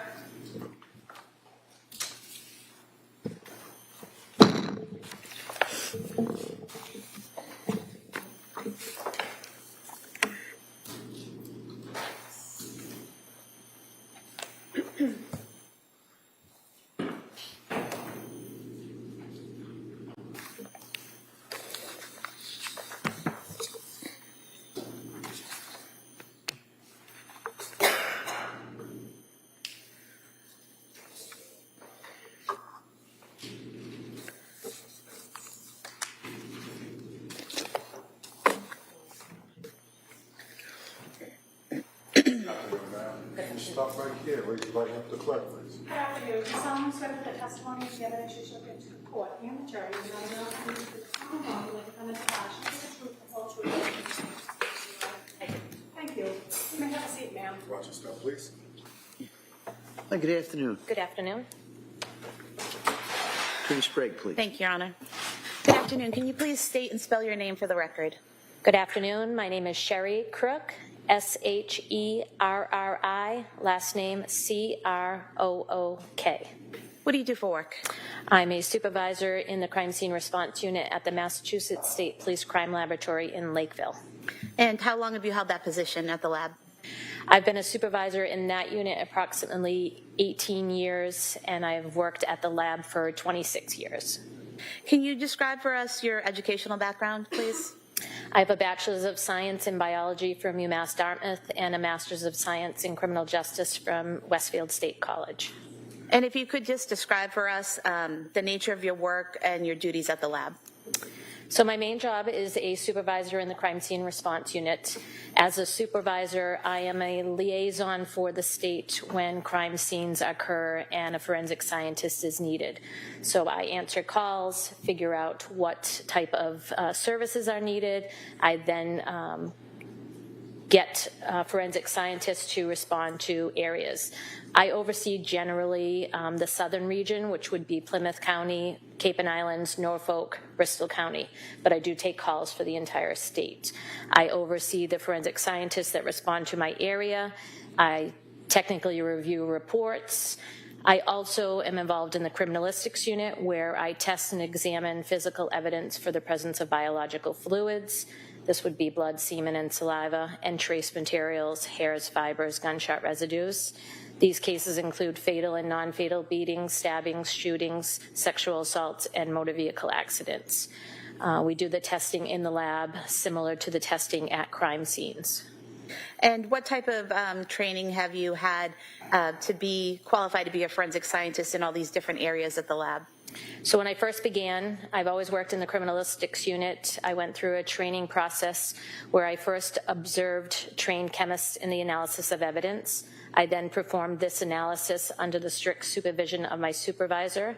At the completion of each area that I was testing in, I took written and oral competency exams. So there's several areas in blood, semen, saliva that we take tests on to prove our proficiency. And have you passed all of these competency tests? I have. And have you passed all of your proficiency tests? I have. Does your casework go through any type of review process? It does. It goes through a technical review as well as an administrative review. And have you had any specialized training in the field of forensics? I have.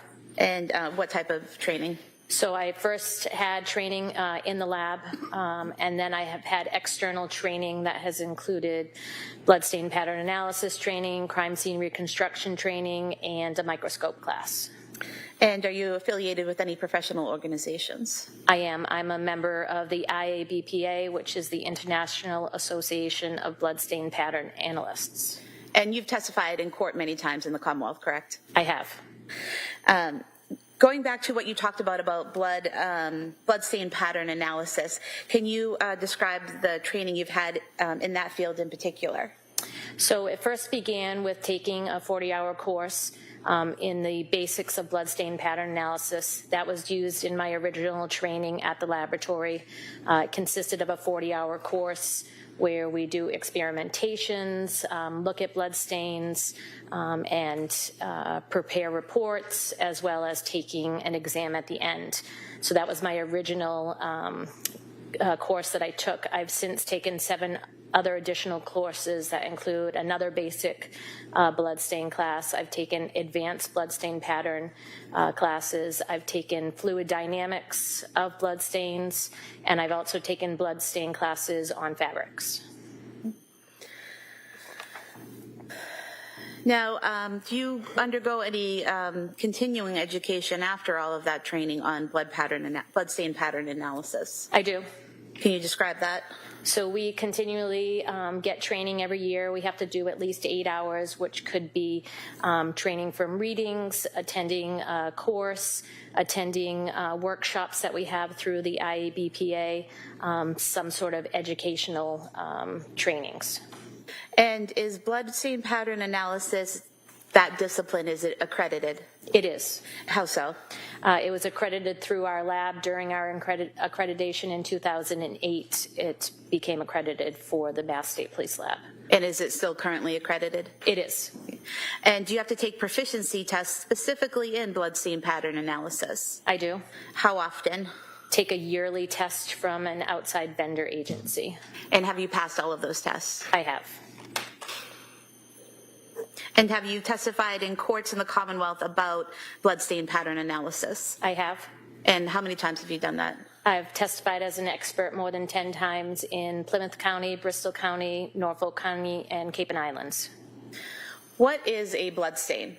A bloodstain is a deposit of blood on a surface. And what would be a bloodstain pattern? A bloodstain pattern is stains on the surface by which we look at it and identify how it was created.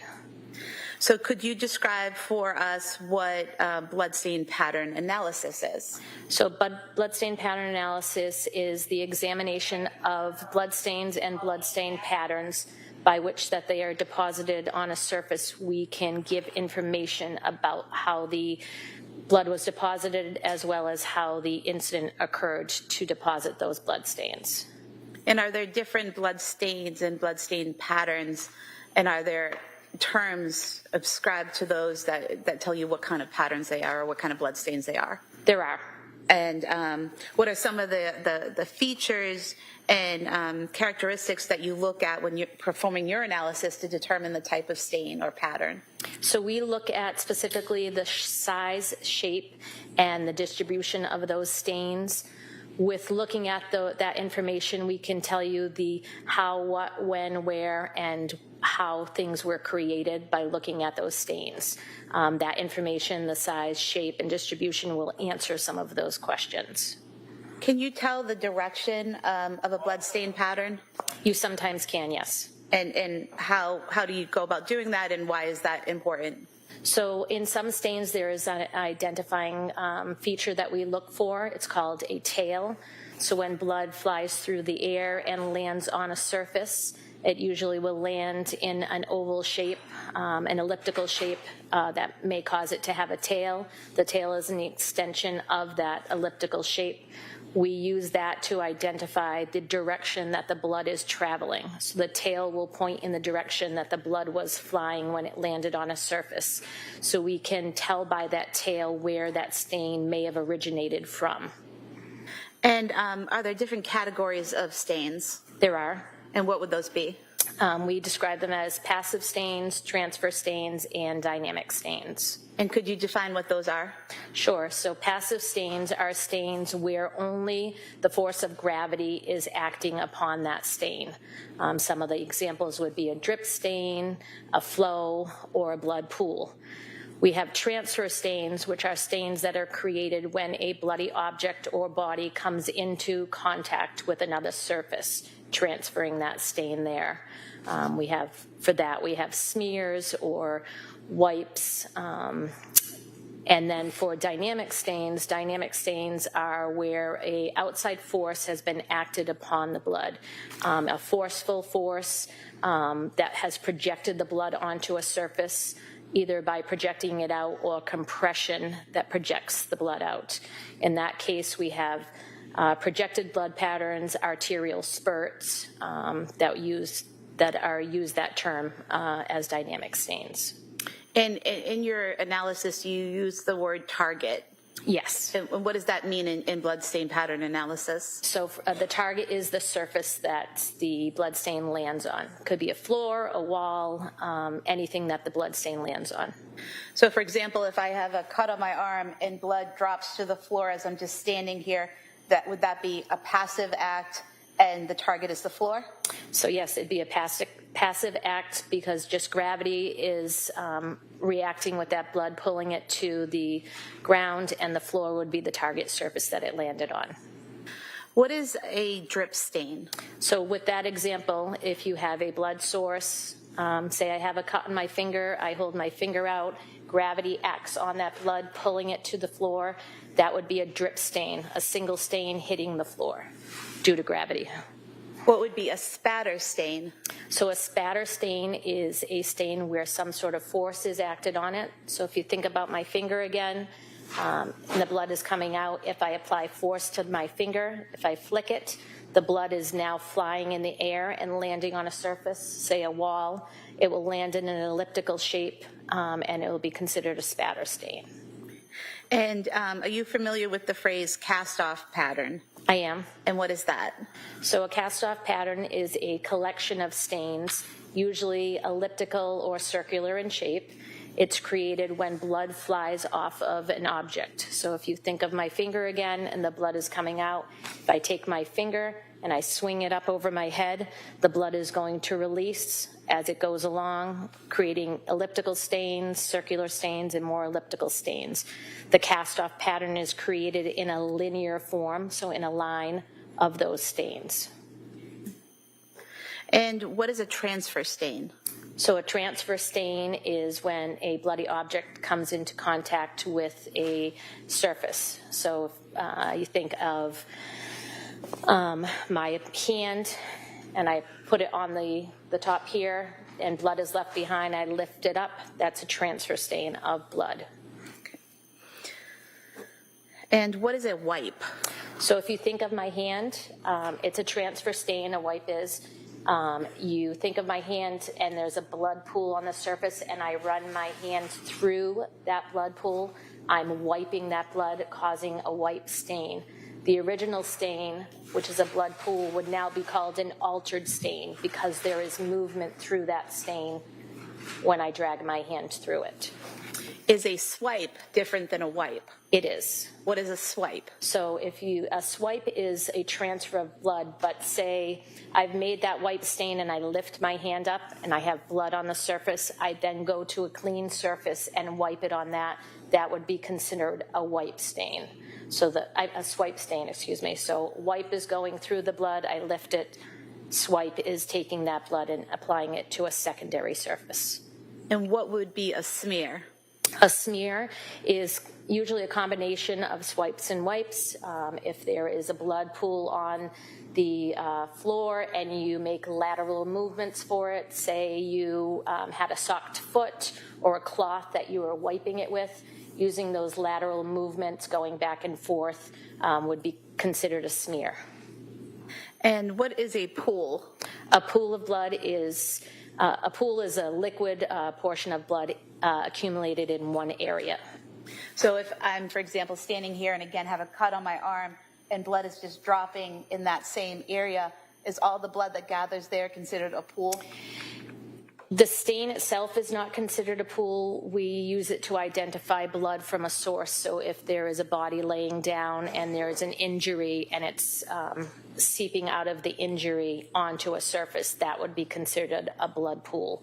What you have described as a different type of staining. What would that be? That would be considered a drip pattern, where you're dripping just due to gravity. The blood falls, it falls into another liquid source. In blood stains, it's usually blood into blood. When that drip is hitting and they're hitting each other, it's causing an accumulation on the floor, and the stains that are formed, the accumulation of blood as well as smaller stains would form the drip pattern. And sticking with that for a moment, if the blood is falling and the person is moving, does that create some type of trail or something along those lines? It does. So we would identify that as single drip stains, and then if it's in the line with some movement, that would be considered a drip trail of the drip stains. And what is a saturation stain? So a saturation stain is similar to a blood pool, but the surface that is on is an absorbent surface. So it's a portion of liquid blood on, say, a mattress or a carpet that seeps into that absorbent material. And what about a satellite stain? So a satellite stain is a secondary stain. So if you think about my drip stain, as it's dripping from my finger, as it hits the ground or the surface, it can break apart. Though when it breaks apart, those little stains are called satellite stains. They come from the original parent stain. And what about the term flow? Flow is a term that we used when there's an accumulation of blood on a surface and there's enough that gravity can take hold of it and pull it down. So if you think of water dripping down a surface, or if there's a large accumulation of blood, it'll create like a stream going down to where gravity is. And Are there some blood stains where no determination can be made? Yes. And how so? So we have some blood stains that just don't give us enough information by their size, shape, or distribution. So sometimes we can just generally call them red-brown stains. When we do our examination, depending on what we're examining and how we're examining it, say it's a blurry photo, we may just call it a red-brown stain because we cannot identify anything from the features because the photo is bad. And how are blood stains typically documented at a crime scene? So there's a trained forensic scientist that is at every scene that we document as far as bloodstain pattern analysis. They are trained in documenting the stains as far as a sketch. We also document them with ruler tape. We want to know how high up stains are from the floor, and we also use very small ruler tape with individual stains. That tape is used to show the size. It is then photoed by crime scene services. They'll do a far away shot so we can get the whole information in one shot. They will do a medium and then a close-up of stains so we can get the sizes of the stains. Those photos are used for documentation and reviewing when we do our exam.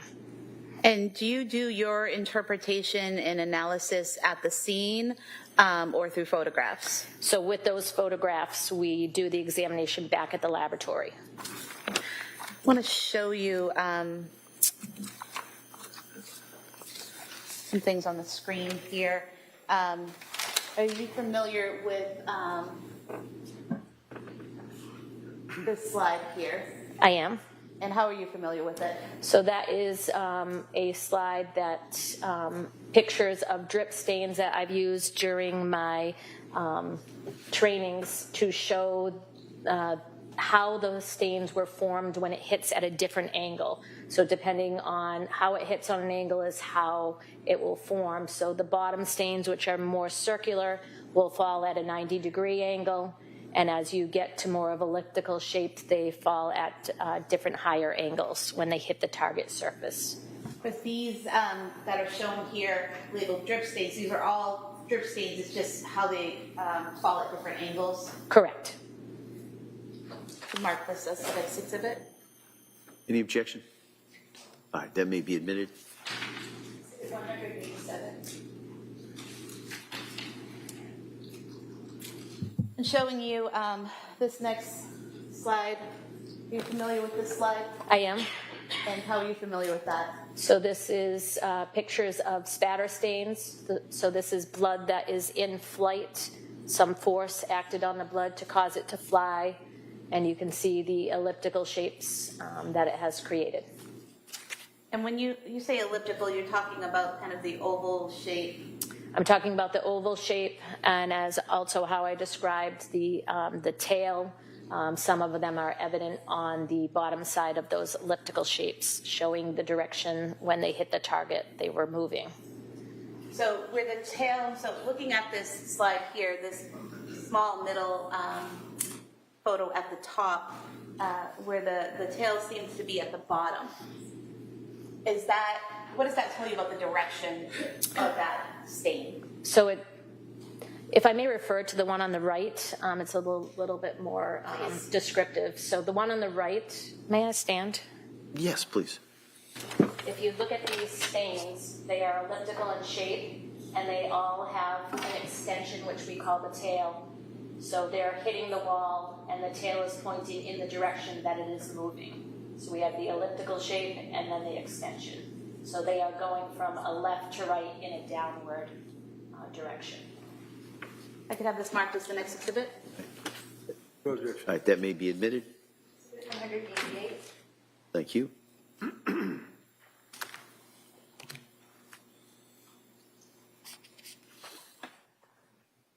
Then showing you this next slide. Are you familiar with this? I am.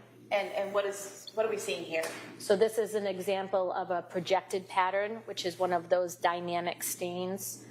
On the left is an arterial spurt. So there was an artery cut, say it was in the arm. With the compression of that blood, it is projected out and has landed on the wall. in a curvy, linear fashion. And you said, did you say that's on the left? On the left, yes. And what about on the right? That is the blood when it hits the ground on the right. So on the left, it's hitting the wall, and then on the right, it's dripping down to the ground? Well, it's projecting out and hitting the ground. It's not dripping onto the ground. It's coming out of the blood source and hitting the ground. Okay, so would it be accurate to state that for a spraying type of flow of blood, say from an artery, that's on the left is what it would look like as it hits a wall, and on the right is what it looks like hitting the floor? Correct. We could have this marked as the next exhibit. Any objection? No. All right, that may be admitted. 189.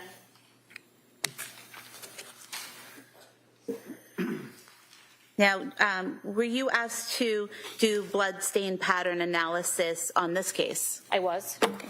And what did you use in terms of materials to conduct that analysis? I used photographs that were supplied from crime scene services. I utilized reports that were written by Maureen Hartnett, the chemist. And were there stains that were labeled by letter? They were. Okay. Did you label them by those letters, or did you use the letters that were in the prior reports? I used the letters that they were labeled in the prior reports. And so to start with, did you look at what was labeled stain A on the floor of the basement at 47 Summer Street? I did. And showing you this page here, what are we looking at here? So this is a page of my notes when I was doing my exam. So it has a picture of the stains themselves and then all of the identifying factors written in my handwriting when I was doing my examination. And when you did your examination on this item, what did you determine about the blood stain? So that is a red-brown stain on the carpet in the basement. It was deemed a saturation stain with transfer stain surrounding it. So you have the center stain that's darker red. That is the saturation stain. And then surrounding it there is lighter red-brown staining that was a transfer from that saturation stain across the carpet. And you're not able to say how that transfer happened, correct? I am not. But basically, looking here, this larger area in the middle of the bottom photo, that's the original saturation stain where it's soaked into the carpet? Yes. And then at some point, something touched this saturation stain and then touched to the side of it? If I may. You may, sure. So this is the saturation stain in the center, and then surrounding is the lighter red-brown. That is the transfer as something moved across the actual saturation stain. And what about the mark to the left there? I think that's just another portion of the saturation stain. Okay. Move to submit this as the next All exhibit. right, that may be admitted. 190.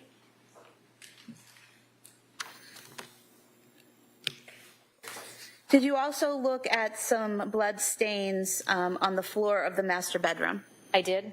And specifically referring to stain B, showing you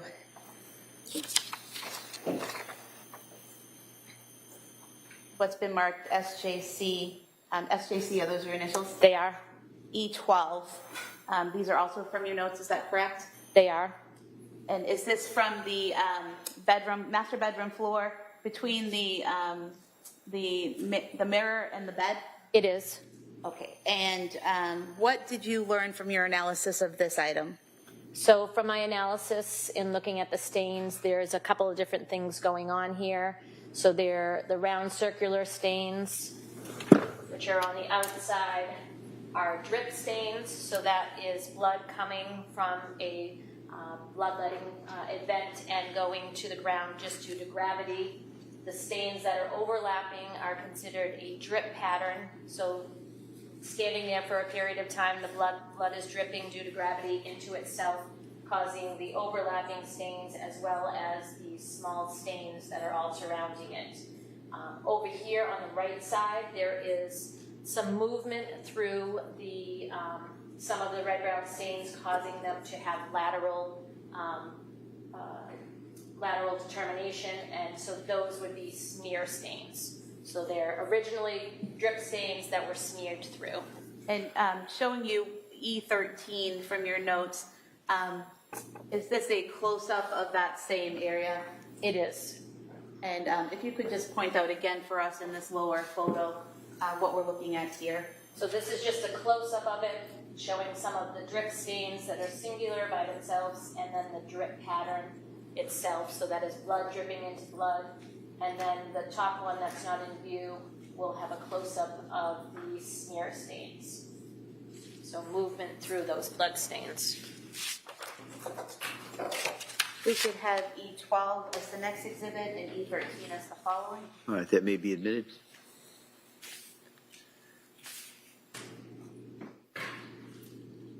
Exhibits 191 and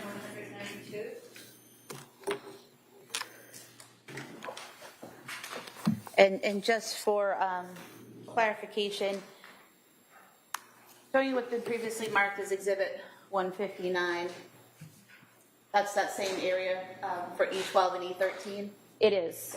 The staining on the ground is right in front of the mirror, and the bottom portion is the bed, so between the mirror and the bed.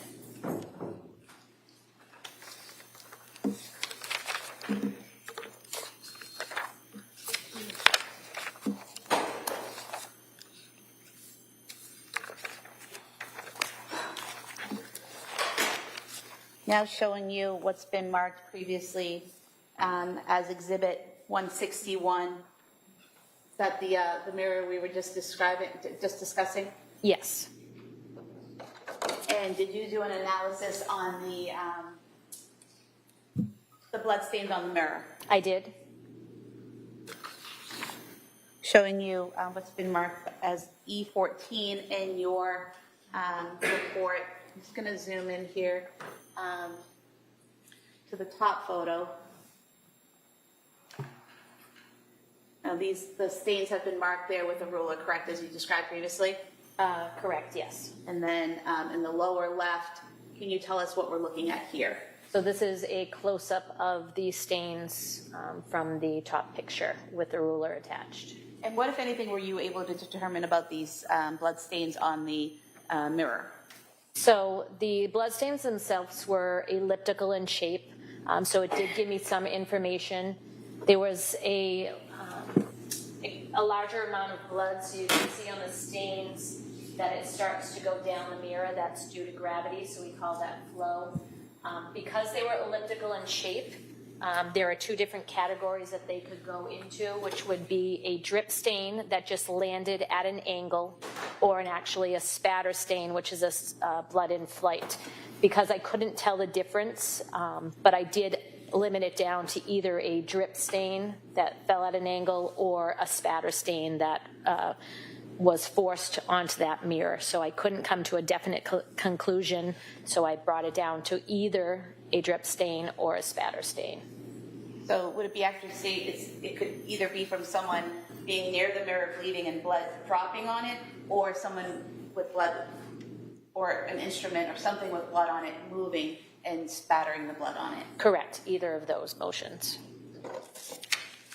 We could have E14 as the next exhibit. All right, that may be admitted. 193.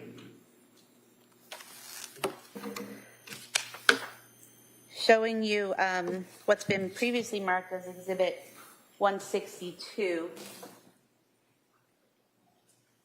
This is the bedroom windowsill. Correct. And showing you a close-up at 163. Did you examine this blood stain? I did, identified as stain D. And what did you determine based on your training experience about this blood stain? This blood stain didn't give us too much information. It was irregular in shape, so I couldn't tell exactly what it came from, but I did classify it as a transfer stain. So something bloody, having a red-brown stain, coming into contact with a non-bloody surface, leaving that stain there. So a transfer stain on the windowsill.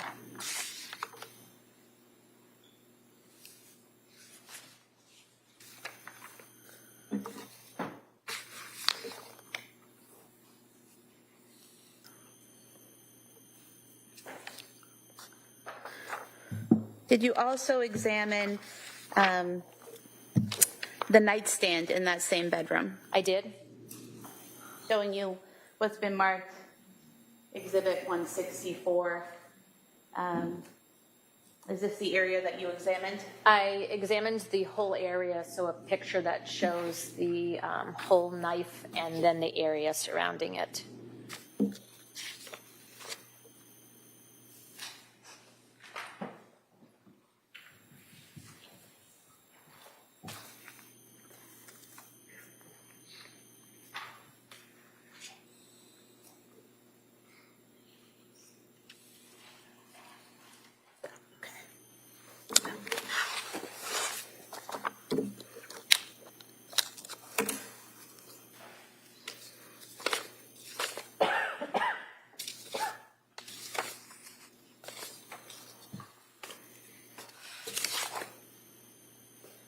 Showing you another photo. Is this the entire area that you examined? It is.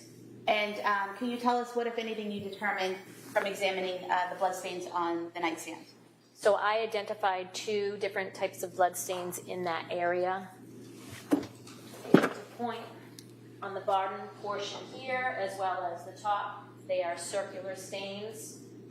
Those would be drip stains, so blood coming from a bloody area due to gravity falling onto the nightstand causing the circular stains. So those would be drip stains. I also identified the linear blood stain up at the top, which is to the right of the knife. So that is a transfer stain from the knife itself. The bloody edge of the knife came in contact with the nightstand and left that stain there. Once that stain was left there, it has since been moved, whether someone knocked into the table or actually pushed the knife over, I can't tell you, but it was originally in the position where it left that linear stain. So drip stains and then a linear red-brown stain. And are you able to determine that that was the original position of the knife based on the fact that the line tracks the shape and size of the knife's edge? I wouldn't say that it's an original location, but it is a location that that knife was at for a period of time for that blood to transfer onto the table. Because you can't tell the order of when these blood stains happen, correct?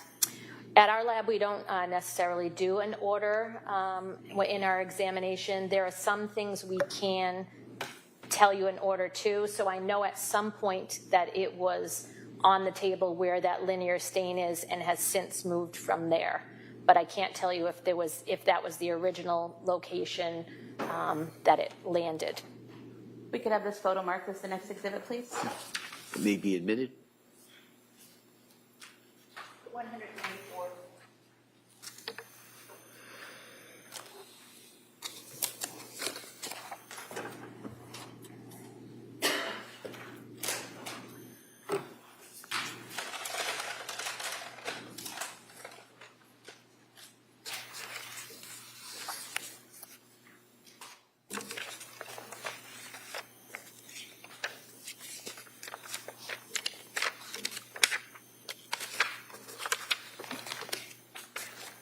Showing you what's been marked SGC E17 from your notes.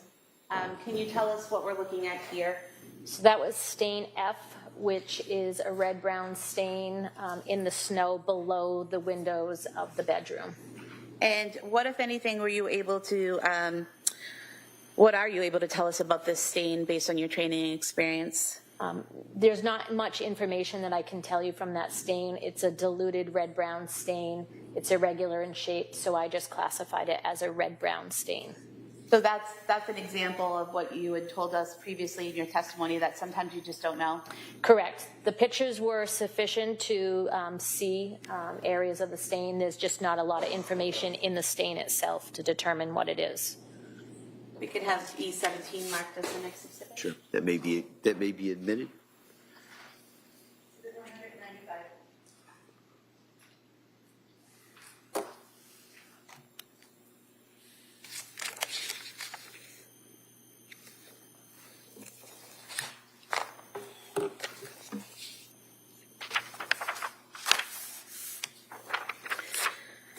Did you also look at some stains on the floor of the master bedroom entrance? I did.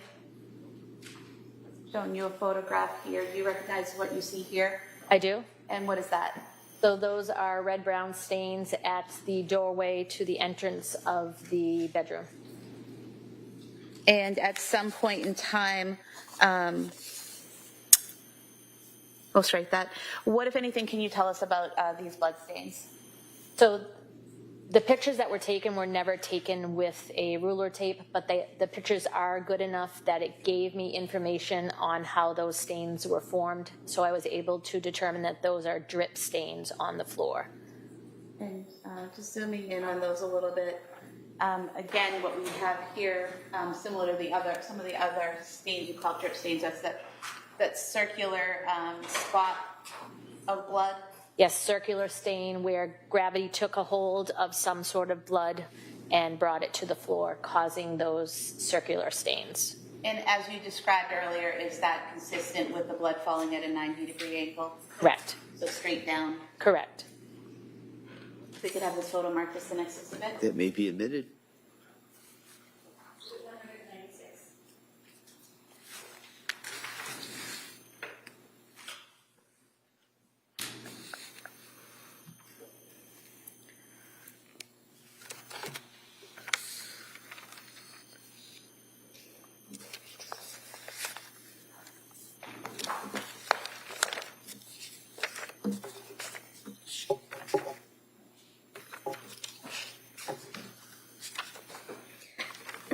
Excuse me. Did you also look at what's depicted here in Exhibit 46?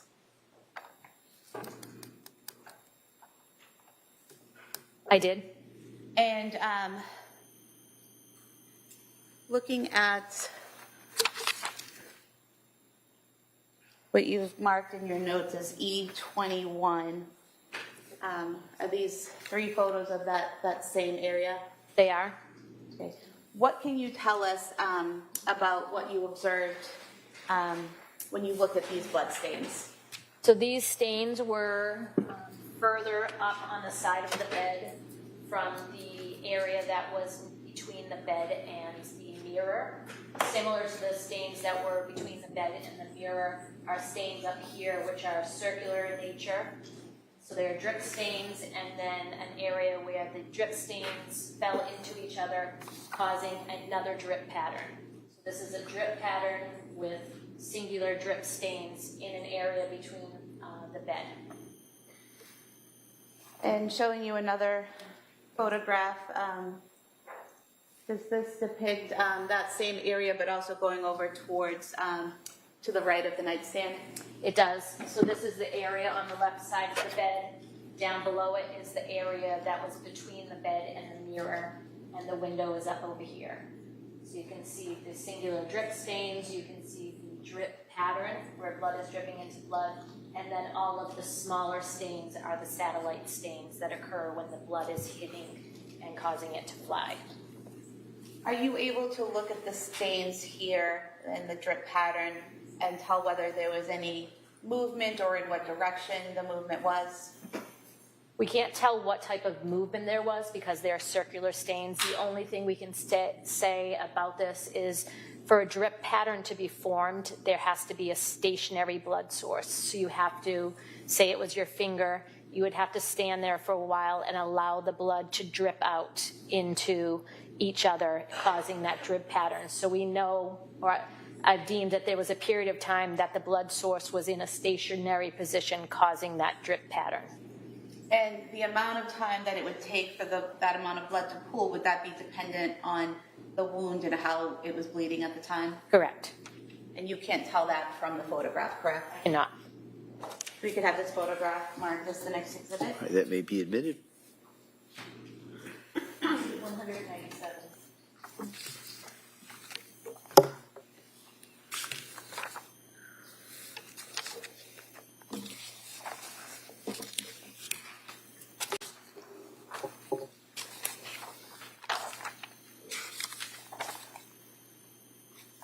Show you some photos of the exterior of the house. What's been marked as exhibit 106, That's been marked as Exhibit 105 and 108. Are these areas or photographs that you examined as part of your analysis? They are.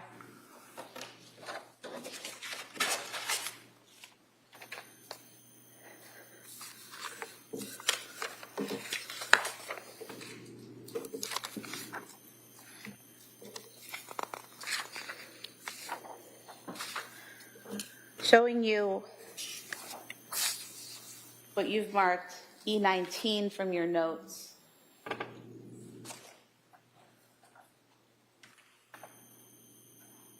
What can you tell us about the patterns we're seeing here on the shingles on the exterior of the home? So these are photos of the red-brown stains on the shingles between the second and first floor window. A far away view up in the top left, and then closer pictures blown up to show the red-brown stains. There were 2 areas, and then there was some excess of blood. You can actually see it dripping down. I'm going to object to the concept of blood because we all know that that was never tested. It actually was tested. All right. Can I see over here?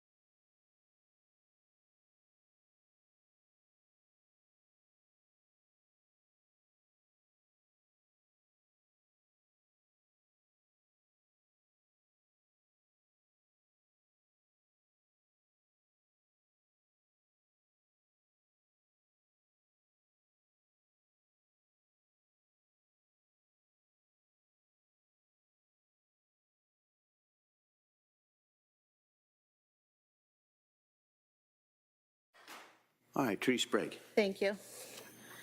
And so we, in the upper left-hand corner here, we have the upper window and the lower window, correct? Correct. All right, and I'm going to zoom in here on this upper right-hand photo. What are we seeing here? So those are areas of red-brown staining on the shingles between the second floor window and the first floor window. And what, if anything, can you tell us about this red-brown staining on the shingles underneath that open window? Based on your training experience? So those 2 areas, which were to the left and the right below the window, were identified as transfer stains. So a bloody object coming in contact with a surface, leaving the blood stain there. So that would have to be an actual something with blood on it touching that shingle, those shingles. Correct. And showing you below that, the small photo to the right, what is depicted there? So this is an area of the transfer stain where there was an accumulation of blood that was coming off as a droplet off the bottom of the shingle. And showing you E20 from your notes, perhaps a little bit clearer here. The top right photo, is that same area of red-brown staining that you saw under in the photos underneath the open window? It is. So the one on... Get up and point it out with the court permission? Sure. So the window is up above. So to the right, looking at the window, is an area of the red-brown staining. To the left is the other area of red-brown staining. That left one had the accumulation of blood that was a droplet coming off the shingle. And the two photos at the bottom there? Those were a blow-up of the right-hand side red-brown stain. As you can see my arrows, they're pointing to the picture above, just showing a close-up of the stains. We could mark E19 as the next exhibit and then E20. All right. Any objection? No. All right, that may be admitted. Or they may be admitted.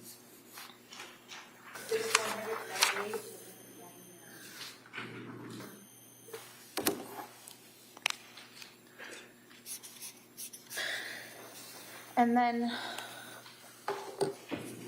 showing you what's been marked as exhibit 105.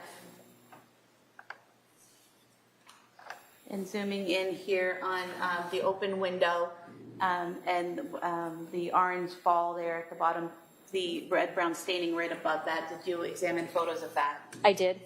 And showing you your notes E18.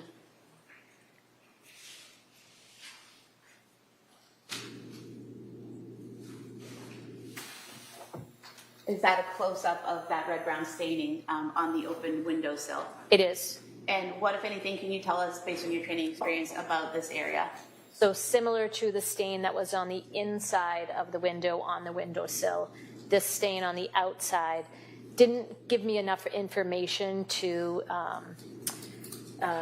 say the size or shape. So the only thing I could come to the conclusion was that it was a transfer stain. So some sort of bloody object coming in contact with a surface causing the transfer of that blood.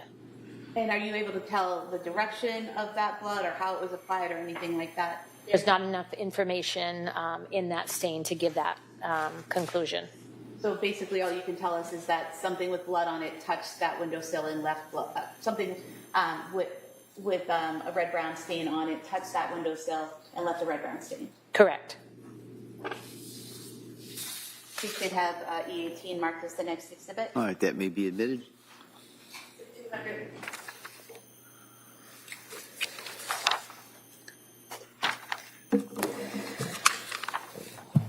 And then showing you what's previously been marked as exhibit 108.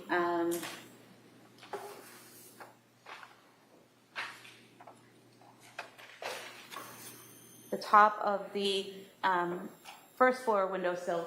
Did you examine those red-brown stains? I did not.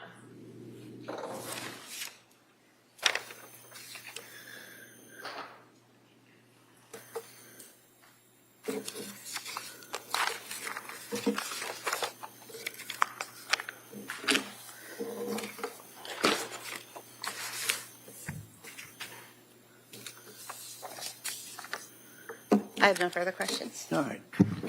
Mr. Reddington.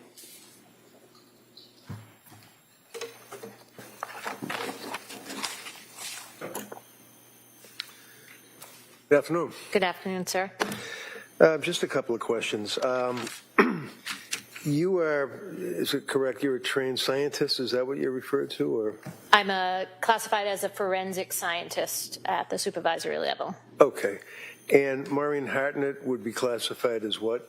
She's a forensic scientist as well. The step below me, forensic scientist 2. Okay. And is she the one that does testing on objects or items or substances to see if they're a particular, for example, blood? She does do that. She is also trained in documentation of blood stains. So generally, that's why we do a lot of our examination through photos. So a forensic scientist too could be at the scene, do all of the documentation, make sure the photos are taken, and then those are examined back at the laboratory by in our case in Massachusetts, it's all supervisors in the crime scene response unit that do blood stain pattern analysis. We are also all trained in the identification of those biological fluids, doing a screening test as well as a confirmatory test for blood. I don't want to be referred to as grumpy, but I'm just going to ask if you can just kind of keep your answers down a little bit to like maybe a yes and a sentence after that. Okay. Okay. So when you go to a crime scene, you're usually with a team. In other words, like Maureen Hartnett might be there, right? Correct. And other state troopers might be there searching the area, right? Correct.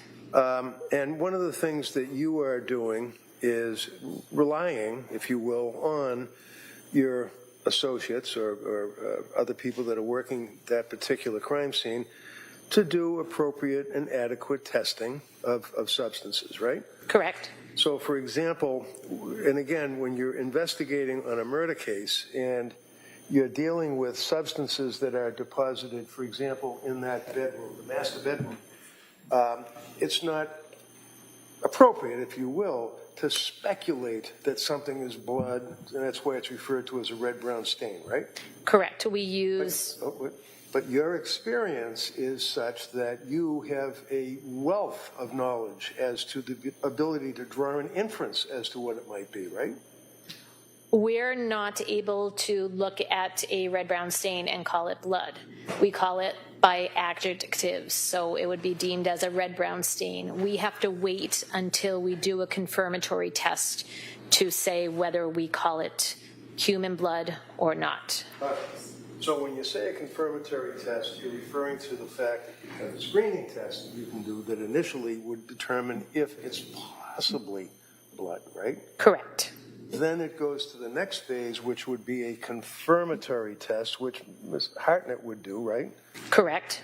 And then you go to the determination as to whether it's animal or human. It might be a primate blood, but it could be a human blood, and then you determine that it's human blood, right? The next step after Maureen is actual DNA, so it will tell you whether it's human or not human and whose blood it actually is. Okay. So we know that there was a transfer stain from the inside of the house, if you will, onto that ledge on the right-hand side of the window, right? I believe it was on the left-hand side. Okay, so as you're looking out the window, it's your understanding that the smudge, if you will, that was on that window was on the left-hand side? I believe so.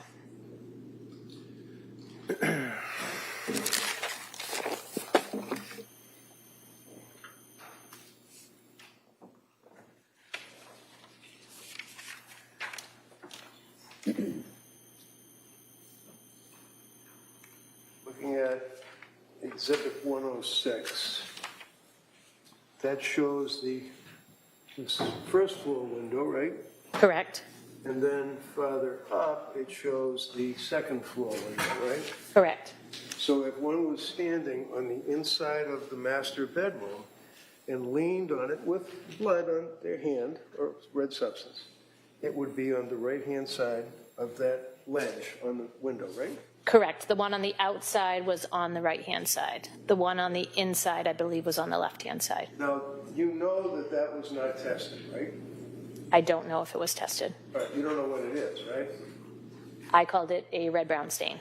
But the bottom line is, in your experience, looking at that bedroom with all of what you determined in the investigation to be blood, the inference that you would draw is that that's blood from somebody's hand, right? Correct, and that is what is stated in my report. We infer that it is blood that we are examining.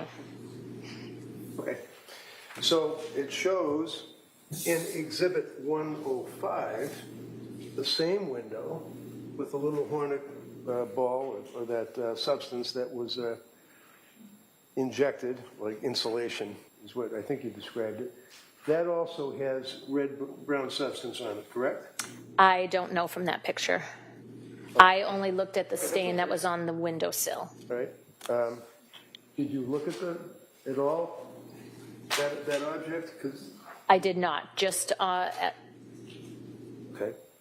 Would you agree that underneath that window would be the two equidistant, if you will, red-brown stains on the shingles, right? correct. And that would be an object or something that has blood, or we don't know if it's blood, a red-brown stain on hands or something that was a transfer onto that side of the house, right? Correct. Okay.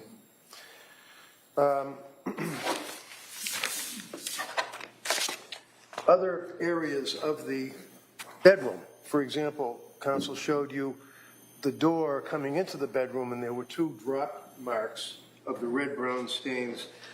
You know, those were never even tested. I'm just saying, this is a murder case. It was never tested, right? But you're assuming fairly that that would be blood, right? I don't know whether they were tested, but I deemed those that they were blood in my examination.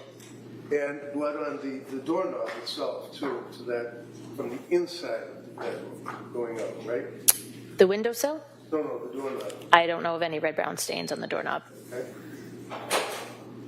Now the knife, photograph of the knife, and I know people can recall that, that has that linear stain that you referred to that you were able to observe, correct? Correct. And looking at Exhibit 162, that would show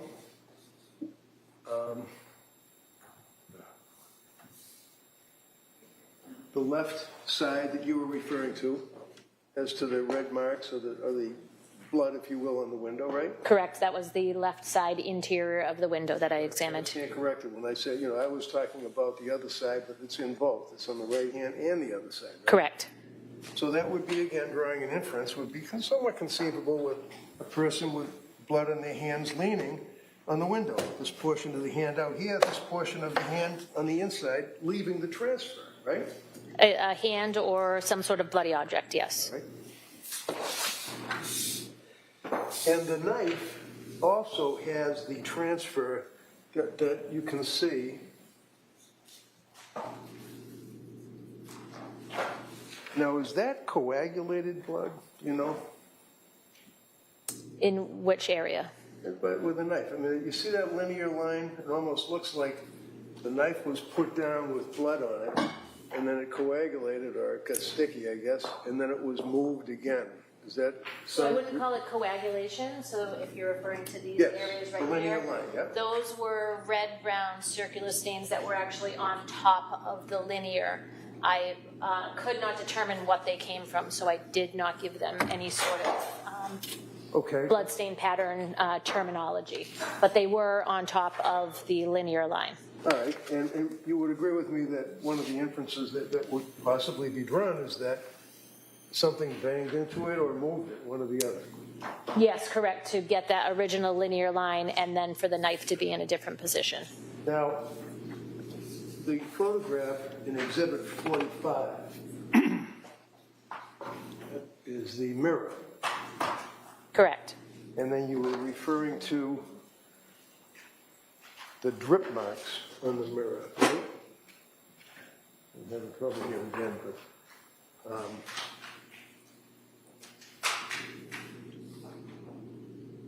there we go. So I referred to them either as drip stains or spatter stains because I was not able. That would be consistent with some type of a violent movement, would it not? I mean, if the person's cutting their throat, for example, and they're cast off onto the mirror, or leaning, I guess you said at an angle. So it would be either due to gravity or due to blood in flight. So a force applied, sending that blood to land on there, or drip due to gravity. And blood in flight, the inference would be that it's cast off, if you will, from the knife, going in a particular direction towards the mirror, right? It would be a spatter stain coming off of any sort of blood source, whether it be the tip of a knife, a cut on the hand, something in flight.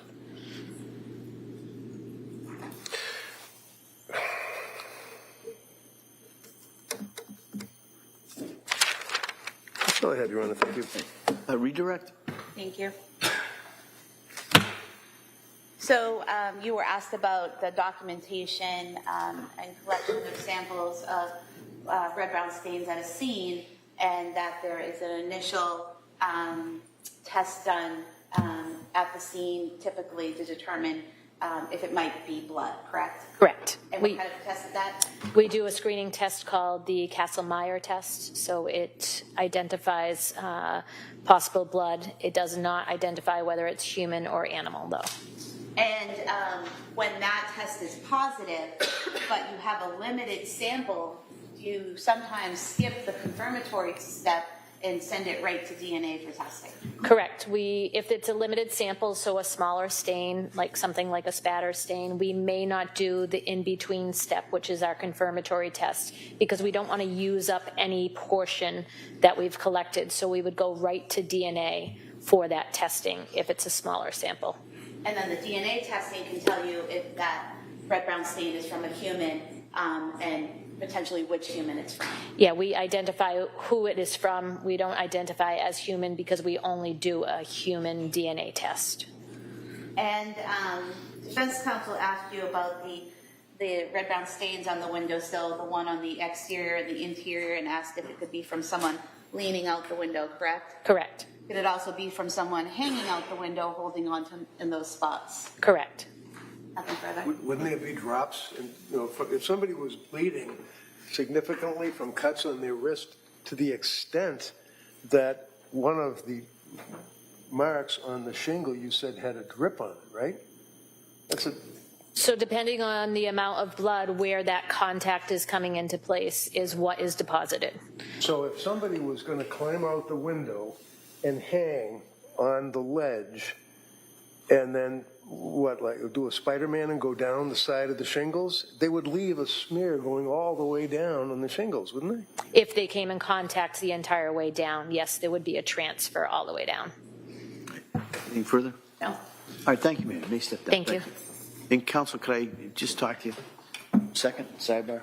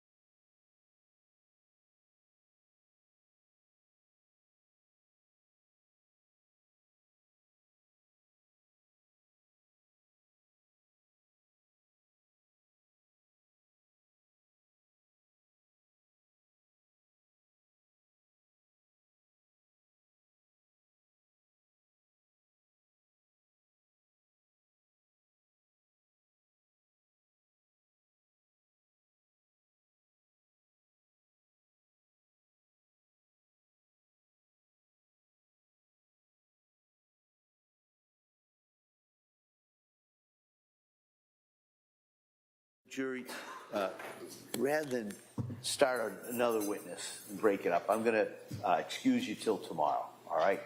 I don't think we'd finish with this next witness anyway. So I'm going to excuse you.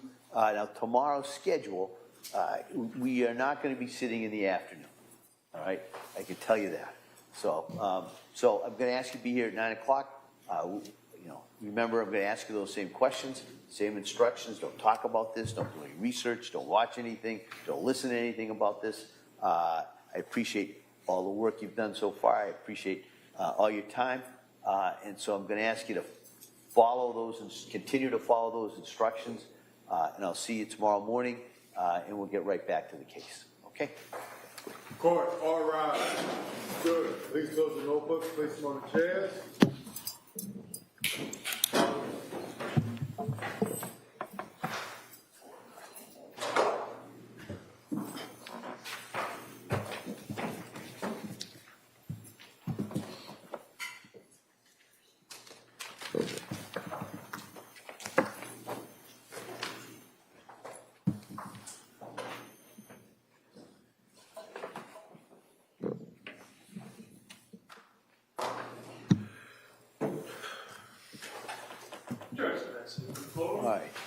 Counsel, anything we need to address at this point? No, Your Honor. All right, so like I said, the schedule tomorrow will start at 9 o'clock. We'll go until 1 o'clock, and then we will not sit tomorrow afternoon. So with that, everybody has a nice evening. We'll see everybody tomorrow. Thank you. What stands in recess?